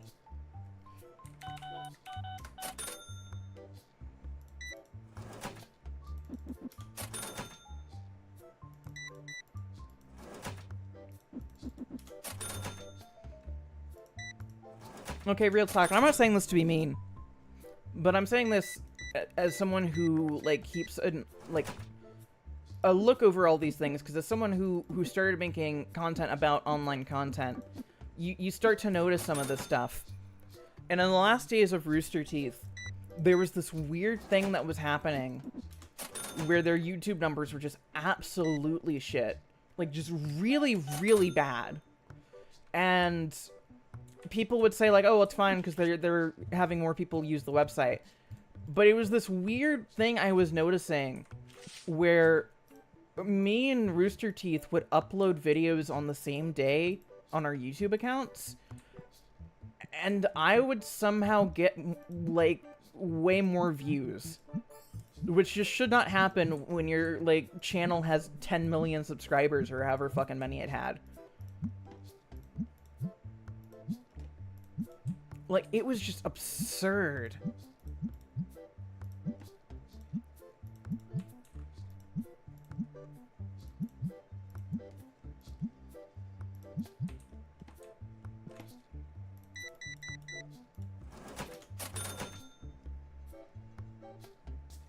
The last days of Rooster Teeth. You can make your own Ruby. Oh, God.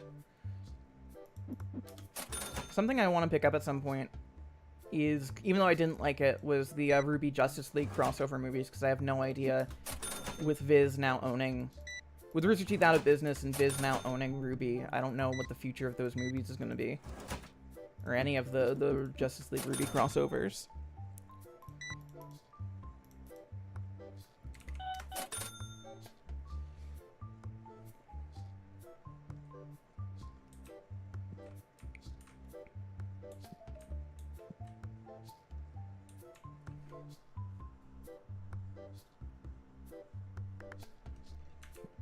Oh, hey, Matt. Speaking of Rooster Teeth. Yeah, like, I don't know. Faunus, emo, Catboy, Batman sure is something. Okay, oh my fucking god. Don't get me started. Okay.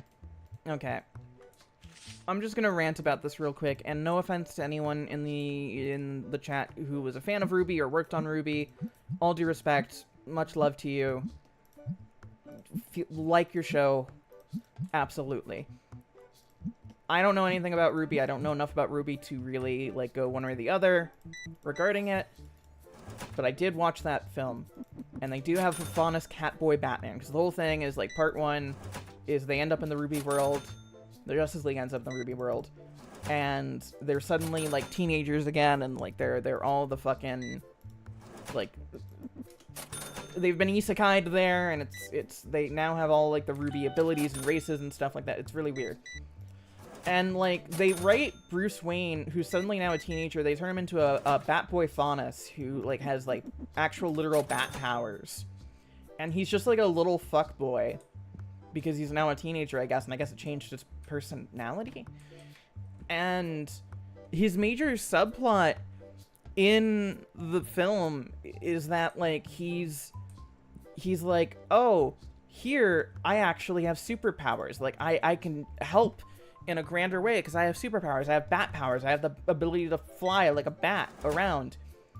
And, like, it's, like, his main conflict, because at the end, it's, like, he has to go back to, you know, they all have to go back to the Justice League DC universe. And he's like, but I don't know if I want to go back, because I have superpowers here, and think about how much good I can do. And just straight up, absolutely total fucking nonsense. That's just, like, not to be, like, everyone, there's always room for different interpretations of different characters.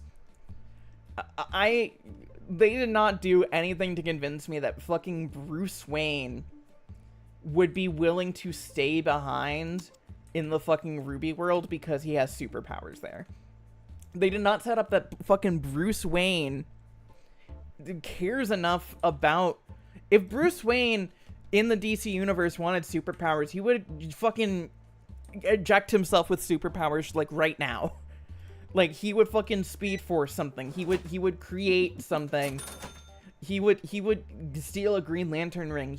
There's so many ways Batman could get powers if he wants to. He doesn't want to. I don't believe that Batman would willingly leave Gotham and all of his fucking family behind so that he can have bat powers and flirt with Weiss in the Ruby world. I don't see that. That's dumb.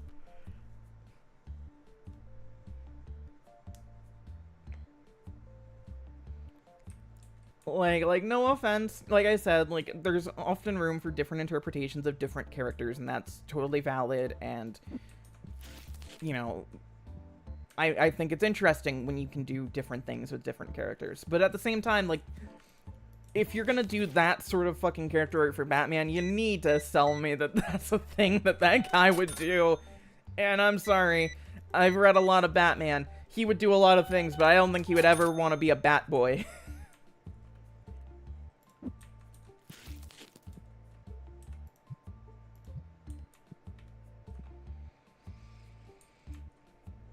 Yeah, Bruce has rejected powers. That's the thing. Like, that's what makes it so weird, is, like, literally, if Bruce wanted powers in the comic, he would just do it. He has so many methods to do it. He just clearly does not want to, for whatever reason. Oh, Man would absolutely do it, though. But that's good. Like, Man's a different character than Batman.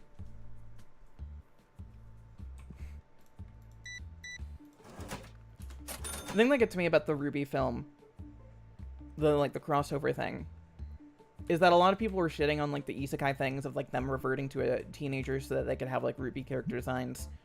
I actually am kind of a fan of that as a concept, just because I think, like, if you're gonna do a crossover, might as well just have a little bit of fun with it and really let us see, like, a different side. Maybe it's just because I've seen so much fucking DC shit that I'm like, sure, let's do something different.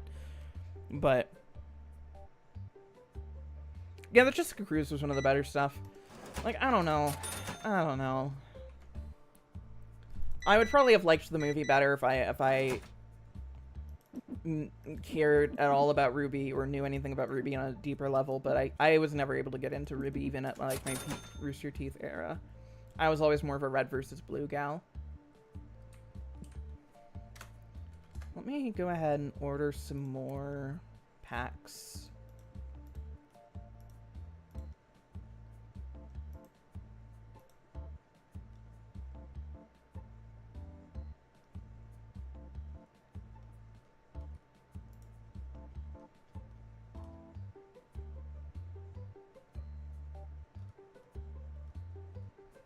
Is there... Oh, I'm like 2 levels behind from getting Pegasus's deck. That sucks.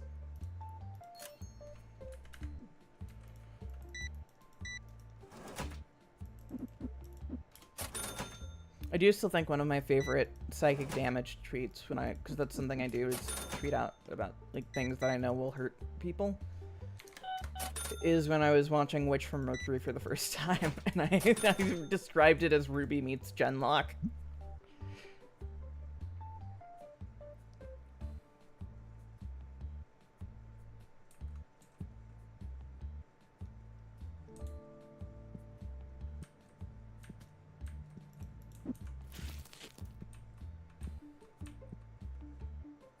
That's not the one I wanted to buy, but okay.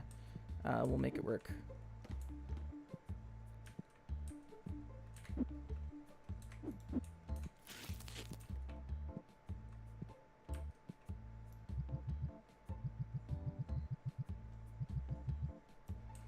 These are for me. These are mine.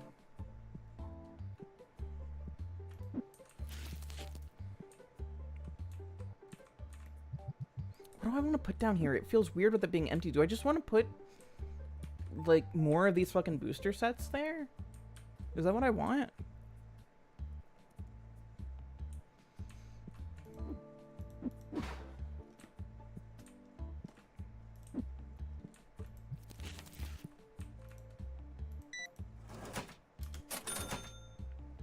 Unlike other mecha anime, this one's about the characters, which I think is really cool. You know, it's not...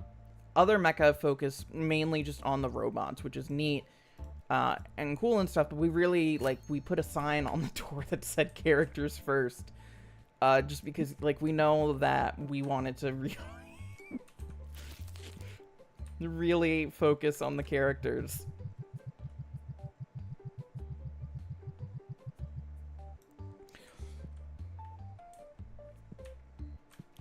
Yeah, no, unlike other character anime, this one's about the mecha. I really, like, think it would be a funny bit to have, like, unlike other mecha anime, this one's just about the robots, and it's literally just, like, a fucking, like, instructional video about, like, the mechs.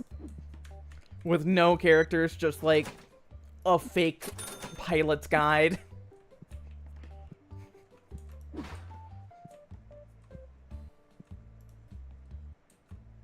Yeah, okay, that works. Also, I should have bought more of the, Here, we have some spare money. Let's see first off if I need to pay bills. Ooh, I do need to pay bills. Ugh.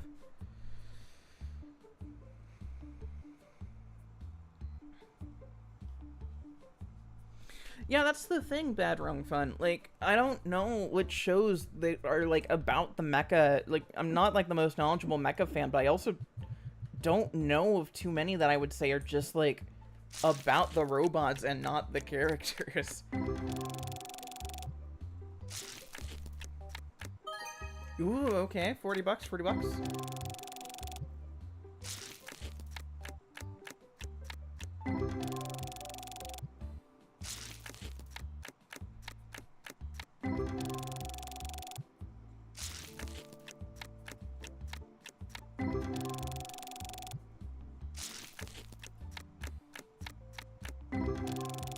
I started watching Code Geass last night on the subject of mecha.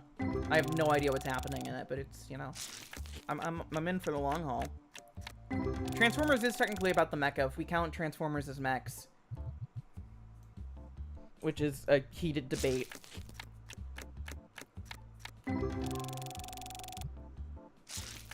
Not that I'm a Transformers fan, so I don't have anything to really add to that conversation.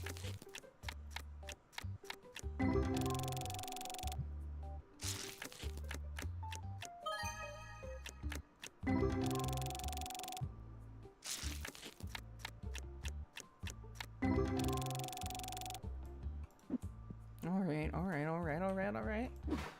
We can make this work, Let's... Oh my god, I keep hitting the fucking button.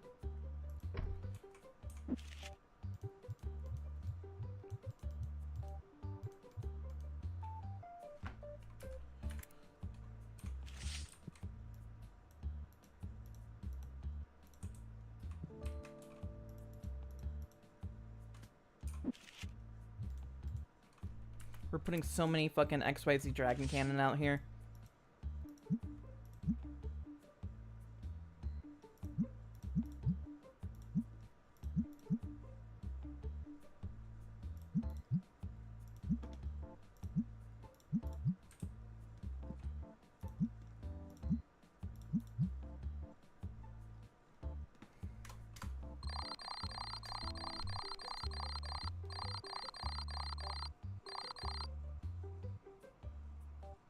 You don't know why the mecha Evangelion pilots were all teenagers? It's because Evangelion's about growing up. It's all about the experience of being a youth. And also just because all mecha series are about young people. It's very rare, I think, to find ones that aren't, actually. Ooh, I should get more binders.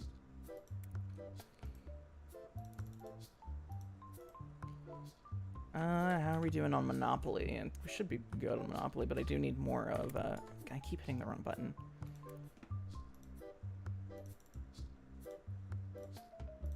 Oh, wait. I can buy the Legendary Duelist Season 3 license.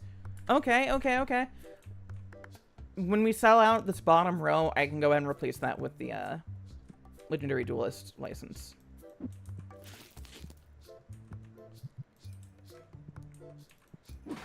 Okay. It's all coming in Melhouse. That's not where that goes. That's not where that goes either.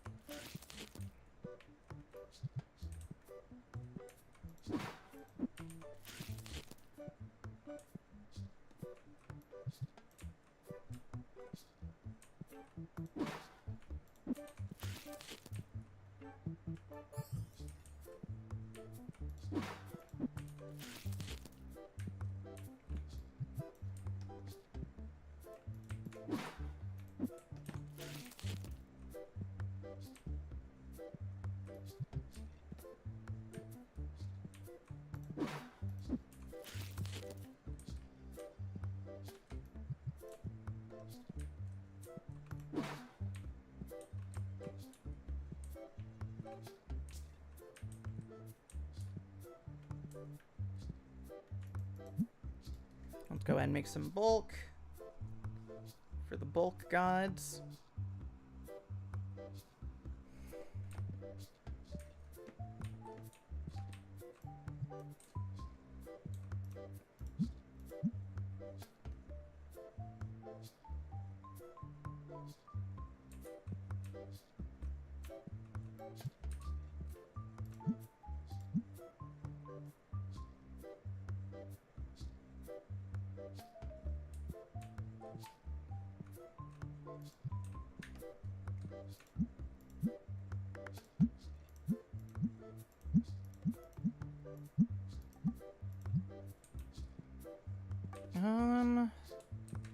Let's go ahead and order some more bug repellent and binders.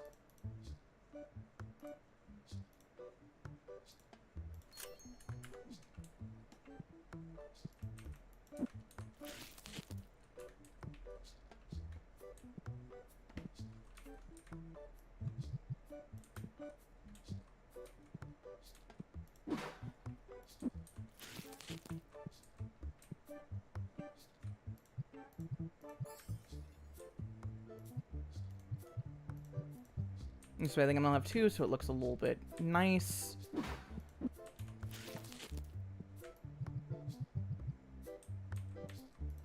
Let's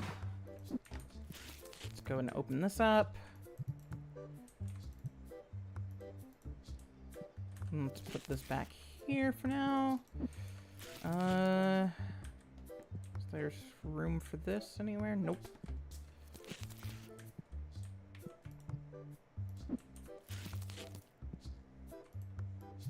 Nobody wants the red dice.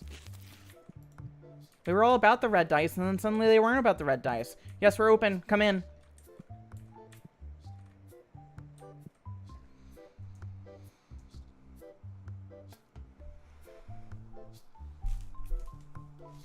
Ow.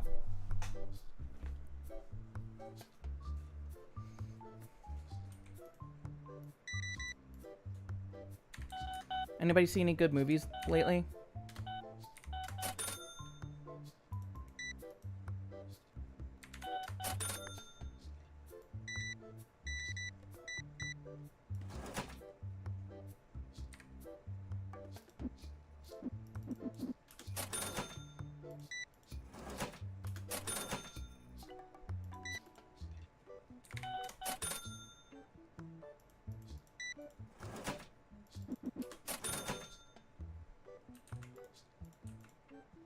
God, no, that's a bad deal. Sonic 3. I still need to see Nosferatu. I thought about seeing it maybe tonight, but I might be a little bit too tired, so maybe I'll go see it tomorrow. But the problem is, I would love to go see it in IMAX, because it just seems like it would be a really good IMAX experience, but the IMAX theater that I know that's showing it is only showing it like at 11 p.m. because otherwise it's fucking Mufasa. So I need to like just power through and figure out a time where I just want to see that. And maybe tonight, but also I have D&D tomorrow, so maybe I just kind of want to chill a little bit. And also I'm doing this. So, you saw Corpse Bride? I haven't seen that like in 20 years. I haven't seen it since theaters. A lot of people like it, though. Venom 3 is not that good, yeah. Saw Interstellar 555 in theaters when it was there recently. I'd seen it before, but it was wonderful anyway. Nice. That's a good movie. I thought about seeing it in theaters, but I was just unsure about like time and money, and then like with the whole AI upscaling stuff, I just didn't know how I felt about it, so. Just because it looked like it might be a little... I don't know, I didn't like the screenshots I saw, but I hope it looked good on the big screen. Like, better than, like, what they showcased. Josie and the Pussycats, quite a good movie.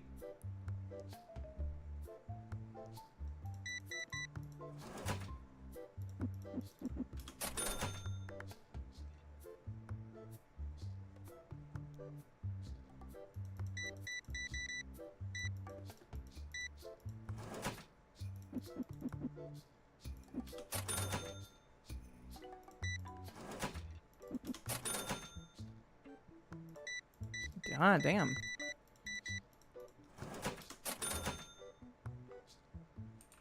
Mr. Enter, what do you want? No.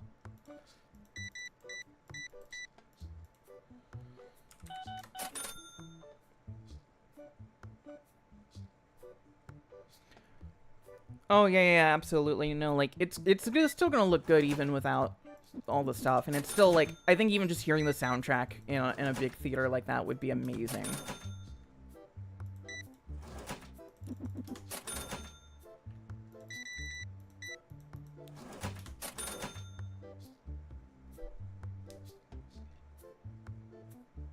One Piece film gold last night. It was fun enough. Bit too much gold, maybe. I'm so behind on One Piece. I think I've only seen, like, Strong World as far as One Piece movies go. I'm still on Impel Down in the manga. No, that would be a terrible trade. I have all of those cards. I really need to get back into reading One Piece. It's not even that I think it's, like, a hard read or, like, even that long of a read. It's just... I have so much stuff I want to read is the problem.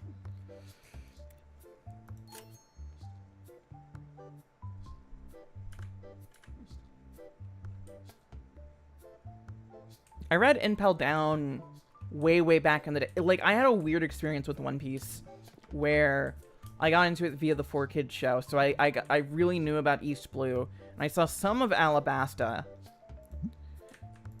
And then when I got a Shonen Jump subscription, like for back when that was an actual like physical print magazine here in the States, I started reading back to One Piece then, and that point it was Impel Down. So I missed fucking everything that happened in between those two parts. But as a result, I got really into Impel Down.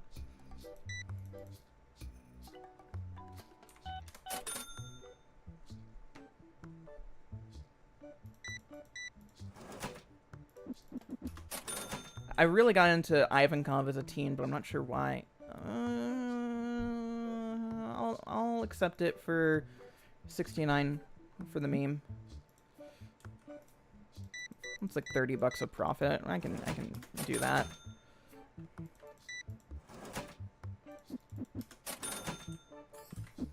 Oh my god, I keep doing it.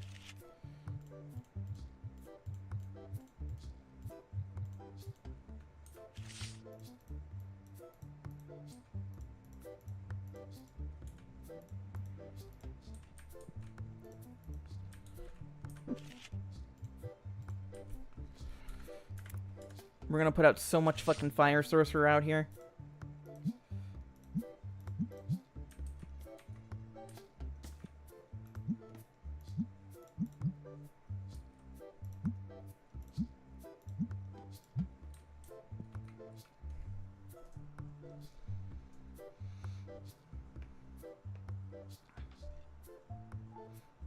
Literally, if you're joking about selling me stuff for $69 and I'll accept it, I will do a lot of stupid shit for the meme. You gotta commit to the bit. That's how I ended up with my fucking DC Steelbook collection.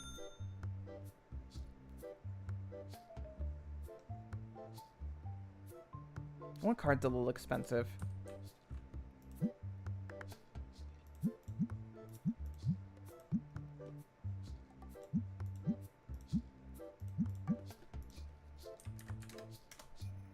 That's actually, you'll find, quite reasonably priced. Oh, that card's too expensive, you say, as you buy the fucking $100 card.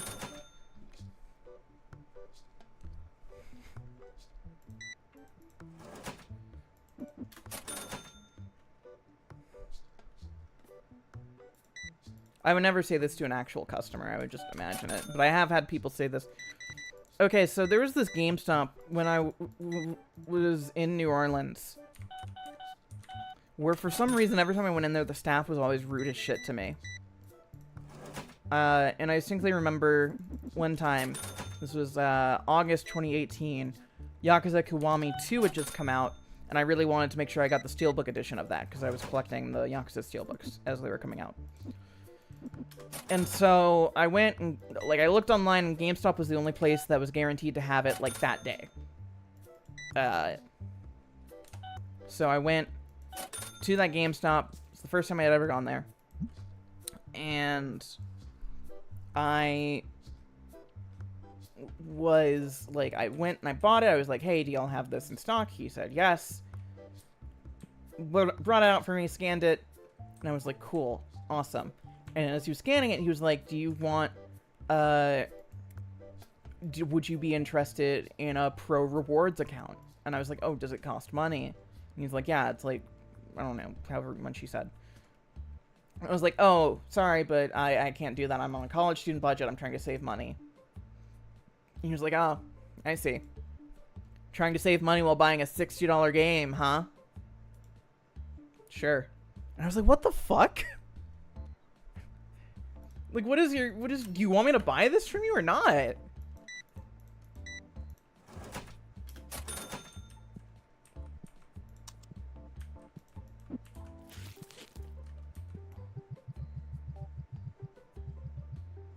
GameStop's just legit, I think, just one of the worst places. Because it's just so unbearable every time you go in. But it's so funny now because it's like, I don't know if y'all have been in a GameStop recently, but they've, like, gotten really blatant at how little they actually care about games right now. Because it's literally been, like, there's some GameStops in my area that have been reduced to, like, the games are just, like, one shelf in the back corner of the store. And the rest is, like, t-shirts and Funko Pops. And also sometimes Transformers, which is why I stop in there every now and then. But it's so funny, and it's like, well, why is the business failing?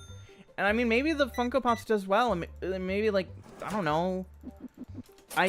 People seem to really like it from all, like, the nerd stores I go into. But at the same time, I'm like, what the fuck is happening?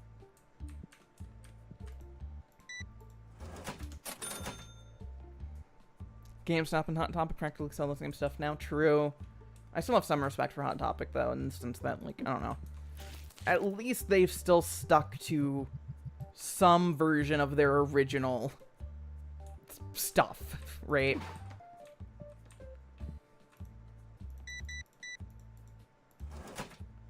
Oh, wait. There she go. Now she's... That's weird that I didn't do that earlier. Oh, it's because this thing needs more, juice.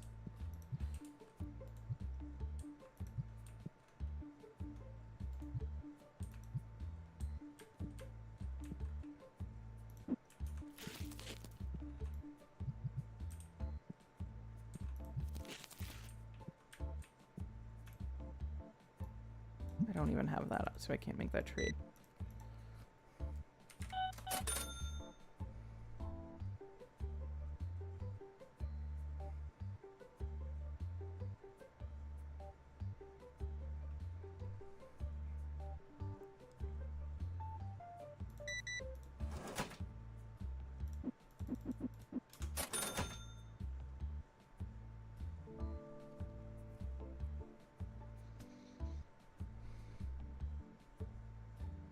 For multiple Chandler from Friends Funko Pop, so it's doing something. Yeah, I mean, I guess it is. Also, good lord.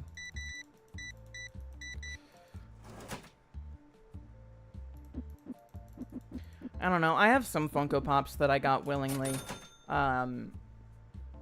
Because I was a little bit into it. Not, like, super into it, but just, like, when they came out, I was like, oh, cool. You know, you could get, like, a fucking George Bluth Funko Pop, or it was, like, the only way to get a Doctor Who shit in America for a while. I think of the Funko Pops I have now, there's only 2 that I would actually, like, want to keep around. And that's the Big Daddy one for Bioshock, because that's just, it's big and it kind of looks basically normal. Just a little bit more cartoony than a Big Daddy. And then also the Squirrel Girl one that I won in a chemistry class, which is, like, an exclusive.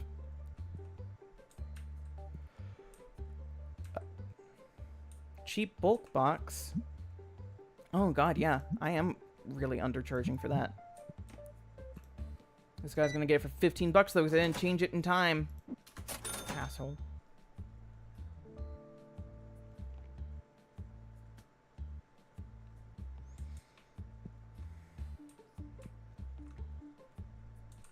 What do you want? No.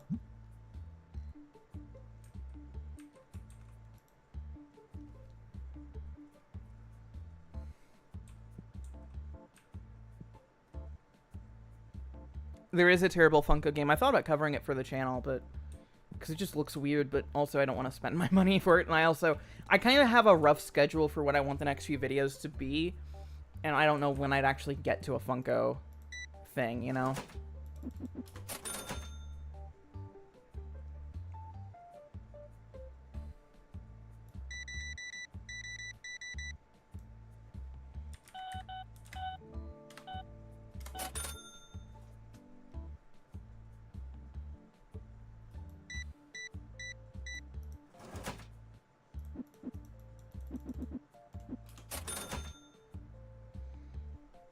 Would you say that the Leader Class Optimus was better than MPM Optimus? I don't have either.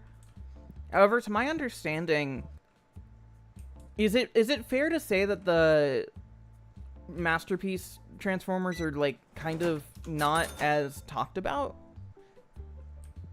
Like, I feel like I don't see people recommending them the same way that, like, even before well, I'm not in the Transformers fandom, but even before I was aware of the Transformers fandom, I would see people talk about the Masterpiece figures.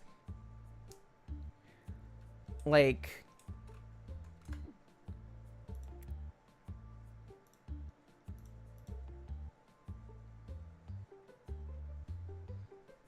I feel like, I don't know, as the mainline toys get a bit better and more screen accurate, you kind of start to wonder what's even the point of Masterpiece anymore. But I don't know, maybe I'm wrong. Maybe they're still quite good. But that's just kind of the vibe it gets from the outside looking in.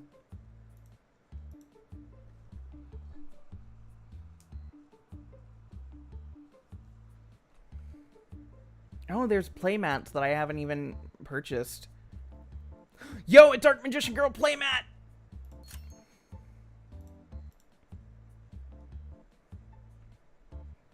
I know what type of audience we're gonna have here.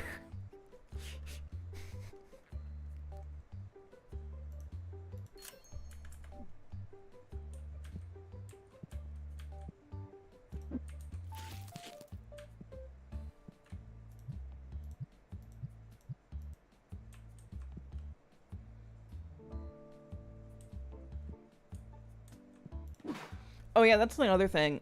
Like, the Masterpieces made a lot more sense when there wasn't as much Gen 1 stuff, and it was, like, kind of either, like, Bayverse or, like, whatever sort of unique designs they were going for at that moment. But, of course, like, now it seems like it's the opposite problem, where they won't fucking let go of G1, and it's incredibly annoying, and like, I love the Gen 1 designs, don't get me wrong, but also there's a part of me that, like, I don't know. It's frustrating in the sense that, like, as good of a line as Legacy is, there's been a lot of, like, designs, especially when it comes to animated series and Prime, and, like, anything that's, like, more stylized, where it's like, hey, y'all could have made this, like, legitimately really fucking interesting, but you had to fit it in that G1 aesthetic. And that's kind of a shame. And, you know, it is what it is. It's not the worst thing in the world, and they're still quite good, but, like, now it's like you have Legacy that's... And I guess that's going out of the wayside, but... You have Legacy, which is, you know, trying to be G1 themed. And then you have the Studio Series 86, which has, like, been their main focus, has been 86.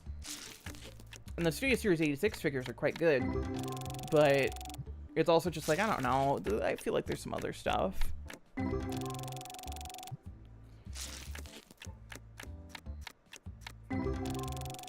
Hell, I would kill for some fucking IDW designs to get, like, actual figures.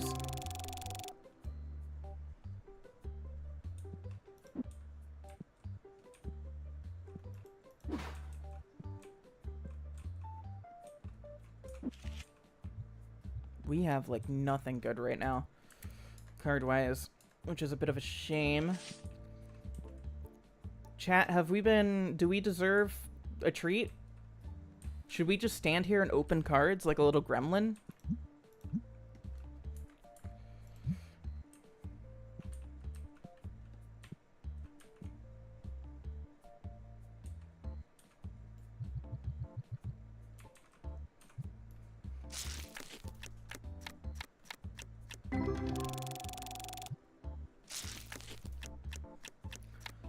Also, don't take the fact that I have this many opinions about Transformers toys to make it seem as if I'm like some sort of Transformers fan or something, because I'm not. But also, I think it's quite... I'm just saying, when you have Transformers 1 coming out, and you have a brand new animated Transformers movie, I think it's a little bit weird that you only have, like, 2 actual fucking Transformers 1 things in your Studio Series line that's supposed to be about delivering fucking figures that are supposed to, like, match... Okay, that's good. Like, the film versions for, like, collectors or, like, kids who want that sort of thing. I just feel like that's a bit of a wasted opportunity, and it's so hard to find the Megatron one, and I know that they're gonna do ones for the rest of them. Like, I know Sentinel's getting a Studio Series figure next year. I think Bumblebee and Alita are also. But it just seems like a missed opportunity to not, like, take full advantage of your line to actually promote the film that's supposed to be about promoting toys to begin with. But, I mean, like, what do I know?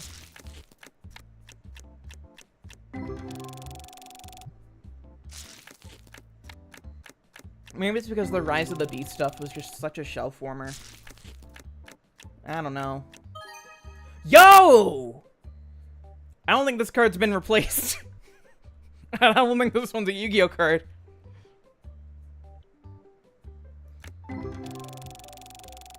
But I'll sell it.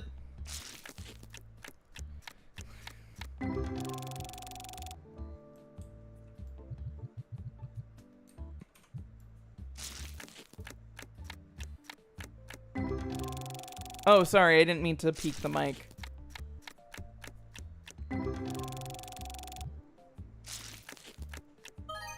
Okay, okay. Okay. Okay? Damn.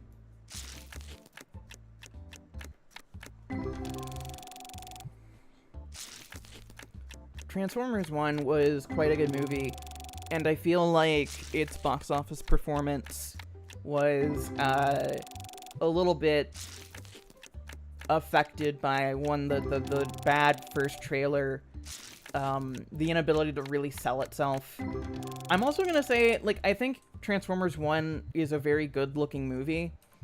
I also think the animation style is part of the reason why it didn't really do too great, because I feel like it looks quite good, especially when you're actually watching it.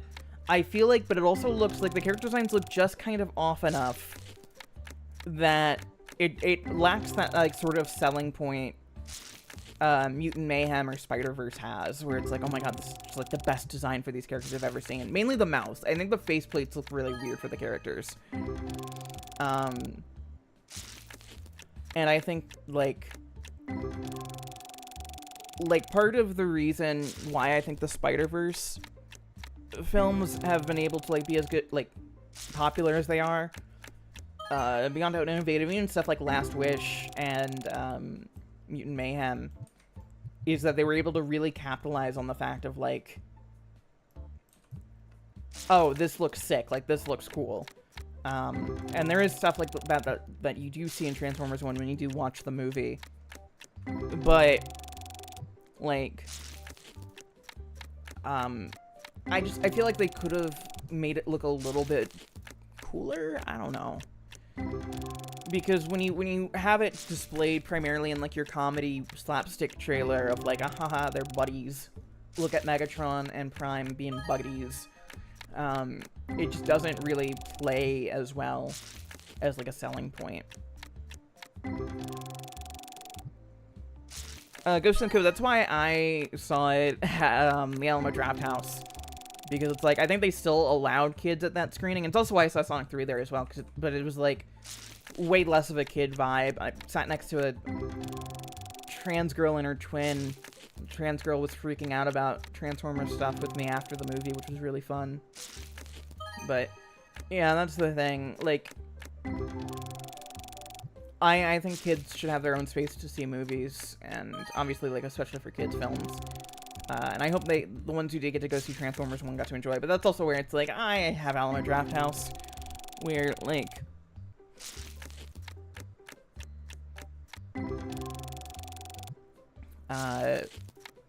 I think that, I don't know, it's a good vibe. I like it. Oh, Blipsy, thank you. I really appreciate that. I really like that Gorillas video. Do you think if they didn't have noses a la Transformers Prime, it would work better? Probably, yeah. I think the thing is once you start giving them noses, you have to start kind of like questioning, like, wait a second, are these people? Like, it starts to look too much like a human face at that point, which I think is constantly a problem whenever they give the Transformers noses. That was also my issue with, and I know that it was based off Peter Cullen's face, but, Prime, the way Prime looks in Rise of the Beasts, was just like, I don't know, it just looks off. Rise of the Beasts is a weird movie to begin with. Like, it's not bad, but it's also just kind of there.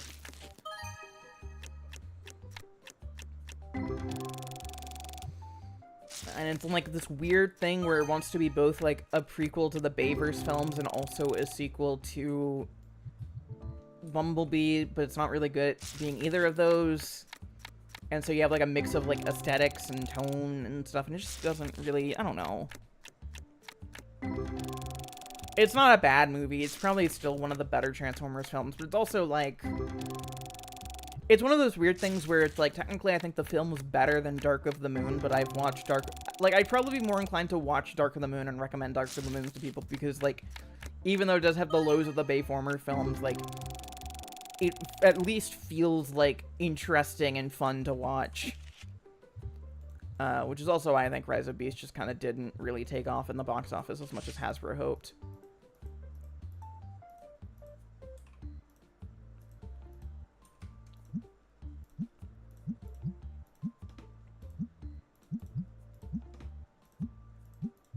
Not that I have Transformers opinions.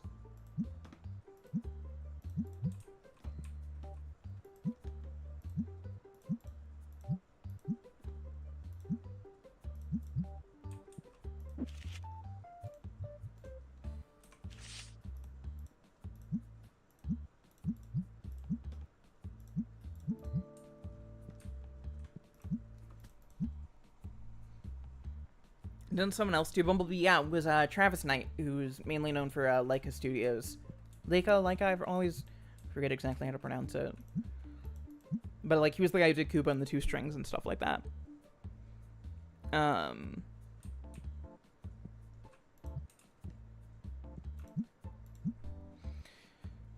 You can't convince me Bumblebee is a Michael Bay prequel. It was originally supposed to be, but then they, like, took out a bunch of stuff once Last Night failed. But even then, like, I think it's just, the vibe is just not there. And it's like, they can do all they want to do in terms of, like, oh, let's, like, take fucking, let's take Megatron out of this because he's supposed to be frozen in ice. But it's like, that's not the same continuity. You can't convince me that it is. Oh, these are fucking huge.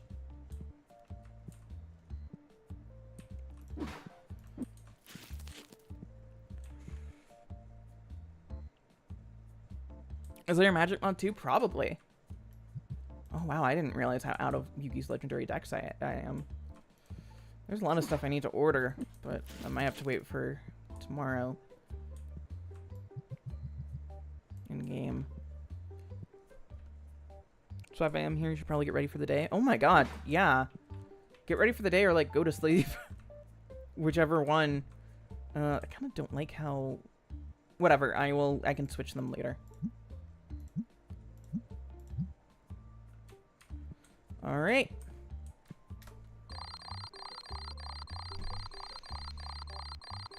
Which one will be in theaters, and me and my friends watch the Teen Titans Go movie right after. That's a great double feature. I saw Bumblebee in theaters, but I saw it like a month after it came out, so I had the theater to myself. It was like one of the first times I ever had the theater to myself. It's quite pleasant.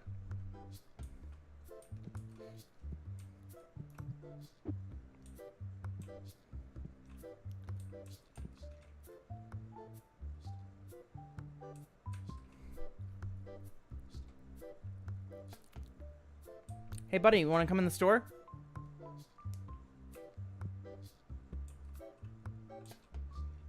I had a dream once that they made a Hades clone that was Transformers themed. I know I probably dreamt it because, like, there's a Ninja Turtles Hades clone that's, like, pretty decent from the demo I tried. But, like, all I can think of now is how cool a Transformers Hades-like or roguelike type game would be.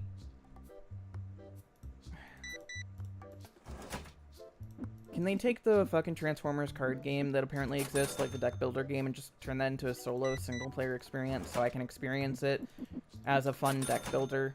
Can I just have more Transformers games? Can someone give me, like, a fucking visual novel or JRPG? Can there be more fan games? There's so many Sonic fan games. My Sonic friends are, like, eating right now.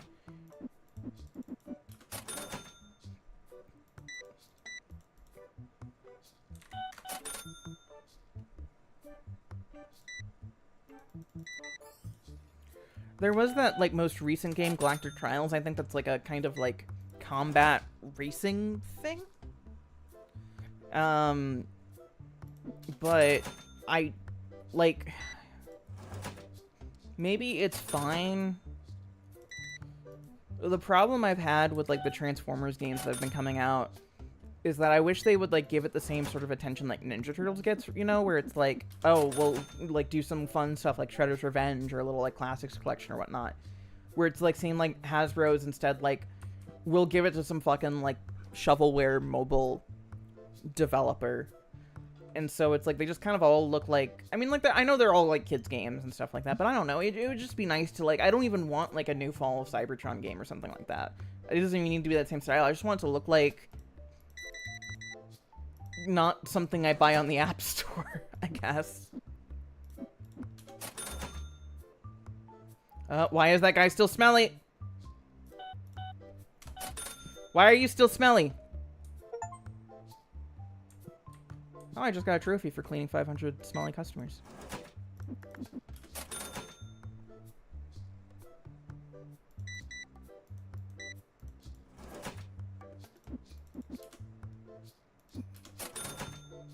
Is this Elden Ring? Yes. When they said the DLC was hard, this is what they meant. You're buying 3 Dark Magician Girl playmats? Okay, buddy. Okay, have fun. Sure. I'll trade.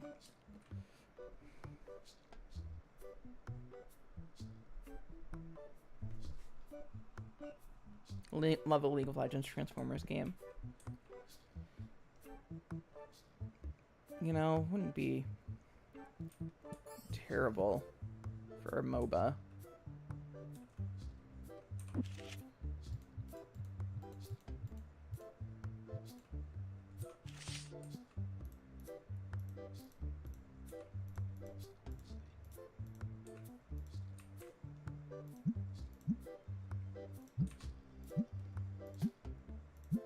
(1313) like the Star Wars game.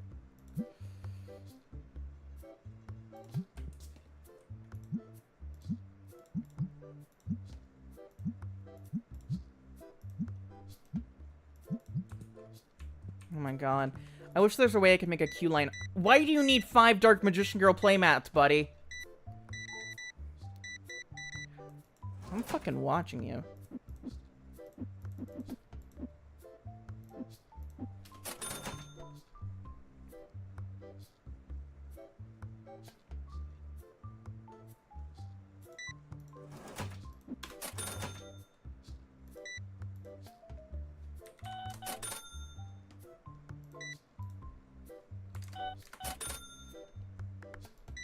I love that I can charge $70 for a binder. It's not even full of cards, it's just a binder.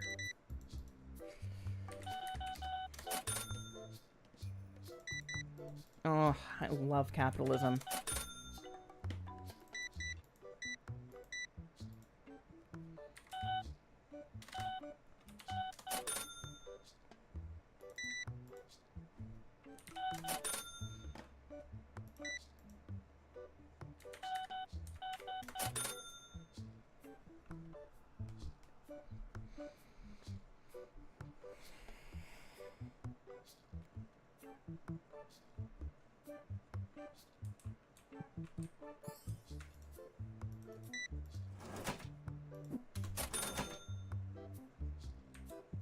What else do I want to add? I feel like actually,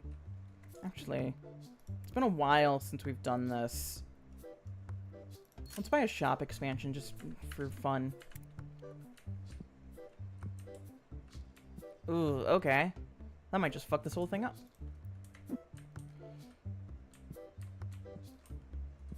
Okay, okay. I've got some planning to do. I might have to coordinate that entire wall.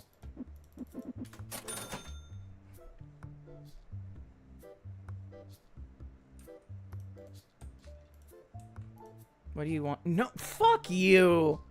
Get out of my store!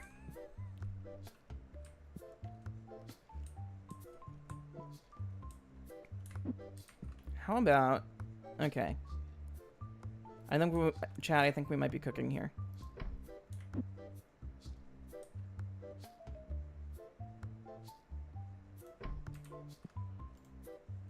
Maybe?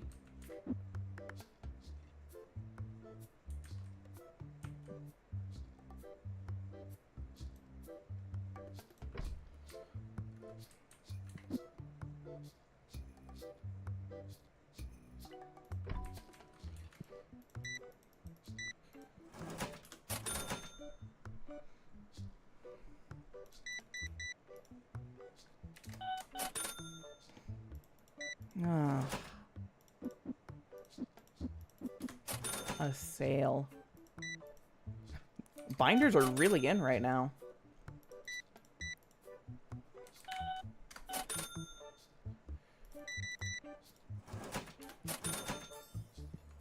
I sold out of binders. Am I underselling? No, that's a fair price for binders. No, that's $30. How does that benefit me? How am I supposed to make money?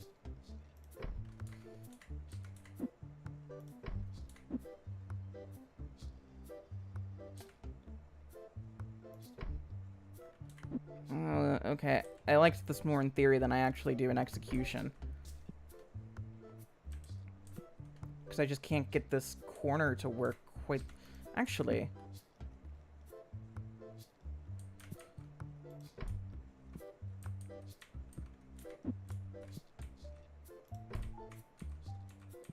Okay, that works for now. Oh, but now I have this next to me.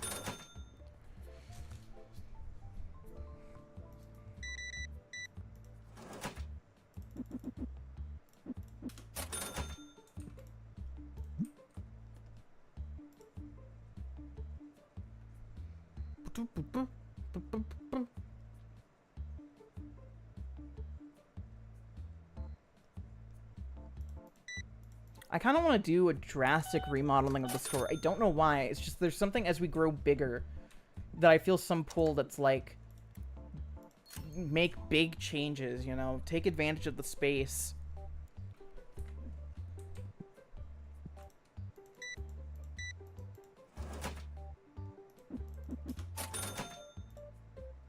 What are you buying? Big gulps, huh?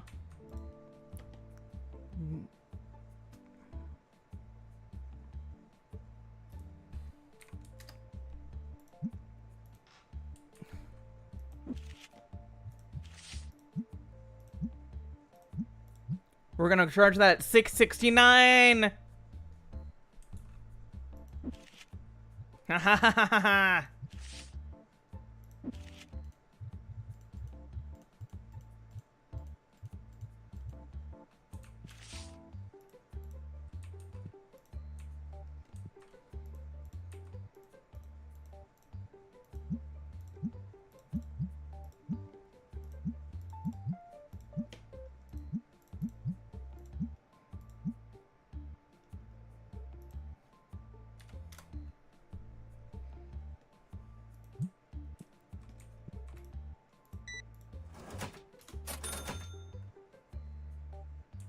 you want? No. I already have both of those.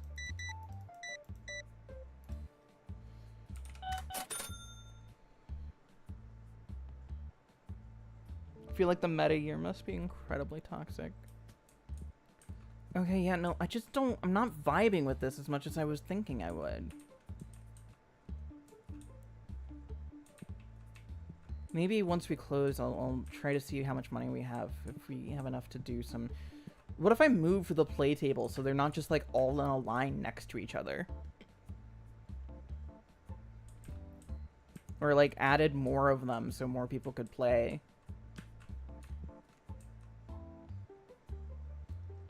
I don't know, I feel like this is too close to me. I don't like it. Don't like it. I don't like the way this looks.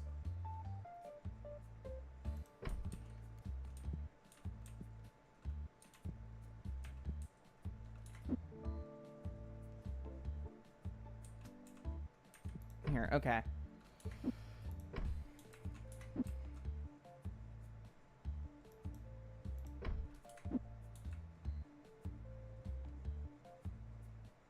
Let's just take the original idea I had, but reverse it. So we put these over here. And then we just move this to where it's like right here of like, ooh, look at this brand new showcase of specialty stuff we got. Okay, actually, I'm kind of on board with that. Oh, sorry.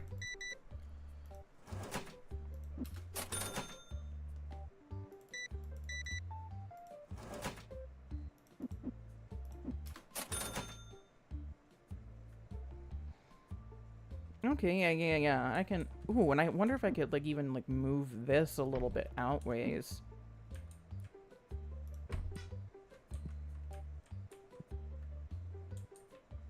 Yeah, I kind of liked it better when it was right here. Sorry, I'm anal. But also, it just...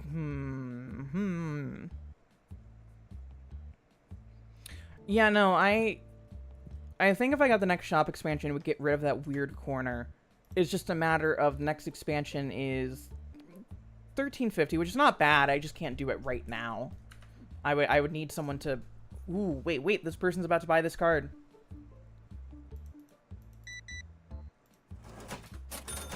Come on, big butts. He's buying the card!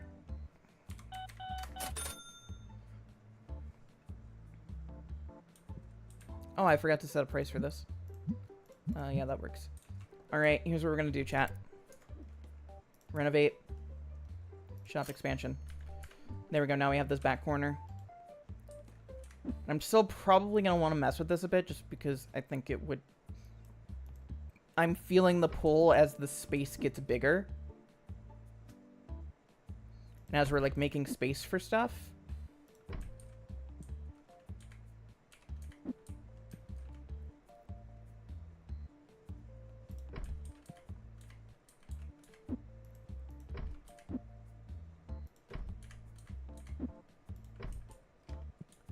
Oh, hello.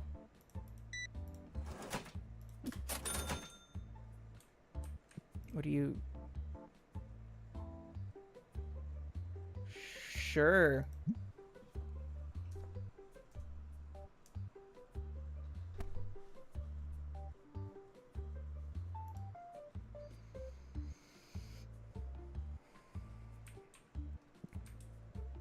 Let's go ahead and close. Okay.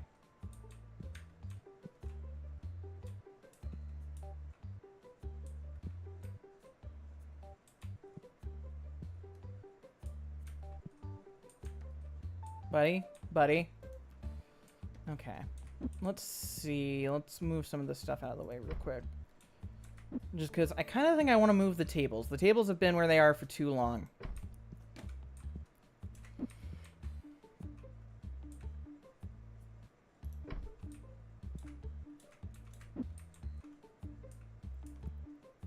So maybe like, ooh, wait.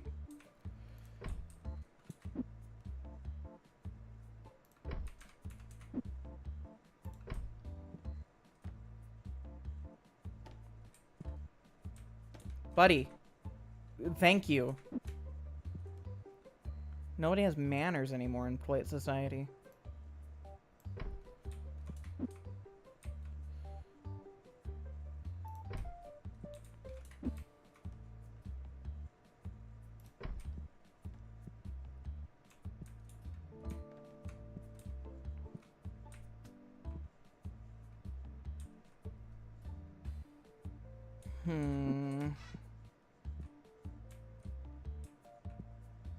If I removed these shelves, would I have enough space to do?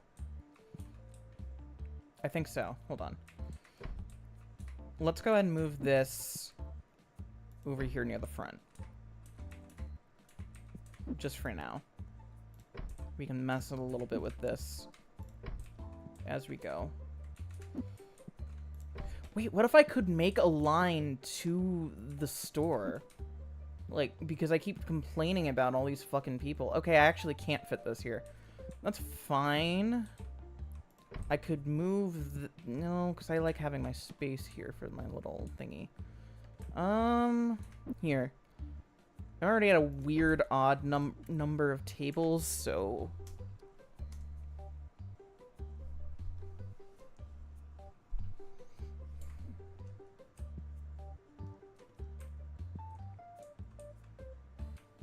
Maybe instead what I want to do is do them horizontally. Like this. Would that be a better use of space?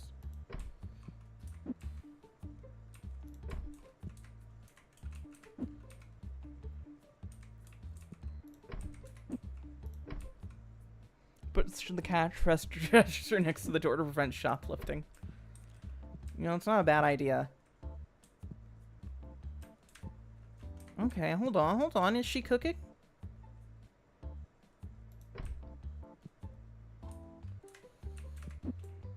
Is she cooking?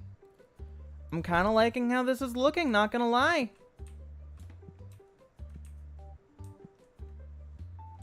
Let me get another table real quick.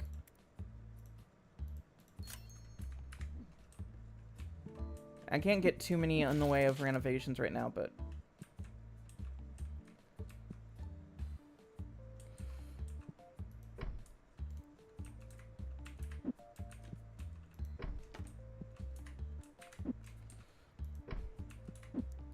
let's just move this stuff out of the way just for right now. I could box this up, but I don't feel like it. Okay, I kind of like this vibe.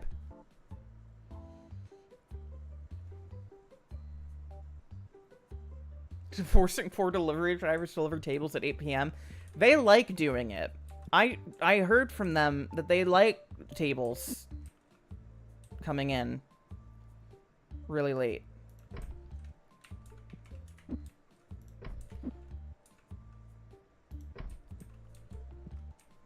Let's see if I can, like, almost make, like, a little aisle system, you know?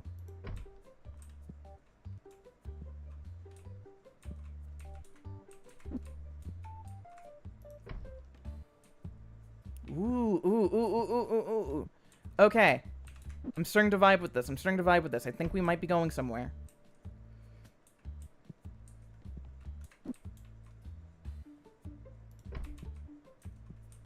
That might be a bit too much.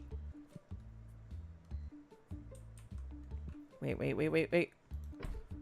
Okay, so we go with this idea. We can move this kind of, like, over here. So it's like a middle ground for people who are leaving from, like, one point of the store to the other. And then we can have this, like, advertising, like, oh, look, all our nice little Monopoly products. Like, you know how stores do, where they put the big kind of gimmicky stuff up front. Ooh, and then I could fit another one of these here if I wanted to.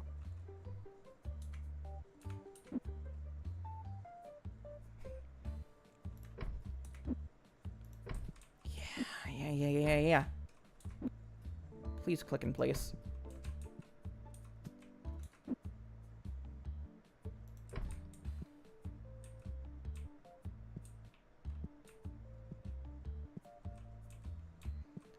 Oh, and this way, if you're chilling here. Ooh, well, actually. I wonder wonder if I can get away with just having them, like, here.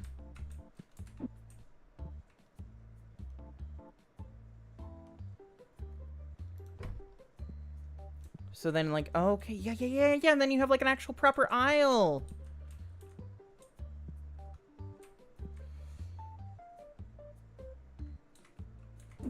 Let's go and put the fucking expensive card pack right here by the register so you're looking at it and you're like, wow, that's brand new and fancy. Yeah, okay. I was wanting to see if, like, it was worth it to...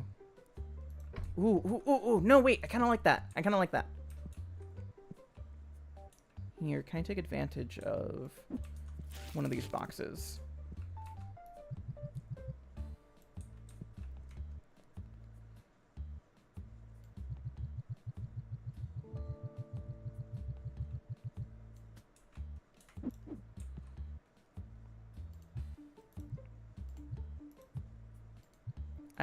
I like this better down here because it's big. So it stands out. Let's go ahead and open these.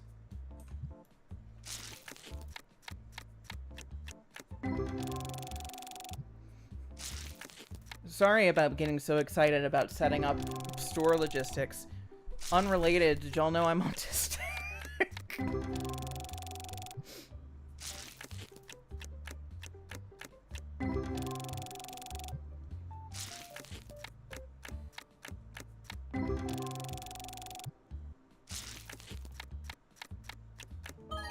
Ooh, okay. We're cooking.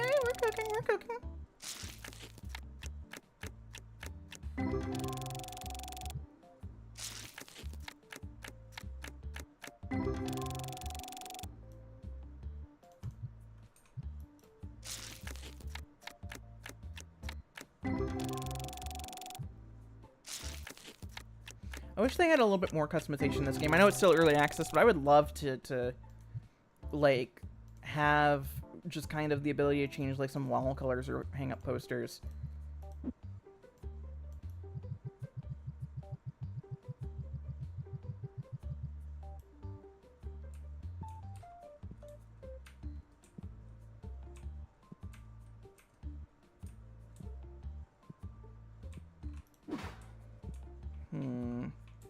There's something off about the spacing here.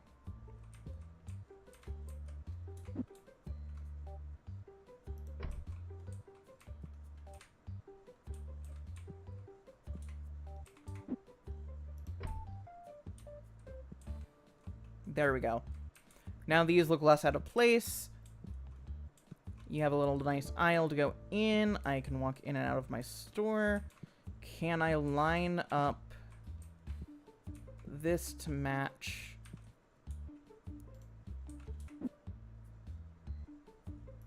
Ooh, wait.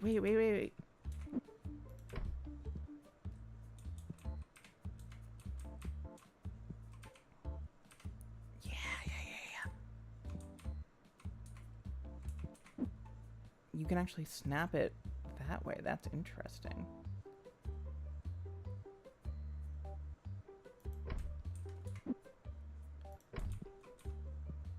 No, that's too claustrophobic. Let's snap it back.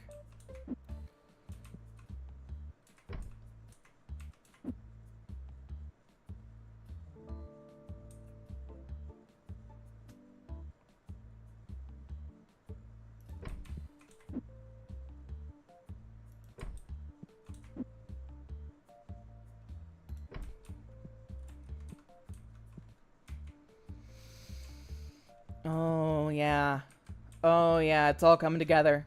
Ooh, and I could put more tables here if I wanted to. Yeah. Place has bad feng shui? What's the feng shui? How do I fix the feng shui?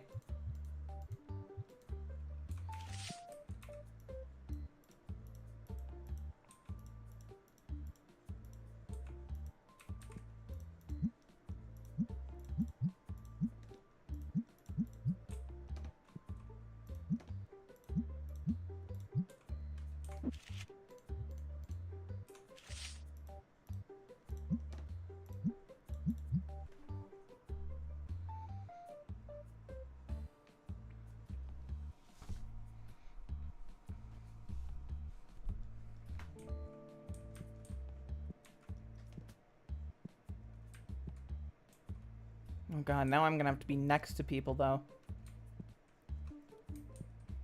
What if I move this stuff down a little bit? So it's now here.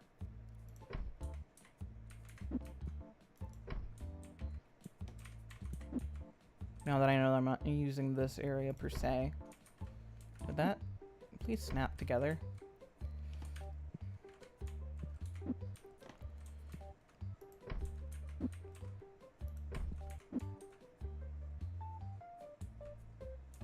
What?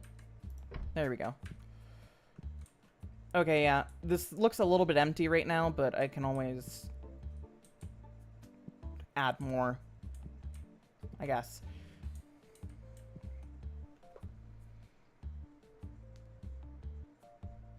Buffer between the gamers and the window. Yeah, I don't know.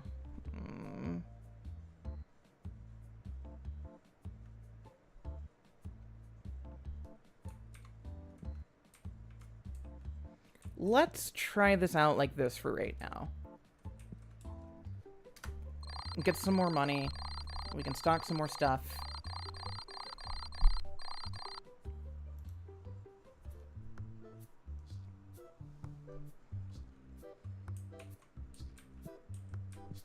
It's gonna take some getting used to for the new layout of this.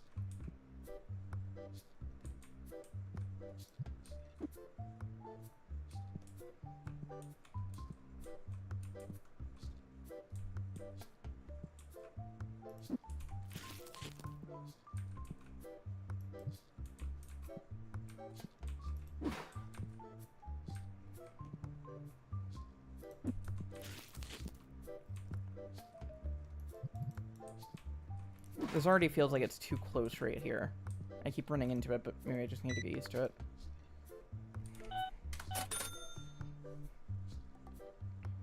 Place air fresheners in between. Hey, hey, hey, hey, smelly, stinky. Gross. Gross. Gross. Gross. Gross.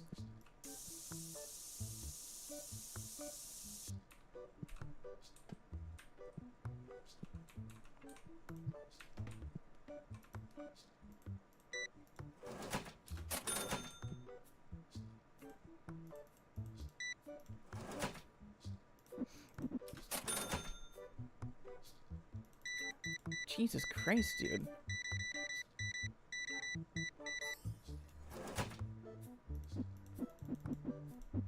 How did he manage to not get smelled?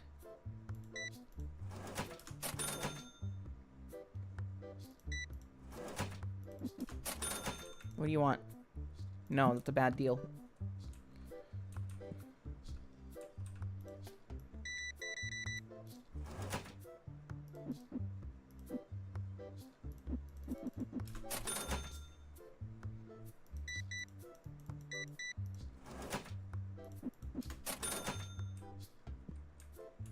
Yeah, this hallway feels a bit narrow as it is right now, but...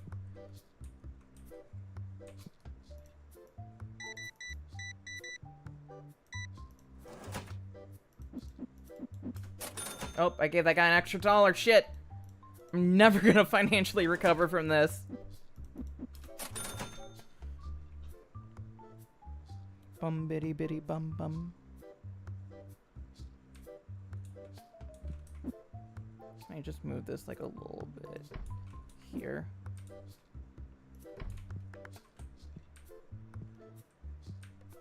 That's better. I think. Maybe I'm just being really anal about this for no reason.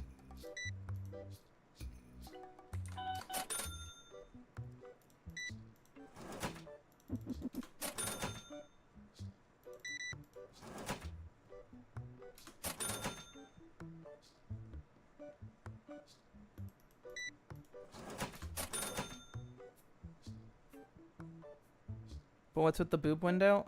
I don't know. I don't have that.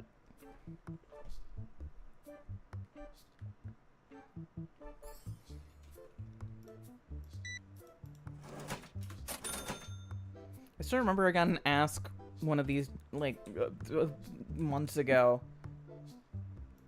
where someone was like, "No offense, but why is your YouTube avatar flat-chested when all the photos of you aren't?" And it's like I can't stop thinking about it. And now I just need like a version of my usual like YouTube art, but with like big fucking honkers.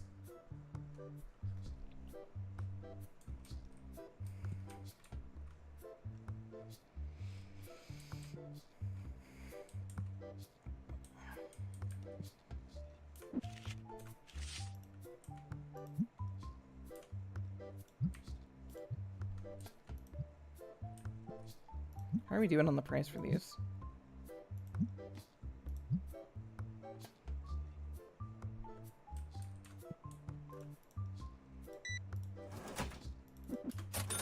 Hi, Claire. Jesus Christ, Claire! I mean, you saved Raccoon City. Who am I to tell you how to spend your money?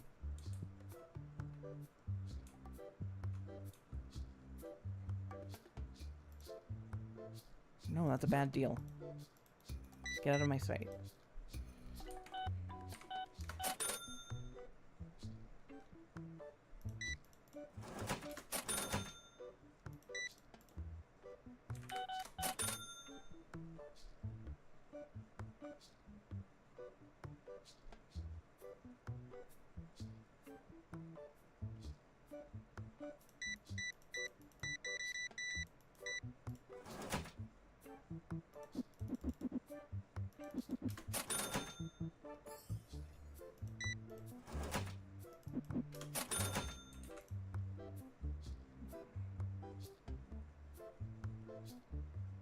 No, that's, we could drive a profit, but not as, I don't feel like spending that much money right now. Not when there's still so much store to be restocked. That's not what I wanted to hit.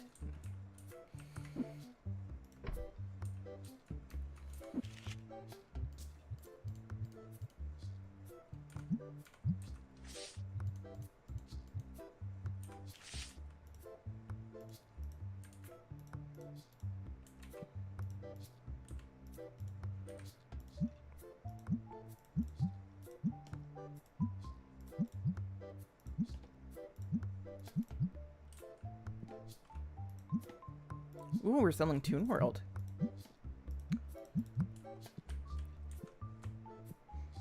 Sorry about that, sir.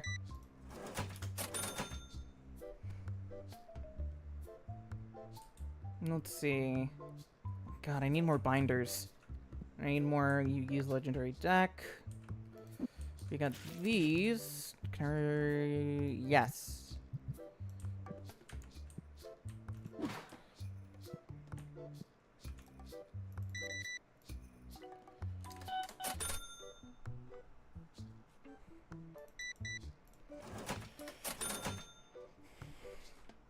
Alright.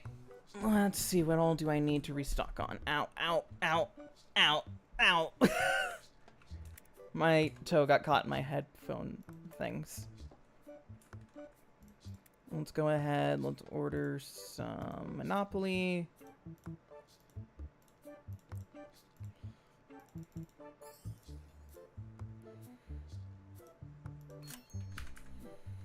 Oh, sorry, I was on my phone.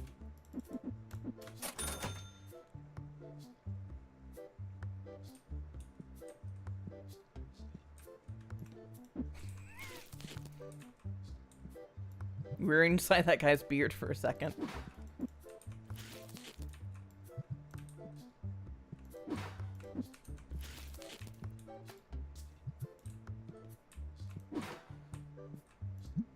How are we doing in price? That's fine.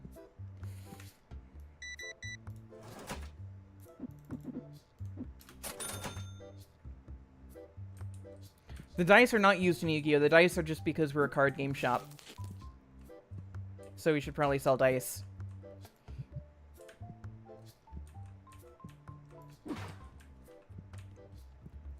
Because no matter what, it's for nerds. Hi, pronouns.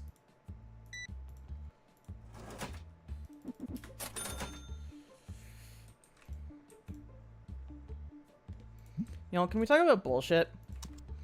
Why is it in that the Kaiba and Yugi tin, the fucking whatever it's called, one of your like secret rare card slots can be a fucking token? Why is there not a promo card for that set that's like guaranteed? What is the deal with that? And why would they just let one of your fucking chances for a rare be a token?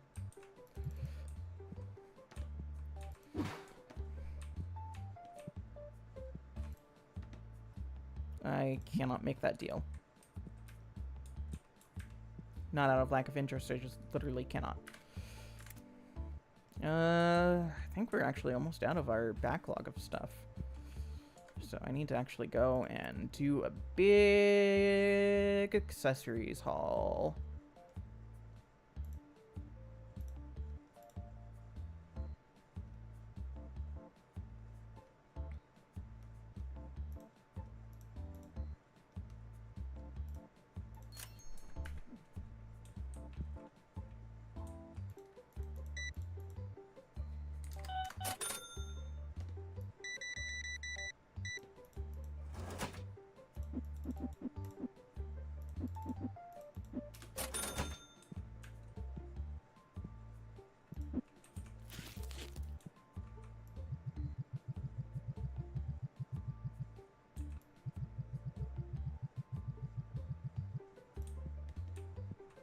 Okay, I forgot how much card sleeves use on that shelf, so we have an entire box extra. What do you want? No, gross. Get away from me.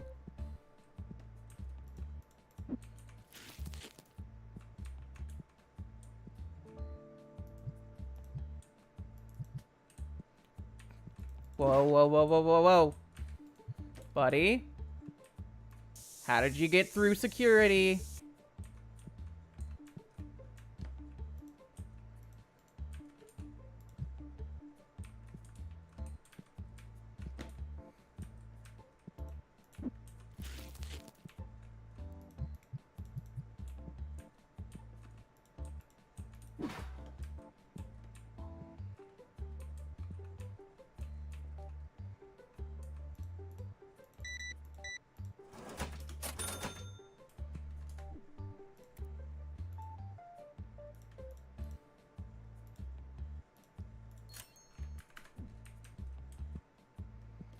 Do do do do do do do.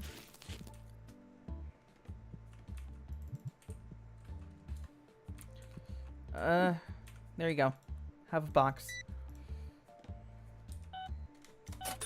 What do you want?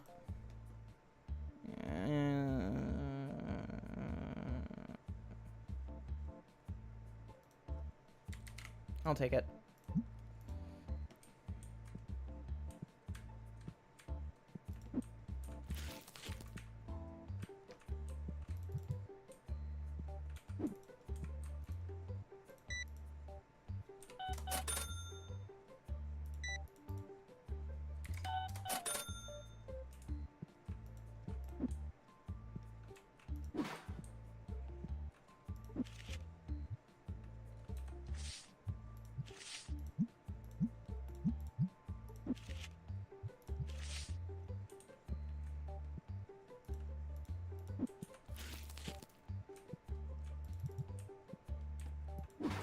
Uh-oh, stinky alert.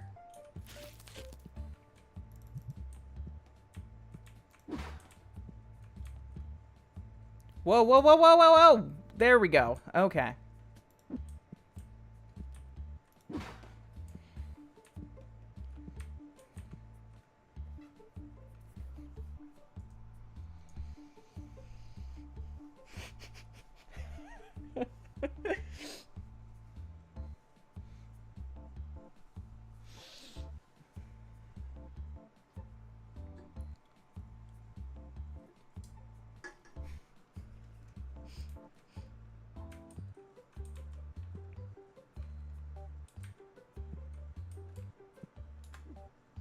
Let's buy some more shit.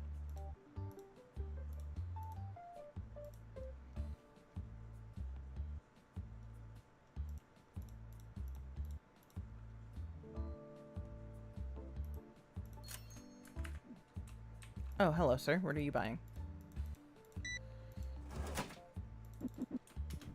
Oh, sorry. I should actually close the register and complete that sale.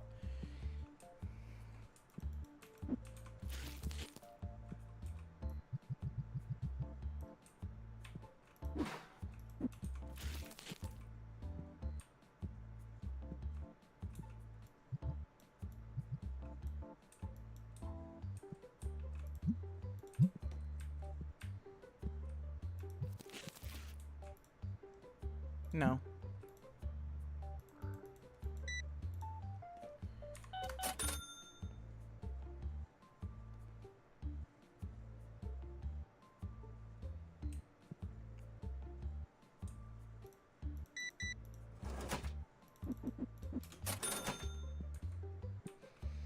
There was a tweet that went viral because this guy was like, there was a girl at my LGS playing Yu-Gi-Oh! And she left still being sexist. So it's because of the stink, not because of the sexism. Oh, jeez. It reminds me of, like, that thing when it's, like, the fucking Smash tournament had to, like, put out the fucking notice that was, like, please wear deodorant.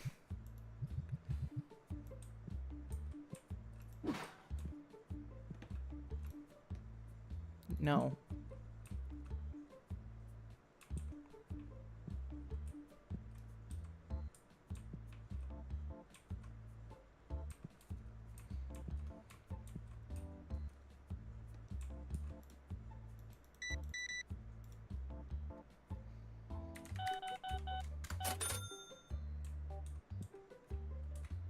Leave.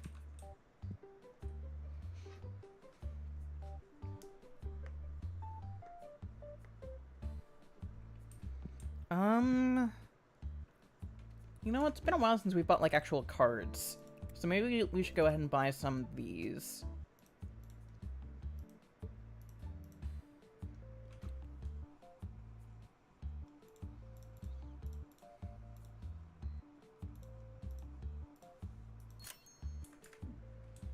And we can open the remaining ones.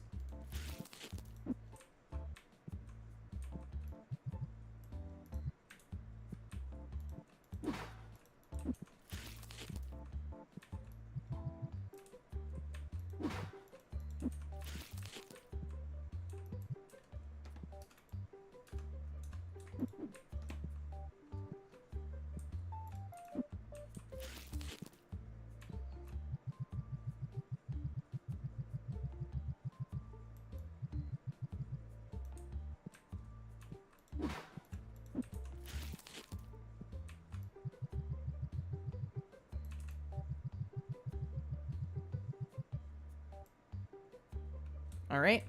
Well, we're opening those. That's a fine price. Ooh, I'm actually undervaluing these. Yo! 10% markup is $420. Oh, Jesse, thank you for the super chat. Hey, Emily, I dare you to do a video essay on the goddamn Batman and Robin age 12. Just kidding, unless you'll do it. I don't know if I'll do a full video essay on it, but, like, it's definitely something that will end up being talked about on the channel in some way, shape, or form.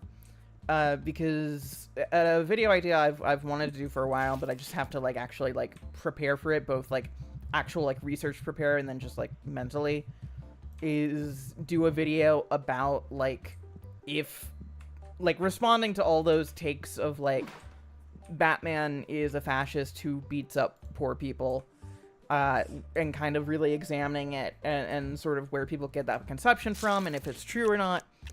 And so I don't think I'll do a full video essay on All-Star Batman and Robin, but I do think that, like, you can't really talk about, like, sociopathic Batman adaptations without also touching on the goddamn Batman.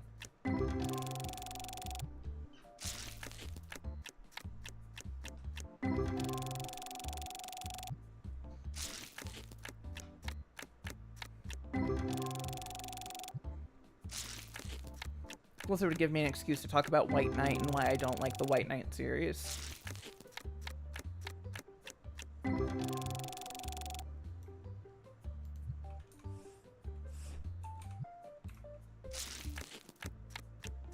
God damn, we have so many cards. Can we get something, like, valuable, please? Come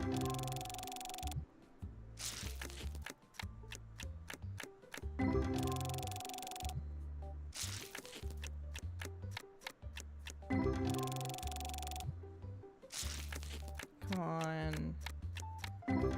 Food, water, a card above $5 in value.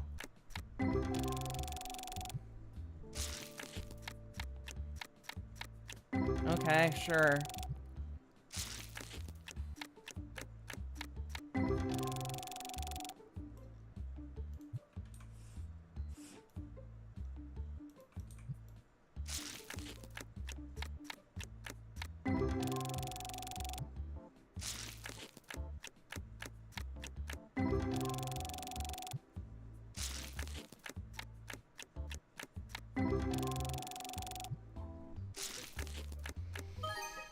Okay, it's something. Chat, it's something.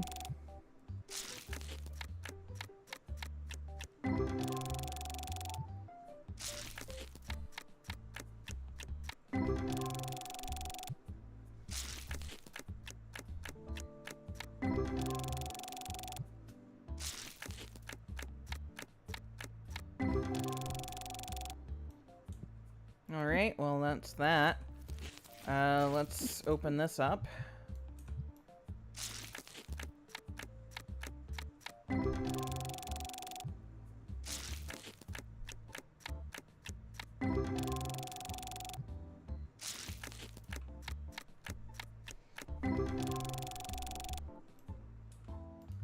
Alright, let's open this one up.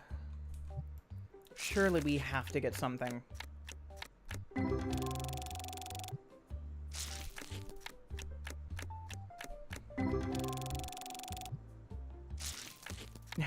This is terrible luck.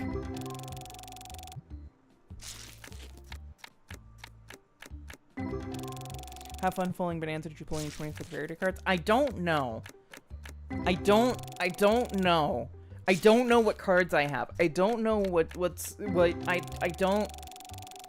I literally think I might just need to do a stream where I go through my fucking card binder and show off the cards I have, because I don't know which ones are which and what are valuable. I just know that I got a really shiny Jinzo.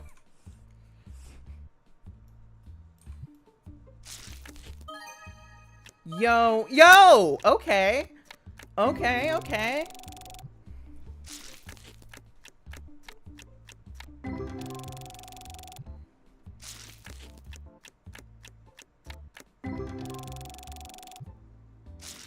Oh, they have an embossed 25? Oh, yeah, then I have a few of those.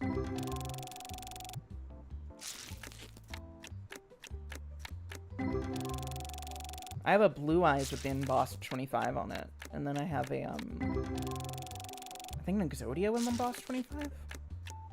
Left and right leg of Exodia. Or is it a right leg and right arm of Exodia? I don't know. I have two Exodias. Alright, last one.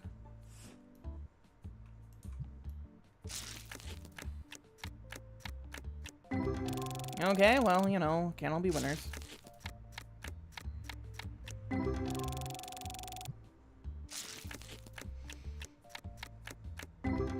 Oh, I do have a Totally Awesome. I did get a Totally Awesome. So, I got that going for me. And I got an SP Little Knight. I have two SP Little Knights. Which is apparently a good card that people like.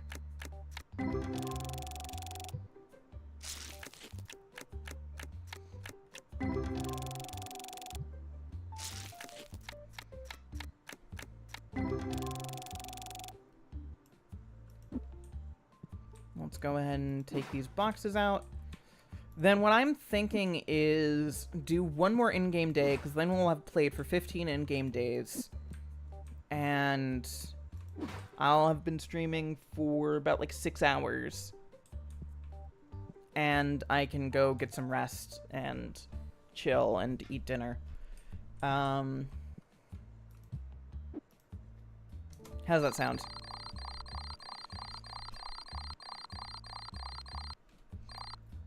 I don't know why I'm asking y'all, but...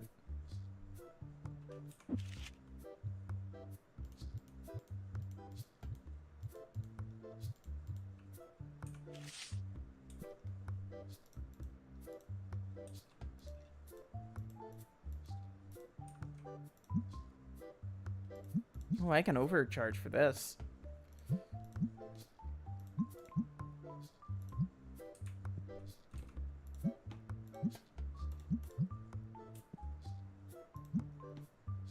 Ooh, I can overcharge for this.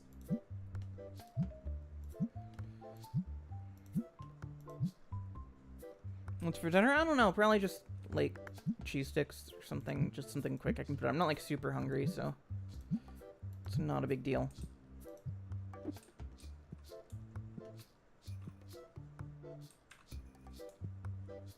I still want to figure out... I could just add 3 more tables back here, but...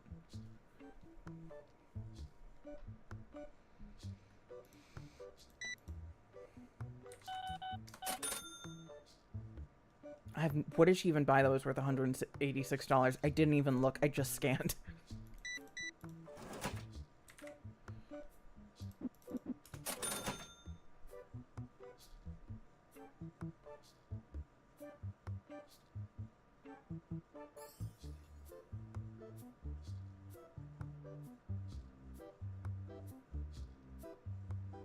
Oh, wait. I can probably make some bulk boxes.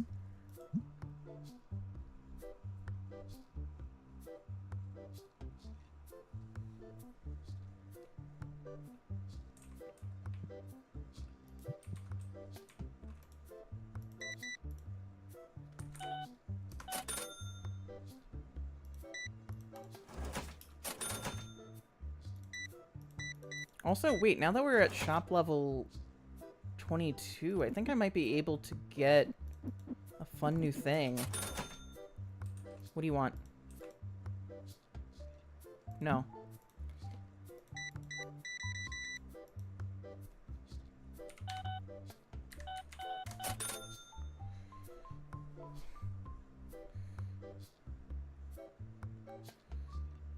What do you want?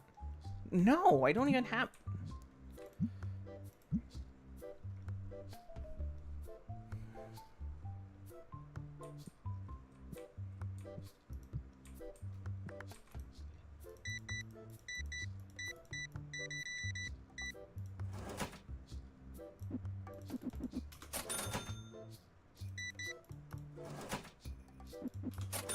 All right.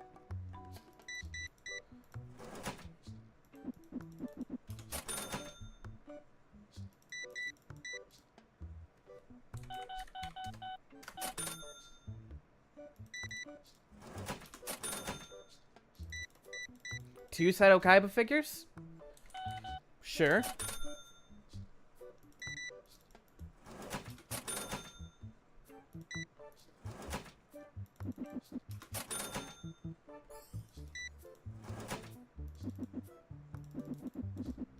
I don't know why I gave him that in dimes. That was really irresponsible of me.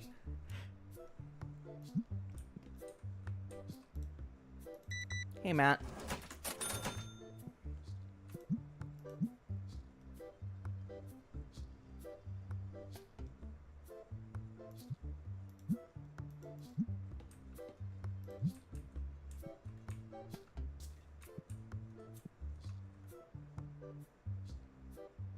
What do you want? No.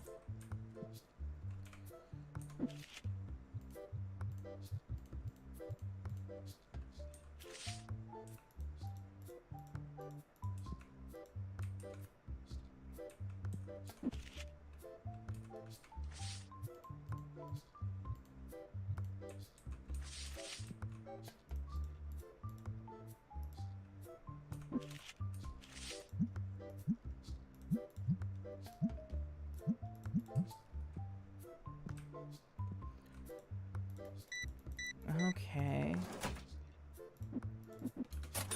Let's go. Let's do this. I see a stinky guy outside. He has been eliminated.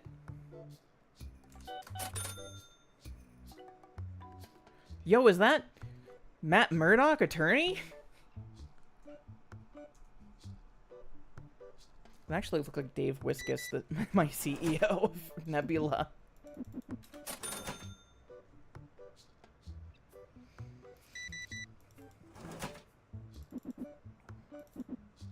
Oh shit. I know how to do coins and math and stuff. Ooh, I need to order more Bakura.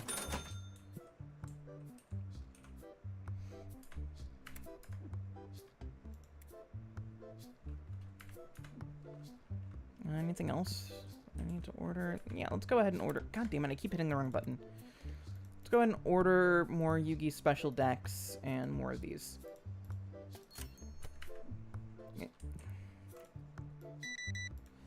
Okay.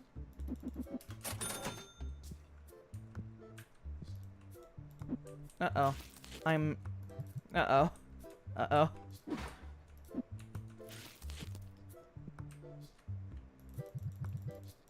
Y'all don't know how brave it just is, because I felt a sneeze coming on, but I didn't want to sneeze into the mic. So I literally just held it in, which is like the most brave thing anyone can do.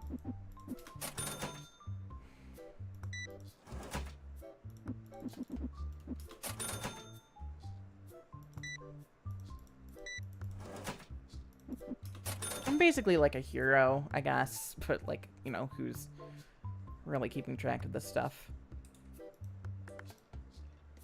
No.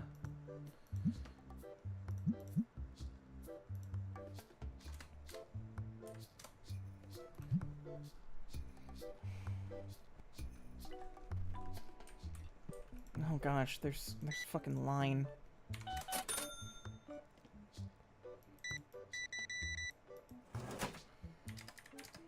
Oh, you gave me cash. Mr. White?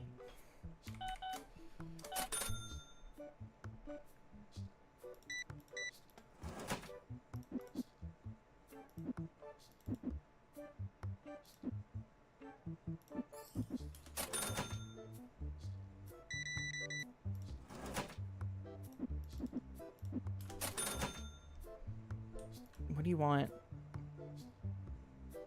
This is such a... No, I'm just going to decline it because I think that's silly.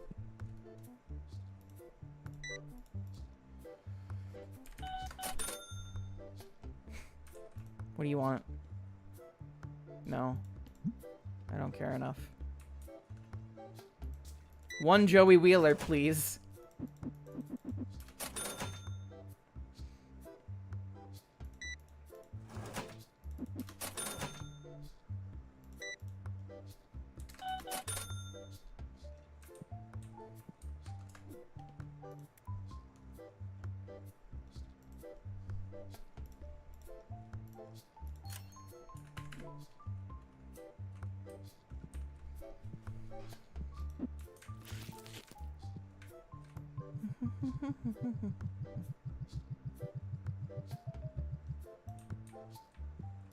Hey, pronouns.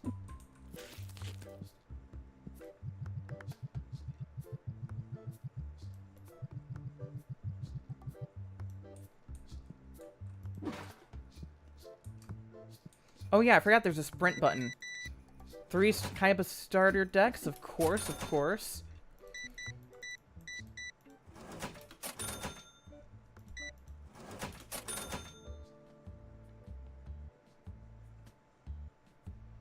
What do you want? No. Is my rent due? Ooh, that's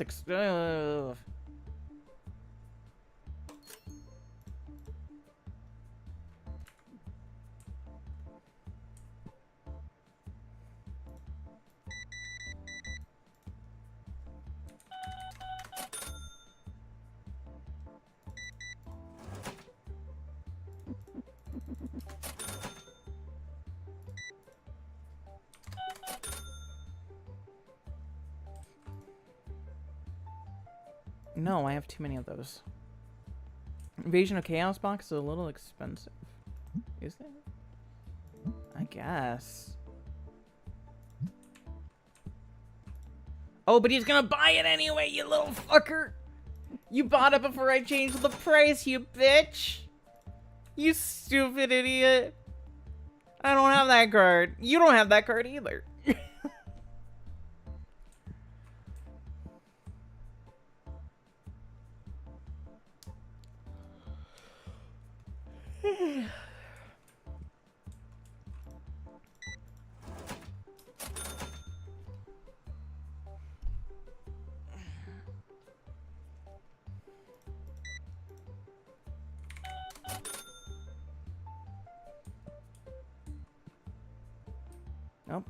Here comes a stinky boy. Not anymore, though.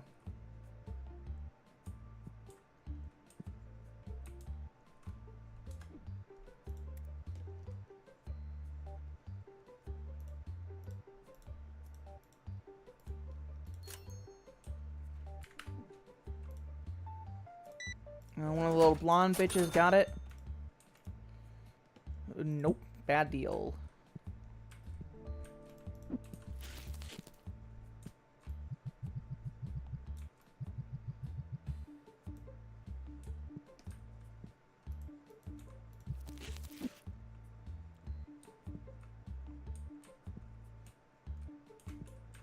That's not what I wanted.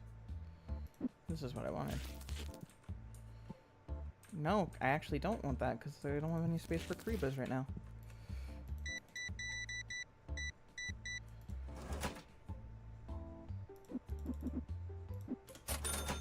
What do you want? No.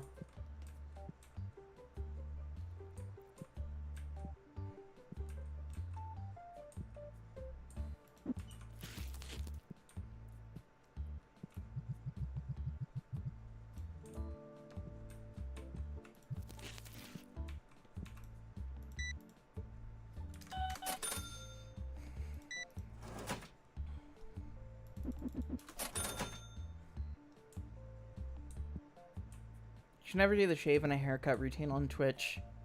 You think your audience will like it, but then you only get 2 bits. I'm running low on dice.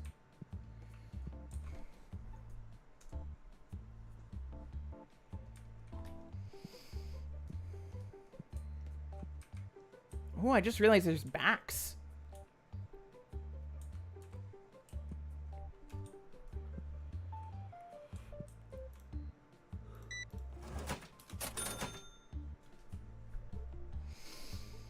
What hair color would you say Yugi has? Is it blonde? Is it pink? Is it black? Is it all 3? Like, if you had to pick one word to describe him.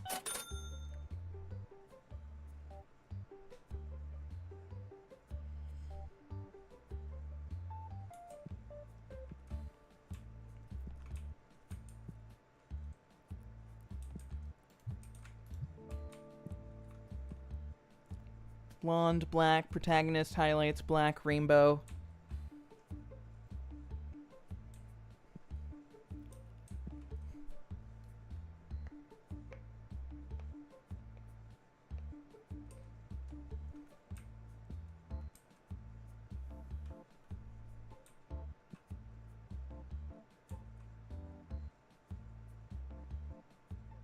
Oh, you changed your mind?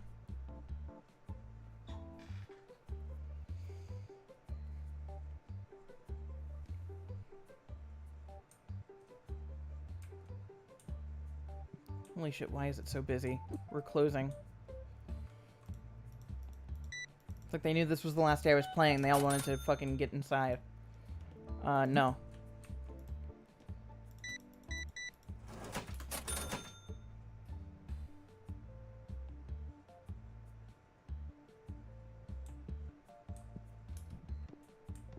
Aren't you the girl from Control? Alright, chat. Before we end the stream, here's one thing I'm thinking. Oh, I'm completely out of black dice. So I need to place a black dice order, but in order to make the most out of shipping, I want to go ahead and order something else along with it. So I'm thinking we get 1 pack of 32, and we just open all the cards in it for ourselves. Now we have 4 choices here. Do we want Spell Ruler, Invasion of Chaos, Magician's Force, and Labyrinth of Nightmare?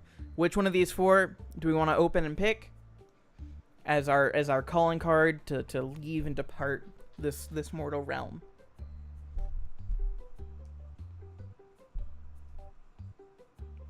One vote for Invasion of Chaos, 1 for Spell Ruler, 1 for Nightmare. So okay, it's like all tied right now. Labyrinth of Nightmare, so that's 2 for Nightmare. 2 for Chaos. Let's invade the Chaos. That's 3 for Chaos, so I'm thinking we're feeling Chaos. Oh, the Nightmare's in the lead. Oh, Nightmare's taking the lead. Nightmare's... All right. We're opening up Nightmare, looks like.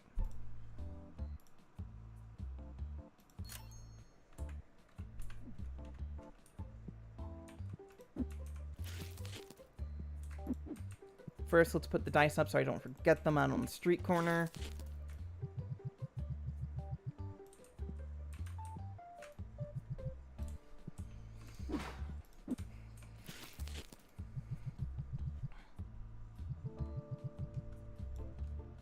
All right. Now.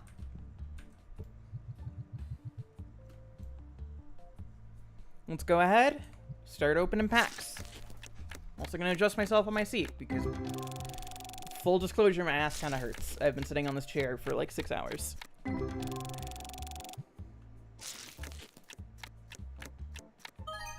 Okay, we got a little ghost jam guy. We got another one.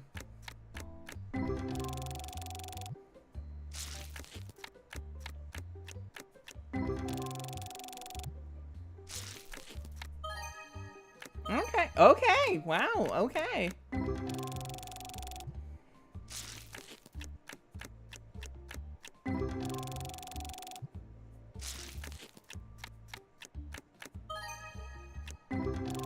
Empress Mantis, we're getting some pretty good ones. Let's open up some more.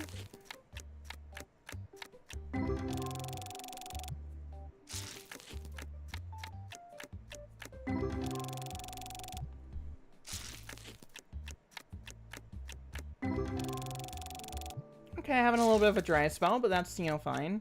It happens sometimes.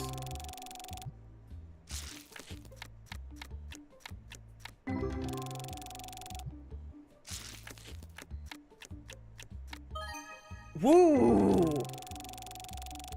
That's a really nice card. Yo!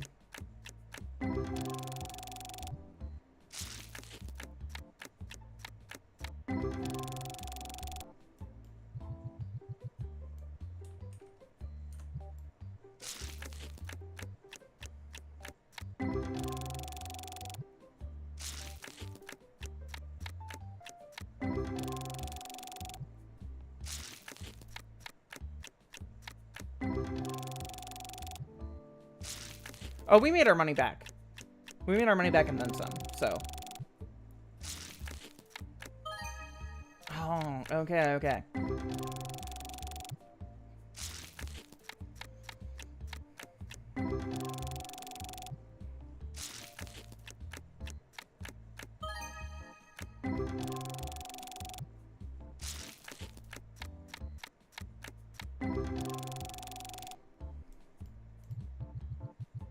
Alright, last round. Ooh, okay.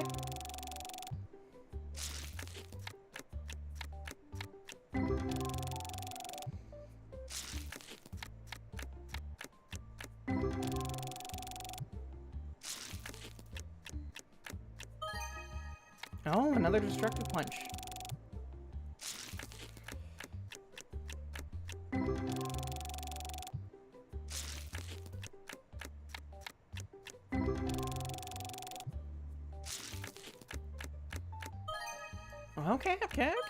Okay.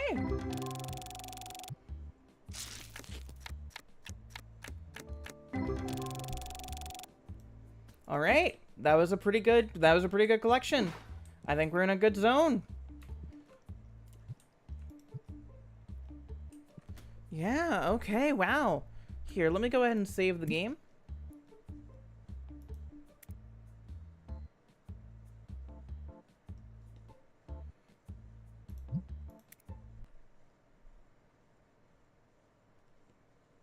Wow. Wasn't that something? We lived, we learned, we played card games. Not really. We actually didn't play any card games. There's not any card game playing in that. So, this was a fun little stream. Thank y'all for stopping by. If y'all want to see more of this, I might stream more of this. If y'all want to see more of the VTuber model, just let me know. Because I still want to fine-tune it a little bit, but I do like the overall vibe that it brings me. This has been a really amazing stream. This has been a really engaged chat. This has been a really fun game. Sorry I was locked in for so much of it in terms of like just focusing on managing my shop. But yeah, I'm gonna go rest and eat food and charge my iPad because it's at like 4%. So, uh, thank you all for coming. If it's your birthday, happy freaking birthday. Um, happy New Year. I probably will talk to y'all some, just stream some before New Year's, but who knows? Um. Anyway, bye.